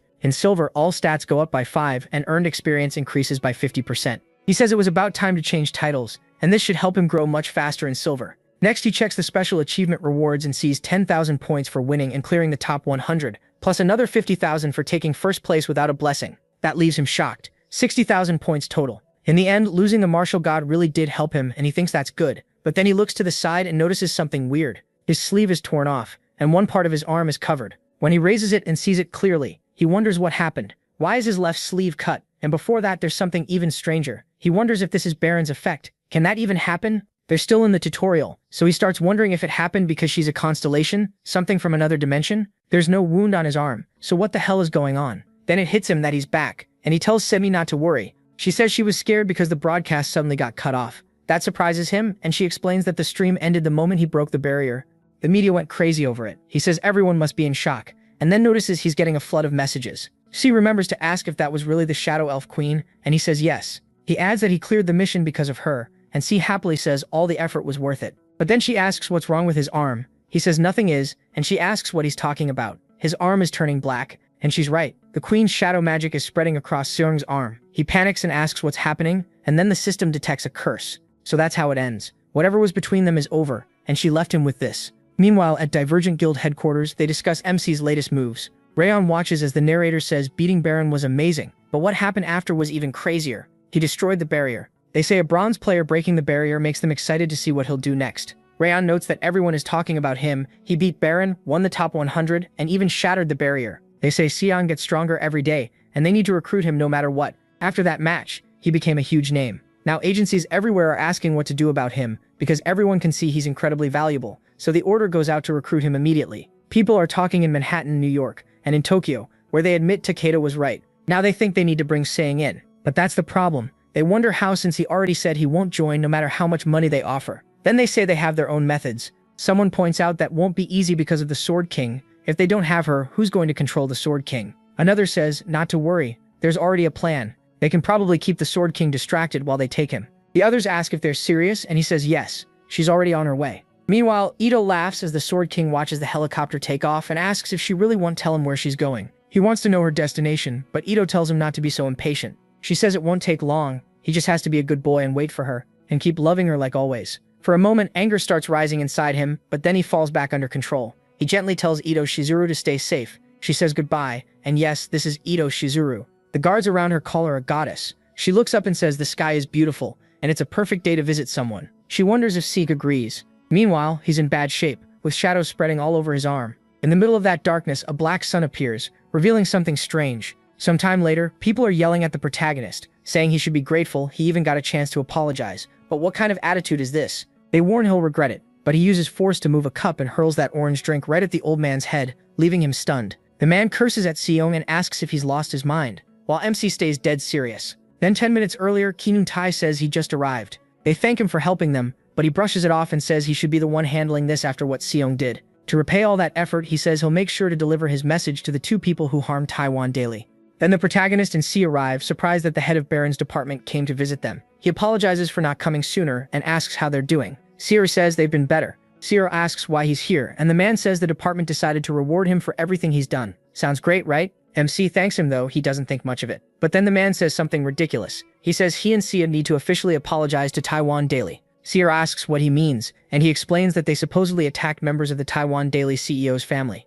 If they sign a contract to be in their ads and make a public apology, Taiwan Daily says they'll let the matter go. He even calls them generous. but Sia flat out refuses. He stands up and says if that's why he came, he can leave. The old man keeps talking, using Sia against him, then asks the protagonist if he knows Taiwan Daily is preparing an article about his sister. That makes MC stop. The man reminds him they're talking about Taiwan Daily, not some random news company. They can ruin someone's future if they want. Even if Sia fixed his image with donations, people will still look down on him for being tied to the Sword King. So he should be grateful for the chance to apologize. Instead, he smacks him in the head and says he and the others are using Sia to try to blackmail him. He asks if the protagonist has lost his mind. Then he says Sia clearly doesn't get how serious this is. By doing that, he's made enemies of both the South Korean government and the press. He says the article about Sia will be pushed everywhere, so MC better get ready. After that, the man storms off, leaving the two of them behind. Sia asks if she minds, but Sia says not at all. At Taiwan Daily headquarters, the guy is still furious, saying nothing like this has ever happened to him before. He says Baron's recent wins must have gone to his head. Lee and Xian tell him that must have been hard to sit through. But then the bald girl tells her father to look. Everyone is talking about the article on Sia's blessing. She says they should have published it sooner, because Sia got what she deserved. Lee and Xian tell her not to be so upset. Searing and Sia may be acting proud now, but they'll learn once the backlash hits. Then someone suddenly rushes in. They snap at him for causing a scene in front of a guest, but he apologizes and says they need to see this right now. He says the protagonist is exposing Taiwan Daily and Baron's department live on stream. Searing plays the recording of that man threatening him and asks everyone if they heard it. He says this is what Taiwan Daily and Baron's department did to him and Sia, making people wonder if they really blackmailed a player. He explains that a relative of Taiwan Daily's CEO attacked him to push a smear article on Sia, and Baron's department head worked with them to pressure the two of them. When that failed, their last move was publishing the article about Sia's blessing. MC says he already checked what Sia's blessing can do with the monocle of Hermes, and now everyone else can see its true nature too. Then he says it's time to reveal her status window to the public. What appears is a late-blooming evolution blessing, a growth-type blessing. Everyone is shocked, asking if a blessing like that even exists. People instantly call it broken, saying she could go from F rank all the way to SS, some even compare it to solo leveling. Sarang says that, as everyone can see, Sahik's blessing is far from useless, and he hopes that clears up the misunderstanding. He realizes this could help their situation a lot, though he still wishes he could hit them even harder. Then he gets 100,000 GP. With the donation, a message comes in from American physicist guild recruiter Robert Gates, telling him to think about America first. The man says he was impressed by his fights in the stream and wants to offer him a contract. He asks him to check his DMs, and he quickly realizes this could hurt them even more. So he says he has no choice after sending that much money. He has to accept the message. Then he asks if it's okay to show the contract on stream. Robert sends another 100,000 and says of course. He reveals the upfront payment first, 300 million. Everyone is stunned by the number of zeros, and chat explodes, saying that's way too much to turn down. The protagonist thinks that should do the trick. He thanks him for the offer but says honestly, he has a small dream of building a guild in Korea once he reaches silver rank. But if major companies like Taiwan Daily and even Baron's department head are going to treat him like this, he doesn't see how he can survive there without a guild backing him. Even so, he says he loves his country and would love everyone's support. That wins people over. Sang plays it smart and asks viewers to support him so he can stay in Korea, and they start backing Jasayan with everything they've got. When the stream ends, the girl asks what he's going to do next. MC tells her not to worry about that. He says he just has a few problems to handle first. Then he calls Lee and she already starts getting a headache. The girl starts asking what she should wear, and why he suddenly asked to meet at this hour while Lee wonders what on earth she's doing. She carefully picks out a dress and asks if a casual look would work. Lee can only wonder where this crazy girl thinks she's going. Meanwhile, she keeps asking what Seom could want. That's so urgent. At the same time, he is standing in front of a bunch of shady guys. He says they don't look like some random ninja cosplayers. He asks if Baron's department head sent them or Taiwan Daily. Since they clearly came to fight, he decides it was probably both. Then he wonders if this is the perfect chance to try that out. So he summons Ariel, the spirit tied to the Queen of Shadows, and she comes out with overwhelming force. Song thinks he's seen shadow powers like this somewhere before, but says nothing. The shadow calls him an arrogant human and asks if he summoned her just to deal with trash like this. He tells her to think of it as a warm-up. They're perfect for testing her skills. Then he points out they're in an underground parking lot, and it's dark enough. His arm is already covered in shadow as he asks if they should begin. A few seconds later, everyone is already on the floor in pain. Sang stays standing and says that wasn't bad at all. The shadow smugly agrees, saying it was amazing. She tells him he should be thankful. Then a tiny Queen of Shadows appears in front of him and says the black spirit is a special trait she generously gave him. She boasts that once he understands how good that trait is, he'll be shocked. It's on a completely different level. Sering doesn't care and just answers his phone. She gets offended that he ignored her, while someone on the line says they just arrived and asks where he is. They say they're here now and want to know his location. The protagonist apologizes to Lee and explains what happened, and she's surprised it came out of nowhere. He says he's sure she understands, and then Lee asks if something happened. Then Lee tells the girl that she just got stood up. After all the effort she put in to get ready, it ended like that. Meanwhile, the bald girl's father is getting beaten by his own father. He begs for a chance to explain everything. The bald girl gets scared by what's happening and asks her grandfather to wait, saying those bastards started it and that what happened was, but he cuts her off with a slap. Honestly, she had it coming. He says he raised her like a jewel because she was his only granddaughter, and this is how she repays him. Lee asks if she understands how low her actions were, and says if they can't fix this mess, he'll disown both of them. That now feels very possible, and she keeps shaking with rage. She thinks her plan was perfect, and blames everything on Set, which clearly isn't true, but she keeps cursing Set anyway, even though Set has nothing to do with what's happening now. Elsewhere in her first match, a girl wonders if she should start looting or wait, saying she still doesn't understand the rules. Once again, someone notices a member of Song's family while she looks lost, and he wonders what's going on. He says she looks confused and must be an unaffiliated rookie. That man is Du-ryung Gyeom. He's from the Divergent Guild and has an agility rank blessing with a lot of potential. He says she's lucky to have a blessing like that, and with power like this, he's sure he'll make the top 50. He decides his first sacrifice will be that girl, and charges at her to strike, but she simply stops his attack with one hand. Then she uses the longevity turtle armor, the craftsman's iron bracer, speed boots, and a stealth necklace. Seong really did load her up with gear, and she disarms the guy with ridiculous ease. His hand is left shaking from the pain. Then she picks up the sword and thanks him for giving her first kill before cutting him down with no trouble at all. She looks delighted. Watching that, Seong says she's pretty good for a beginner. The queen asks how good an inferior species could really be. MC fires back that she's also serving an inferior species, him. She says she's only here to carry out the great mission her original form entrusted to her, and he should be grateful for her support. Then she asks if he even understands how great and glorious this power is. Seong looks at his hand and remembers when he first noticed that his whole arm had turned black. Back then, he got a notice saying it was a curse of unknown rank and unknown name, only called terminal. It drains the user's GP and EXP until the curse is removed.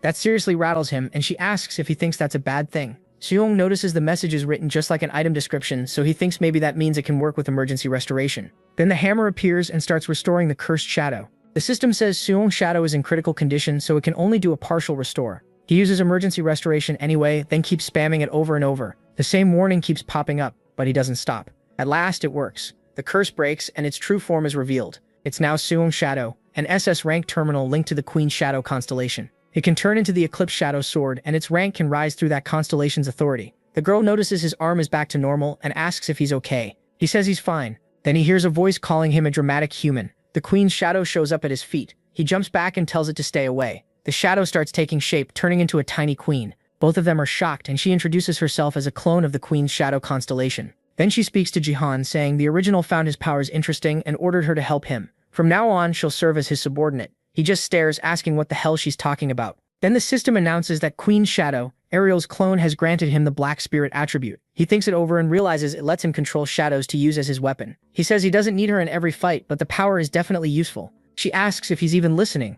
then tells him to raise his Black Spirit stat. He can only think that now he's stuck with an annoying bug buzzing in his ear all the time. Later, when he goes to eat, she says the tutorial was really hard. He praises her, saying she did great for her first time. That leaves her totally happy. Then she asks her uncle what he'll do about America First's offer. He says he'll turn it down. She's shocked since they offered a ton of money, but he says he can make that much later. More than that, he doesn't want to join a guild. He wants to start his own, and he already knows a shortcut. Soon, Rayan comes to his house while he thinks she's perfect for helping with something like this. At least she's into you, so maybe he can mix business with pleasure, get a girlfriend and maybe a sponsor too. But the moment she's face to face with him, she gets startled, and the protagonist repeats himself, asking her to become the guild master of the guild he's about to create. She asks where that came from, and he clears it up. She'd be called guild master, but he'd rather have her handle management. She points out she's part of Divergent Guild, but he reminds her she's their sales manager, not an affiliated player. Even so, she says he still needs a master, and that role should go to a skilled player who can represent the guild. Someone like her fits management better, so why is he even offering this to her? He says it's because of her support gift.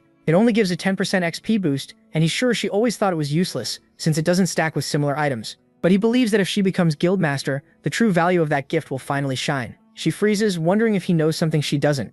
How can he be so sure? Maybe it's rancor level, but every expert called it worthless. She says she wants to believe him since he's the first person to value her gift this much, but becoming a guild master is different. It's crazy. He says he'll reward her properly, of course. Then he offers to tell her every winning bet for future baronet matches. That gets her attention, and I'm Gyeong notices right away, so she immediately agrees. I'm Gyeong yells at her, while the protagonist asks her to sign, and I'm Gyeong asks if she's really going through with it. She accepts anyway and thinks that if his betting tips are right, this could actually work out. Then a status window appears in front of her. The effects of support and assistance will apply to every guild member. The improvement rate is raised by 200, and everyone gets an extra 30% XP gain. Sometime later, everyone is shocked when a broadcast starts. The guild has officially been formed, and people wonder if he was really serious. Rayon appears on the stream and says everyone probably saw the title already. She introduces herself, saying this is the first broadcast for the Great Vessel Guild, and that she is Guildmaster Lee Rayon. The chat instantly explodes. What kind of guild is this? And wow, she's really pretty.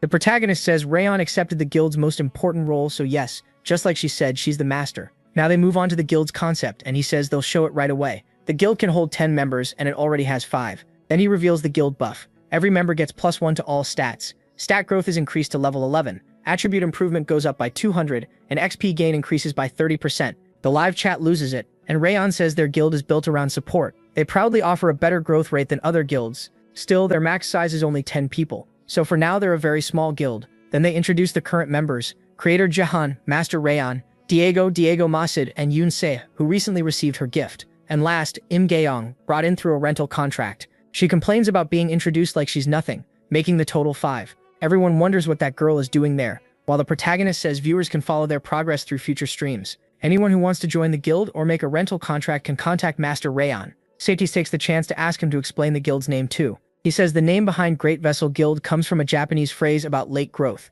and the first characters also mean Great Vessel. That's how they came up with the name. Meanwhile, in the middle of a match, Baron is grinning while beating down a Jihan copy that can't fight back. He says this is way too boring and decides to finish it in one move, charging straight at Jihan, but the blast barely does anything, and Jihan appears behind him, almost landing a hit. Baron manages to fire off a thunderbolt and takes Jihan down, but then it's revealed that was just training and the session ends. Baron starts laughing, calling it pathetic. He says Jihan only won last time because of luck. Then someone tells Baron he did well enough to beat the 50% version of Jihan easily. Next time they'll raise it to 75%, which makes Baron furious as reality hits him. He tells that scientist to shut up. Then someone calls for Baron, saying the guild owner wants to see him. When he enters the owner's room, he gets furious the second he hears about a rental deal. He's being sent to Jahan's guild. He asks if that guy has lost his mind. The owner says it's worth it, and that Baron will understand after watching the latest broadcast. After seeing it, he turns stunned, and everything in the room starts floating. Baron snaps that the old man must be senile. It's obviously a scam. Does he really look like someone who needs help from that fraud? Jahan is the strongest in the world, and he says they better never bring up that bastard in front of him again. The man thinks Baron is such a headache. He knows Baron has an inferiority complex about Jahan's players, but he still can't control himself. So if Baron can't be sent, then they'll have to send her instead. Then that saint from earlier, the one who was with the protagonist on the Vasco trip, starts thinking the boy is really cool. Her name is Saint Sophia. Meanwhile, Im Gaeong looks very bothered. Haiyang tells Jahan that Miracle Fates offered her a huge amount of money for the secret behind their guild buffs, and China made offers too. She says she's only telling him as a precaution, and asks him never to tell them anything. He says that should go without saying. She asks what kind of person he thinks she is, then admits she never imagined her gift was this good. She remembers when one of her guild executives asked whether he really said he needed her gift. That executive insisted it was probably just an excuse because he was personally interested in her, and even told her to use the chance to seduce him. They also said it wasn't like she'd done much for her guild anyway. So she tells Jahan she'll really work hard for his corporation. He says she only needs to be the corporation's master in name, but she refuses. He had planned to cut ties with the association once he secured the guild achievement, and his corporation members got strong enough. Instead, she slams her hand on the table and says her real dream was always to own a corporation. She started betting on the baronet to save money for a guild of her own. Then she asks Gaejong if that's right, and Gaejong awkwardly says, probably. She can't really remember. Gaeong adds that until she can make her own guild, she'll do everything she can to promote the Great Vessel Guild. She says they need to set up the association office first, and they can use the shared rooms in Sword Palace. Then she asks Gaeorn if she can post hiring notices for channel editors, but Gaeorn reminds her she's a bodyguard, not a secretary. The protagonist feels bad for dumping this on her. A little later, she stands in front of the people who came for the interview. She asks them to introduce themselves, starting with their names. The first applicant is Jo Won-ji. She says she's been making ads and promo videos since high school, then studied that field in college. Gaeorn admits she actually found a solid candidate, better than expected. After thanking her, she calls in the next person. Then she comments that the next name is pretty unique, and Golden Light jumps right in. He says he can't wait to work for the owner of Jahan's channel. His name is Grambit, and he's a streamer known as Golden Light. He claims he can edit, promote, and handle anything they need. His energy is so intense that both girls get creeped out. He almost sounds like a stalker, but says he's just admired Jahan since the early streaming days. He says his head is packed with perfect ideas for the channel, and if they hire him, he'll give everything to the Great Vessel Guild. Everyone just stares at him in disbelief. Haein tells him to sit down. She says she only called him in because he's supposed to be a famous YouTube creator, but now she's wondering why he acts like a total psycho. The next applicant introduces himself as I'm Gaeong Wan. He says he's worked as a video editor for a guild for 4 years and can help a lot. Haein listens closely. She says that guild sounds pretty well known and asks why he applied here. He answers that the Vessel Guild may be new, but Jihan is already hugely popular as its owner. He adds that the job would also help him improve his own skills. Golden Light, meanwhile, realizes his rival is actually experienced. Heian tells him his background is strong and that he did well in the interview. Then she asks if he has any questions. He asks why Jihan isn't taking part in the interviews. Heian says she's the one handling management, and guesses he's a fan too, but his expression suddenly changes. Then he asks what floor of the building Jihan lives on. That catches Heian off guard. Golden Light tells him to hold on, saying the guy has been bothering him this whole time. Then he grabs him. He says he's been dying to meet someone who wants to see Jihan so badly, but if he's messing with Jihan's private life, that's a problem. As he shakes him, a huge knife falls out of the man's clothes. Golden Light stares and asks what exactly just dropped. That lunatic, now exposed, snatches the knife back up. He pulls it free and starts ranting, calling Jihan a trashy freeloader. He asks if Jihan really thought he could run a guild after ruining the Sword King's image. Then he demands to know where Jihan is, shouting that the Sword King won't come back because of him. At that point, they realize this guy is seriously dangerous. He says he'll kill both of them to teach Jihan a lesson, but Golden Light finally proves he's useful. He grabs the man by the collar and hurls him back. The attacker gets even madder, but Golden Light doesn't let up. The man charges and swings, asking if Golden Light wants to die first. One slash cuts his tie clean off, but Golden Light lands one hard punch right in his face, sending him straight to the floor and knocking him out in a single hit. Then Raybelin checks him and realizes he used to be a Gold League player who got himself demoted on purpose, and his main content was harassing people. His personality is a mess, but his skills are real. Then he starts acting weird again. He complains that he should have done that on camera, saying he protected Jihan from a Sword King family terrorist.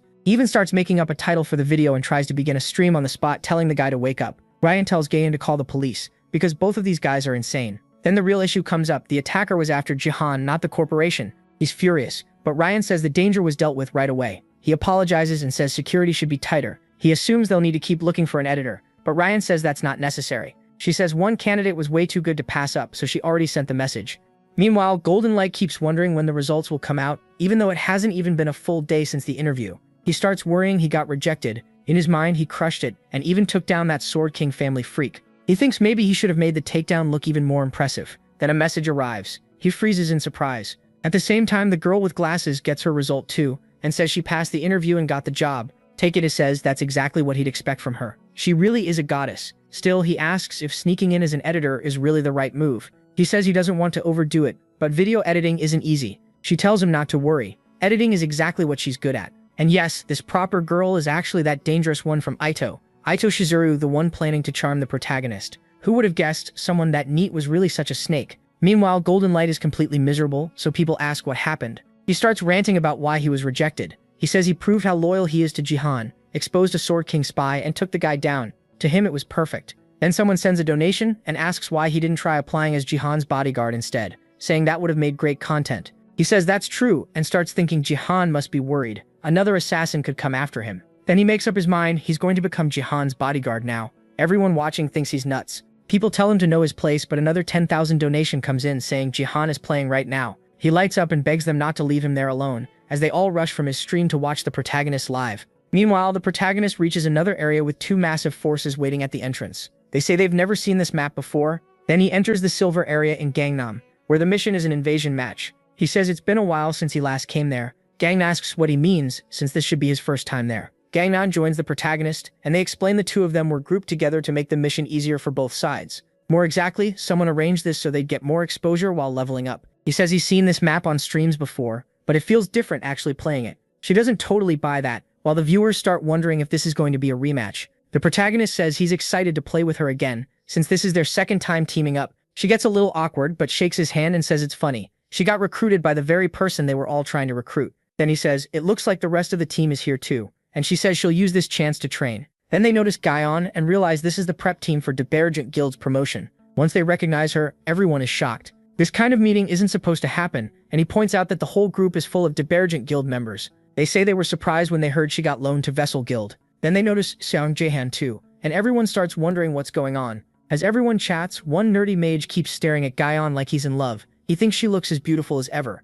In his head, only a few days have passed, but he suffered terribly since she left. He even imagines teaching her everything once she reached silver while he's lost in those ridiculous thoughts. Gaon suddenly gets chills and wonders why she feels so uneasy. Then that nerd starts saying Gaon left the guild because of resentment and anger, but another girl cuts in saying this is her first invasion mission and asking if they should explain things. Gaon says a short explanation would help, The girl explains that invasion missions use 10 players split into 2 teams, Angel Camp and Demon Camp. It's a 5-on-5 team battle with top on the left lane, mid in the center, and bot on the right. So yeah, they're basically playing League. And that's where things get dangerous. She adds that the first team to destroy the enemy base wins. She also says that outside the main lanes is the jungle, and that's bad news. The players can get all kinds of buffs by killing the monsters living there. Jaeon says their side will play as Demon Camp, then asks if no one on their team goes jungle. They explain that since it's his first time, he might not know. Jungle monsters are at least level 65, so they really can't handle them. The other two are around level 40, and she's basically level 30 with her bonus. The protagonist asks if that's really true because he thought their team could manage it. That gives the nerd another chance to act smug. He says a newbie like Jihan wouldn't get it, then tells him not to worry about anything and to just do what they're told. He says he'll give them a few tips and tells the two of them to go ahead. They agree. Still, the nerd thinks Jihan may be getting popular, but he's still just a newbie, so he calls him over. He warns that doing more than your role in a match like this can ruin things for the whole team. Then, wanting to impress Gaon, he points at the enemies ahead. He explains they're called minions. Their attack patterns are simple, but hard for silver players to handle. So Gaon should work with the team to take them down. Even if they die, they'll revive, but falling behind early can still be dangerous. But the protagonist says it sounds easy. Fight, don't die, that's it, right? The nerd stares at him, confused. Then the protagonist raises his blackened hand. He's never used dark spirit power in the promotion match before, so now he wants to see how well it works. The minions turn toward him, and he knows it won't be anywhere near the Shadow Queen's full power. Even so, he's about to do something crazy. Against mere minions, this should be enough. Shadows spread over them, and a group of swords forms overhead. He lowers his hand, and with one swing he wipes out a whole batch at once.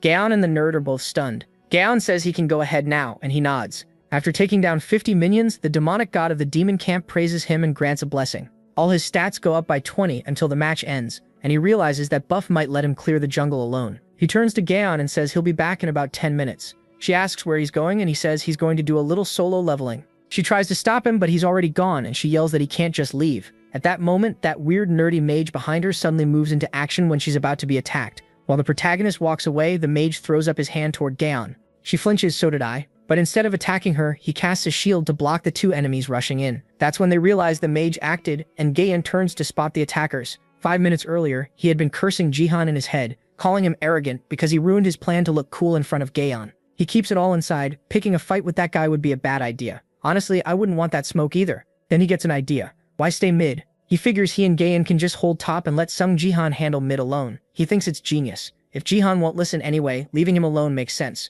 So he heads back, all excited, and tells Gaon to wait for him. But on the way, he spots two people moving in to attack her while she's worried about him. He instantly realizes it's an ambush. His Gaon is in danger. Yep, he really thought of her as his, so he throws up a shield to protect her. Gaon is shocked that the other team ambushed them like this. Then she pauses. Did this guy actually expect it? He tells her not to worry. Protecting her matters no matter what. But then he starts coughing up blood. The enemies break through the shield, and they kill him. He drops to the ground. Gaon rushes over and asks if he's okay. He apologizes, saying he really wanted to protect her. In full dramatic mode, he says it's too late now, but he likes her a lot. He says it with a smile as he disappears, and she actually looks a little moved until they notice he'll revive in 1 minute. So all that drama was completely unnecessary. The enemy warrior tells them that if the little romance scene is over, they can get back to the fight. But his mage teammate warns him not to relax just because it's 2 against 1. This is Gaon, the guild's prodigy. Gaon glares at them, but she's also genuinely mad at Jihan, wondering where he went. If this is a team game, he should act like part of the team. Then she notices something. Dark energy starts gathering above her, and she can already tell something is off. Meanwhile, the protagonist is deep in the jungle. He runs straight into a wolf with 2 heads and 6 eyes, and the beast lunges at him. But he catches it with his bare hands, stopping its bite cold. This thing is one of the most common monsters in the jungle, almost 3 meters tall, with jaws strong enough to crush a human skull. Even so, the protagonist throws it away with ease. If this is the weakest kind of jungle monster, and it usually takes 3 silver rank players to beat one, then he's handling this way too easily. The wolf squares up again, and he says it nearly got him with that jump. The monster leaps once more, snapping with 1 head, but Jihan dodges it without trouble. As he raises his hand, that black energy from before gathers again. He uses it to slash the beast, and the hit is so strong the whole comic loses its color for a moment. Then he tears the monster apart completely. He admits the sword is actually pretty good. Its name is Eclipse, an SS rank weapon used by the Shadow Queen in the promotion match, a shadow blade only dark spirit users can summon. Its shape gets unstable if his control slips, so it's hard to use, but the power is real. While looking at the sword made from the Queen's power, he earns the Silver League Jungler achievement and gets 1,000 achievement points. He says he expected that. In fact, he's sure more achievements will come if he kills every monster in the jungle. Still, he thinks he may need to kill some players too. Right then, the demon team gets first blood and earns 100 achievement points, which surprises him. Back with Jahan's team, the guy who had been attacking is now dead with a shadow knife in his chest, and the enemy mage is terrified, wondering what that thing is. A tiny shadow queen is protecting Gaeon with shadow daggers, leaving her wondering where this minion came from. The little fairy asks Jahan what she's doing and tells her to finish off the last enemy. Startled, she quickly answers, "Yes, sir." And the enemy mage tries to fight back by casting a fire spell meant to kill Jahan in one blast. But through the explosion, the girl bursts out, jumps at him, and cuts him down in a single strike. Pretty badass. She thanks the queen for helping her, but the queen says she doesn't need thanks from a lower being. Gaeon asks what that thing is, and the queen explains. Jahan told her to stay by Gaeon's side while he was away. She assumes he wants her to fight for him too, and takes the chance to call him arrogant again. Gaeon wonders if it's some kind of summoned spirit. Even so, she's relieved he didn't run off without a backup plan. The tiny queen points out that she must be pretty annoyed he went alone.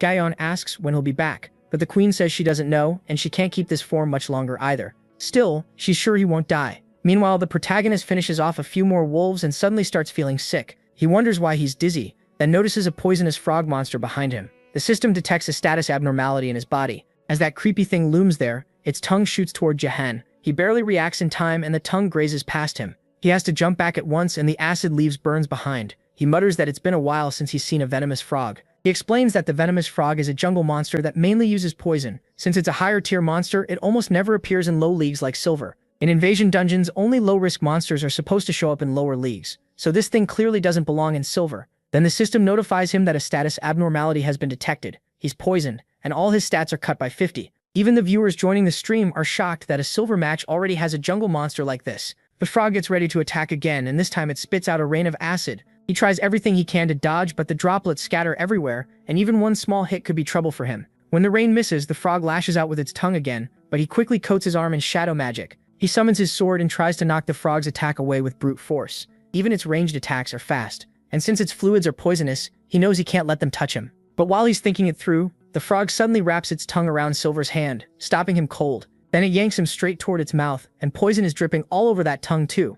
Silver realizes he's out of options, so he raises his free hand, summons the sword, and slices the frog's tongue. That hit hurts badly, making the monster scream, while Silver looks down and sees his hand is badly damaged by the poison. The frog pulls its tongue back and starts acting more carefully around Silver, and he notices right away. But it's not just cautious, it's furious, and starts gathering a huge mass of poisonous slime. Then it fires that venom ball at Silver, and he barely has any way out. The blast nearly swallows him, spreading like a wave of poison, and everyone starts wondering if Jahan is about to die, while the frog watches. Silver admits he almost did die. Then people notice something around him. He made a shield with force, something he clearly could have used much earlier. Trapped in that poison, he says he would have died without stacking buffs first, and the system starts listing his earlier kills, including the two-headed wolf, raising his stats by 30. With that, he summons several giant swords above the frog. By the time it notices it's too late, and Jahan drives them through the monster's whole body. The frog collapses, and Silver can't believe it still isn't dead, praising how insanely tough its defense is. Even after taking that attack, it's alive,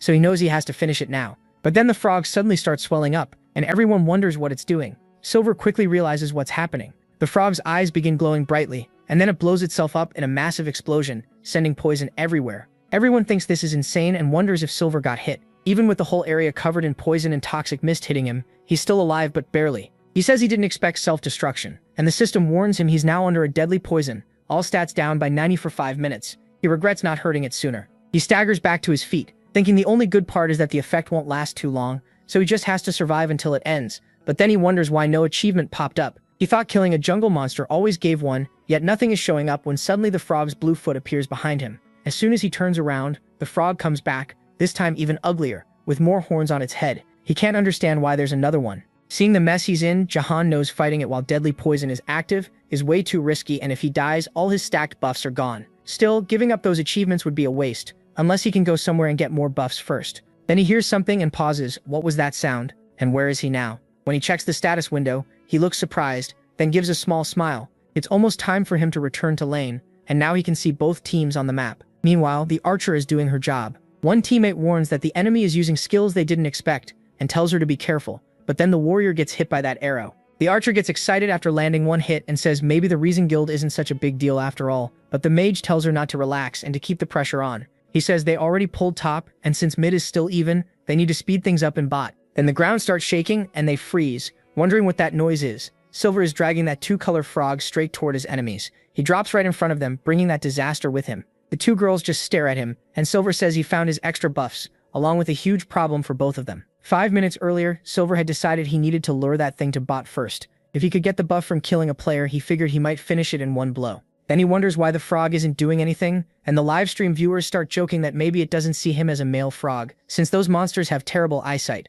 and it turns out they were right. Silver can hardly believe it, so he throws an attack at the shameless frog and runs off fast. He says he didn't want to make it attack, but he had no choice. Back in the present, everyone is asking why a jungle monster is even there. The creature starts spraying poison everywhere, right onto the players, and several of them begin to collapse. They all get hit with poison, losing 50, and with nearly everyone dying, Silver won't have much trouble. People are dropping left and right, leaving only him standing, and they ask if he's lost his mind for bringing that thing there. Silver pulls out his black blade, says sorry, and tells them he has to finish them all. The frog doesn't understand what's happening, while Silver cuts everyone down. Then his status effect gets cancelled, and he says that's more like it. He even thanks the frog for the extra buffs, lands a double kill, and his stats shoot way up. That only makes the frog angrier. It throws more poison at Silver, but he dodges almost all of it, using 3 calamities martial devotion. Then he uses Great Plateau of Mountains to split the frog in half. What's left of it almost seems confused by what just happened. Silver finally kills the poisonous frog, and his stats rise a lot. The secret mission first to clear the jungle is complete, giving him 10,000 achievement points, and he realizes all that effort was worth it. But then he notices something odd. A new mission called Disciples Traces has appeared. He turns to the archer and says he has no idea what's been happening because he was in the jungle, then asks for the current situation. They tell him Gaeong pulled most of top mid is even, and they were losing bot until the protagonist saved them. Now they just need to clear those minions to take the advantage. The protagonist agrees and tells them to finish it quickly, so they can turn the match around. Meanwhile, that nerd is getting wrecked again, nearly blown up and thrown all over the place. He yells at the enemy to stop hiding under the tower like a coward and fight like a man. They're in mid right in front of the angel team's tower, and the other guy says there's no way he'd do that, calling him a crazy bastard and telling him to hide under his own tower if he's jealous. The mage thinks all he has to do is bring that tower down, and with no one there to distract him, they stay locked there until he suddenly claims he sees Seong Jihen. When the guy turns around, he realizes it was a lie meant to distract him, and the mage jumps in, nearly landing the hit. But then the tower activates to protect its player, almost blasting that lying nerd. He escapes by a hair. The enemy notices he's even using dirty tricks now, but thinks there's no way he can pull this off alone. So he raises his sword, says the guy held on well, but now it's time to die. Then the tower starts glowing, and the mage has no idea what's going on. He sees Imgang near the light, and the warrior, hearing yet another random name while he's about to die, asks if he really thinks the same damn trick would work twice. But Imgang really does destroy the tower behind him. That leaves him stunned, because this time it was true. With the tower gone, Imgang tells the nerd to go ahead. It's all his now. Time to put on a show. So he summons fire magic at point-blank range and kills the guy in one shot. Then Gang walks over while he's still on the ground and asks if he's okay. He says he thinks so, and figures the game should end now that bot has been handled. Meanwhile, the nerd is grinning to himself, thinking Gaeong saved him. The protagonist notices she got there first, and the two meet up, but the nerd gets annoyed that those Hanwoo's guys ruined his moment alone with her. He apologizes for being gone so long and says he owes her one, but she tells him that's not needed since the summoned spirit he left with her helped a lot. Then the queen cuts in, saying she is not a summoned spirit. The protagonist says it looks like the angel team has already given up since they aren't even leaving the respawn point, and all that's left is to destroy the final tower. Then the protagonist starts to piece it together and asks her to please finish the match. She asks what he's doing,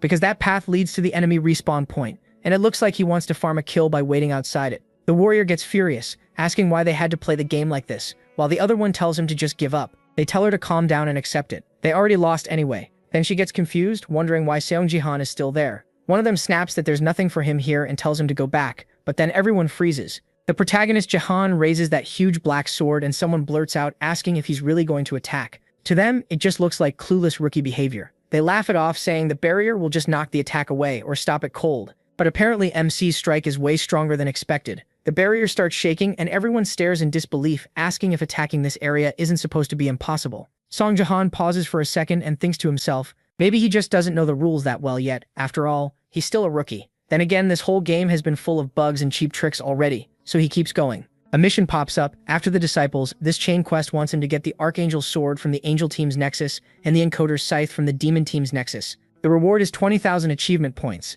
And there's a warning, the divine item fragments can only be obtained while they belong to the enemy base. Progress is still at 0. Seeing the quest name and reward, he had already guessed this was tied to the Corpse Golem mission he cleared on the defense map. The real problem is the difficulty. One divine item is inside the angel spawn, and the other is inside the demon spawn. Players normally can't destroy them because both spawn zones are protected by barriers. That would be true for anyone else, but right now, he's breaking through that barrier without much trouble, and everyone can tell he's actually going to shatter it if this keeps up. They shout for someone to stop him, but nobody even knows what to do against a player who can break a spawn barrier. Then one of the warriors turns around and sees something behind him. At the same time, Seong Ji-han goes stiff too. An archangel appears right above him, staring him down. And that look is pure threat. His eyes widen and a notice pops up saying the archangel is enraged because a player attacked the spawn area. Now he's in real trouble. The archangel starts pouring heavy lightning down on him. The nerd just stares, wondering what in the world that thing is. Am says they should destroy the main camp first. The others agree. While she quietly wonders what Seong Ji-han just did, the five-eyed archangel lifts its hand over the boy. Then it boosts the blessing protecting the spawn area and the warrior lights up, happy that the barrier got fixed so easily. He says it's solid now, but the girl cuts him off and tells everyone to back away. The protagonist Jahan is too dangerous. Even the livestream chat starts making fun of things, saying they never imagined the spawn barrier could be broken at all. Seo Jahan stays silent, with the queen beside him. She judges his full power and admits it's not bad for someone from a lower-ranked species, telling him not to feel too down. He agrees. This was never going to be easy. So he decides to go all in, pouring even more dark energy into the sword and making it much bigger. The nameless divine arts, he recalls, are split into 3 groups of techniques, each tied to a different god. The god-slaying techniques challenge fate, the heavenly lightning techniques control thunder, and the secret shadow techniques rule over darkness. One of them can cover the whole world in shadow. He uses soul vortex, and the sword swells even more, until it's almost like a giant lance. Then he drives that massive weapon straight at the barrier, boring into it like a drill. The force starts pulling everyone nearby, and the knight yells for them to hold on and grab anything they can. The queen thinks there's no way he should be able to use that power. Still, Song Ji-han keeps pushing with everything he has. He digs deeper into the barrier, thinking he only needs a little more. While he strains to break through, another message appears. The archangel is even more enraged because the barrier is being humiliated. The archangel keeps gathering more power above, while MC Ji-han keeps drilling forward. It's clearly preparing to punish this arrogant player. Then it tries to bring that power down on him. He feels the danger but breaks through the barrier in one shot before the attack can hit. Lightning explodes all around him. Even through the smoke, he's still standing. Then the system announces that Seong Ji-han has scored a pentakill. He finally relaxes a little and mutters that was way too close. And with that, the demon team wins. The match ends. Everyone is stunned that he really pulled it off. Ending with a pentakill was wild enough, and he even shattered that sword completely. The chat goes crazy. The fake nerd girl, the charming one tied to the man chasing Seong Ji-han, is left speechless that he actually managed it. He broke the spawn barrier. A silver player dominating the jungle was already impressive, but now he's doing things nobody thought were possible. She starts thinking that, at this rate, he might really surpass the Sword King. So now she wants to recruit him somehow, but approaching him as an ordinary employee probably won't work. She wonders if there's a more natural way to get close. Then she overhears another employee talking about how Rayon gets along with him. When she looks toward Rayon, she gets an idea. Sometime later, Seong Ji-han is still watching achievement messages stack up across his screen and admits the rewards were even better than he expected. He also notices the quest item was collected automatically once that step was cleared. Now all that's left is destroying the demon team's divine object. Then the queen speaks to him. Seong Ji-han tells her she was a big help, thanks her, and says he'll need her support from now on too. But the queen suddenly asks who he really is, saying the power he used to break the barrier is suspicious. That puts him on guard. He can't tell her it's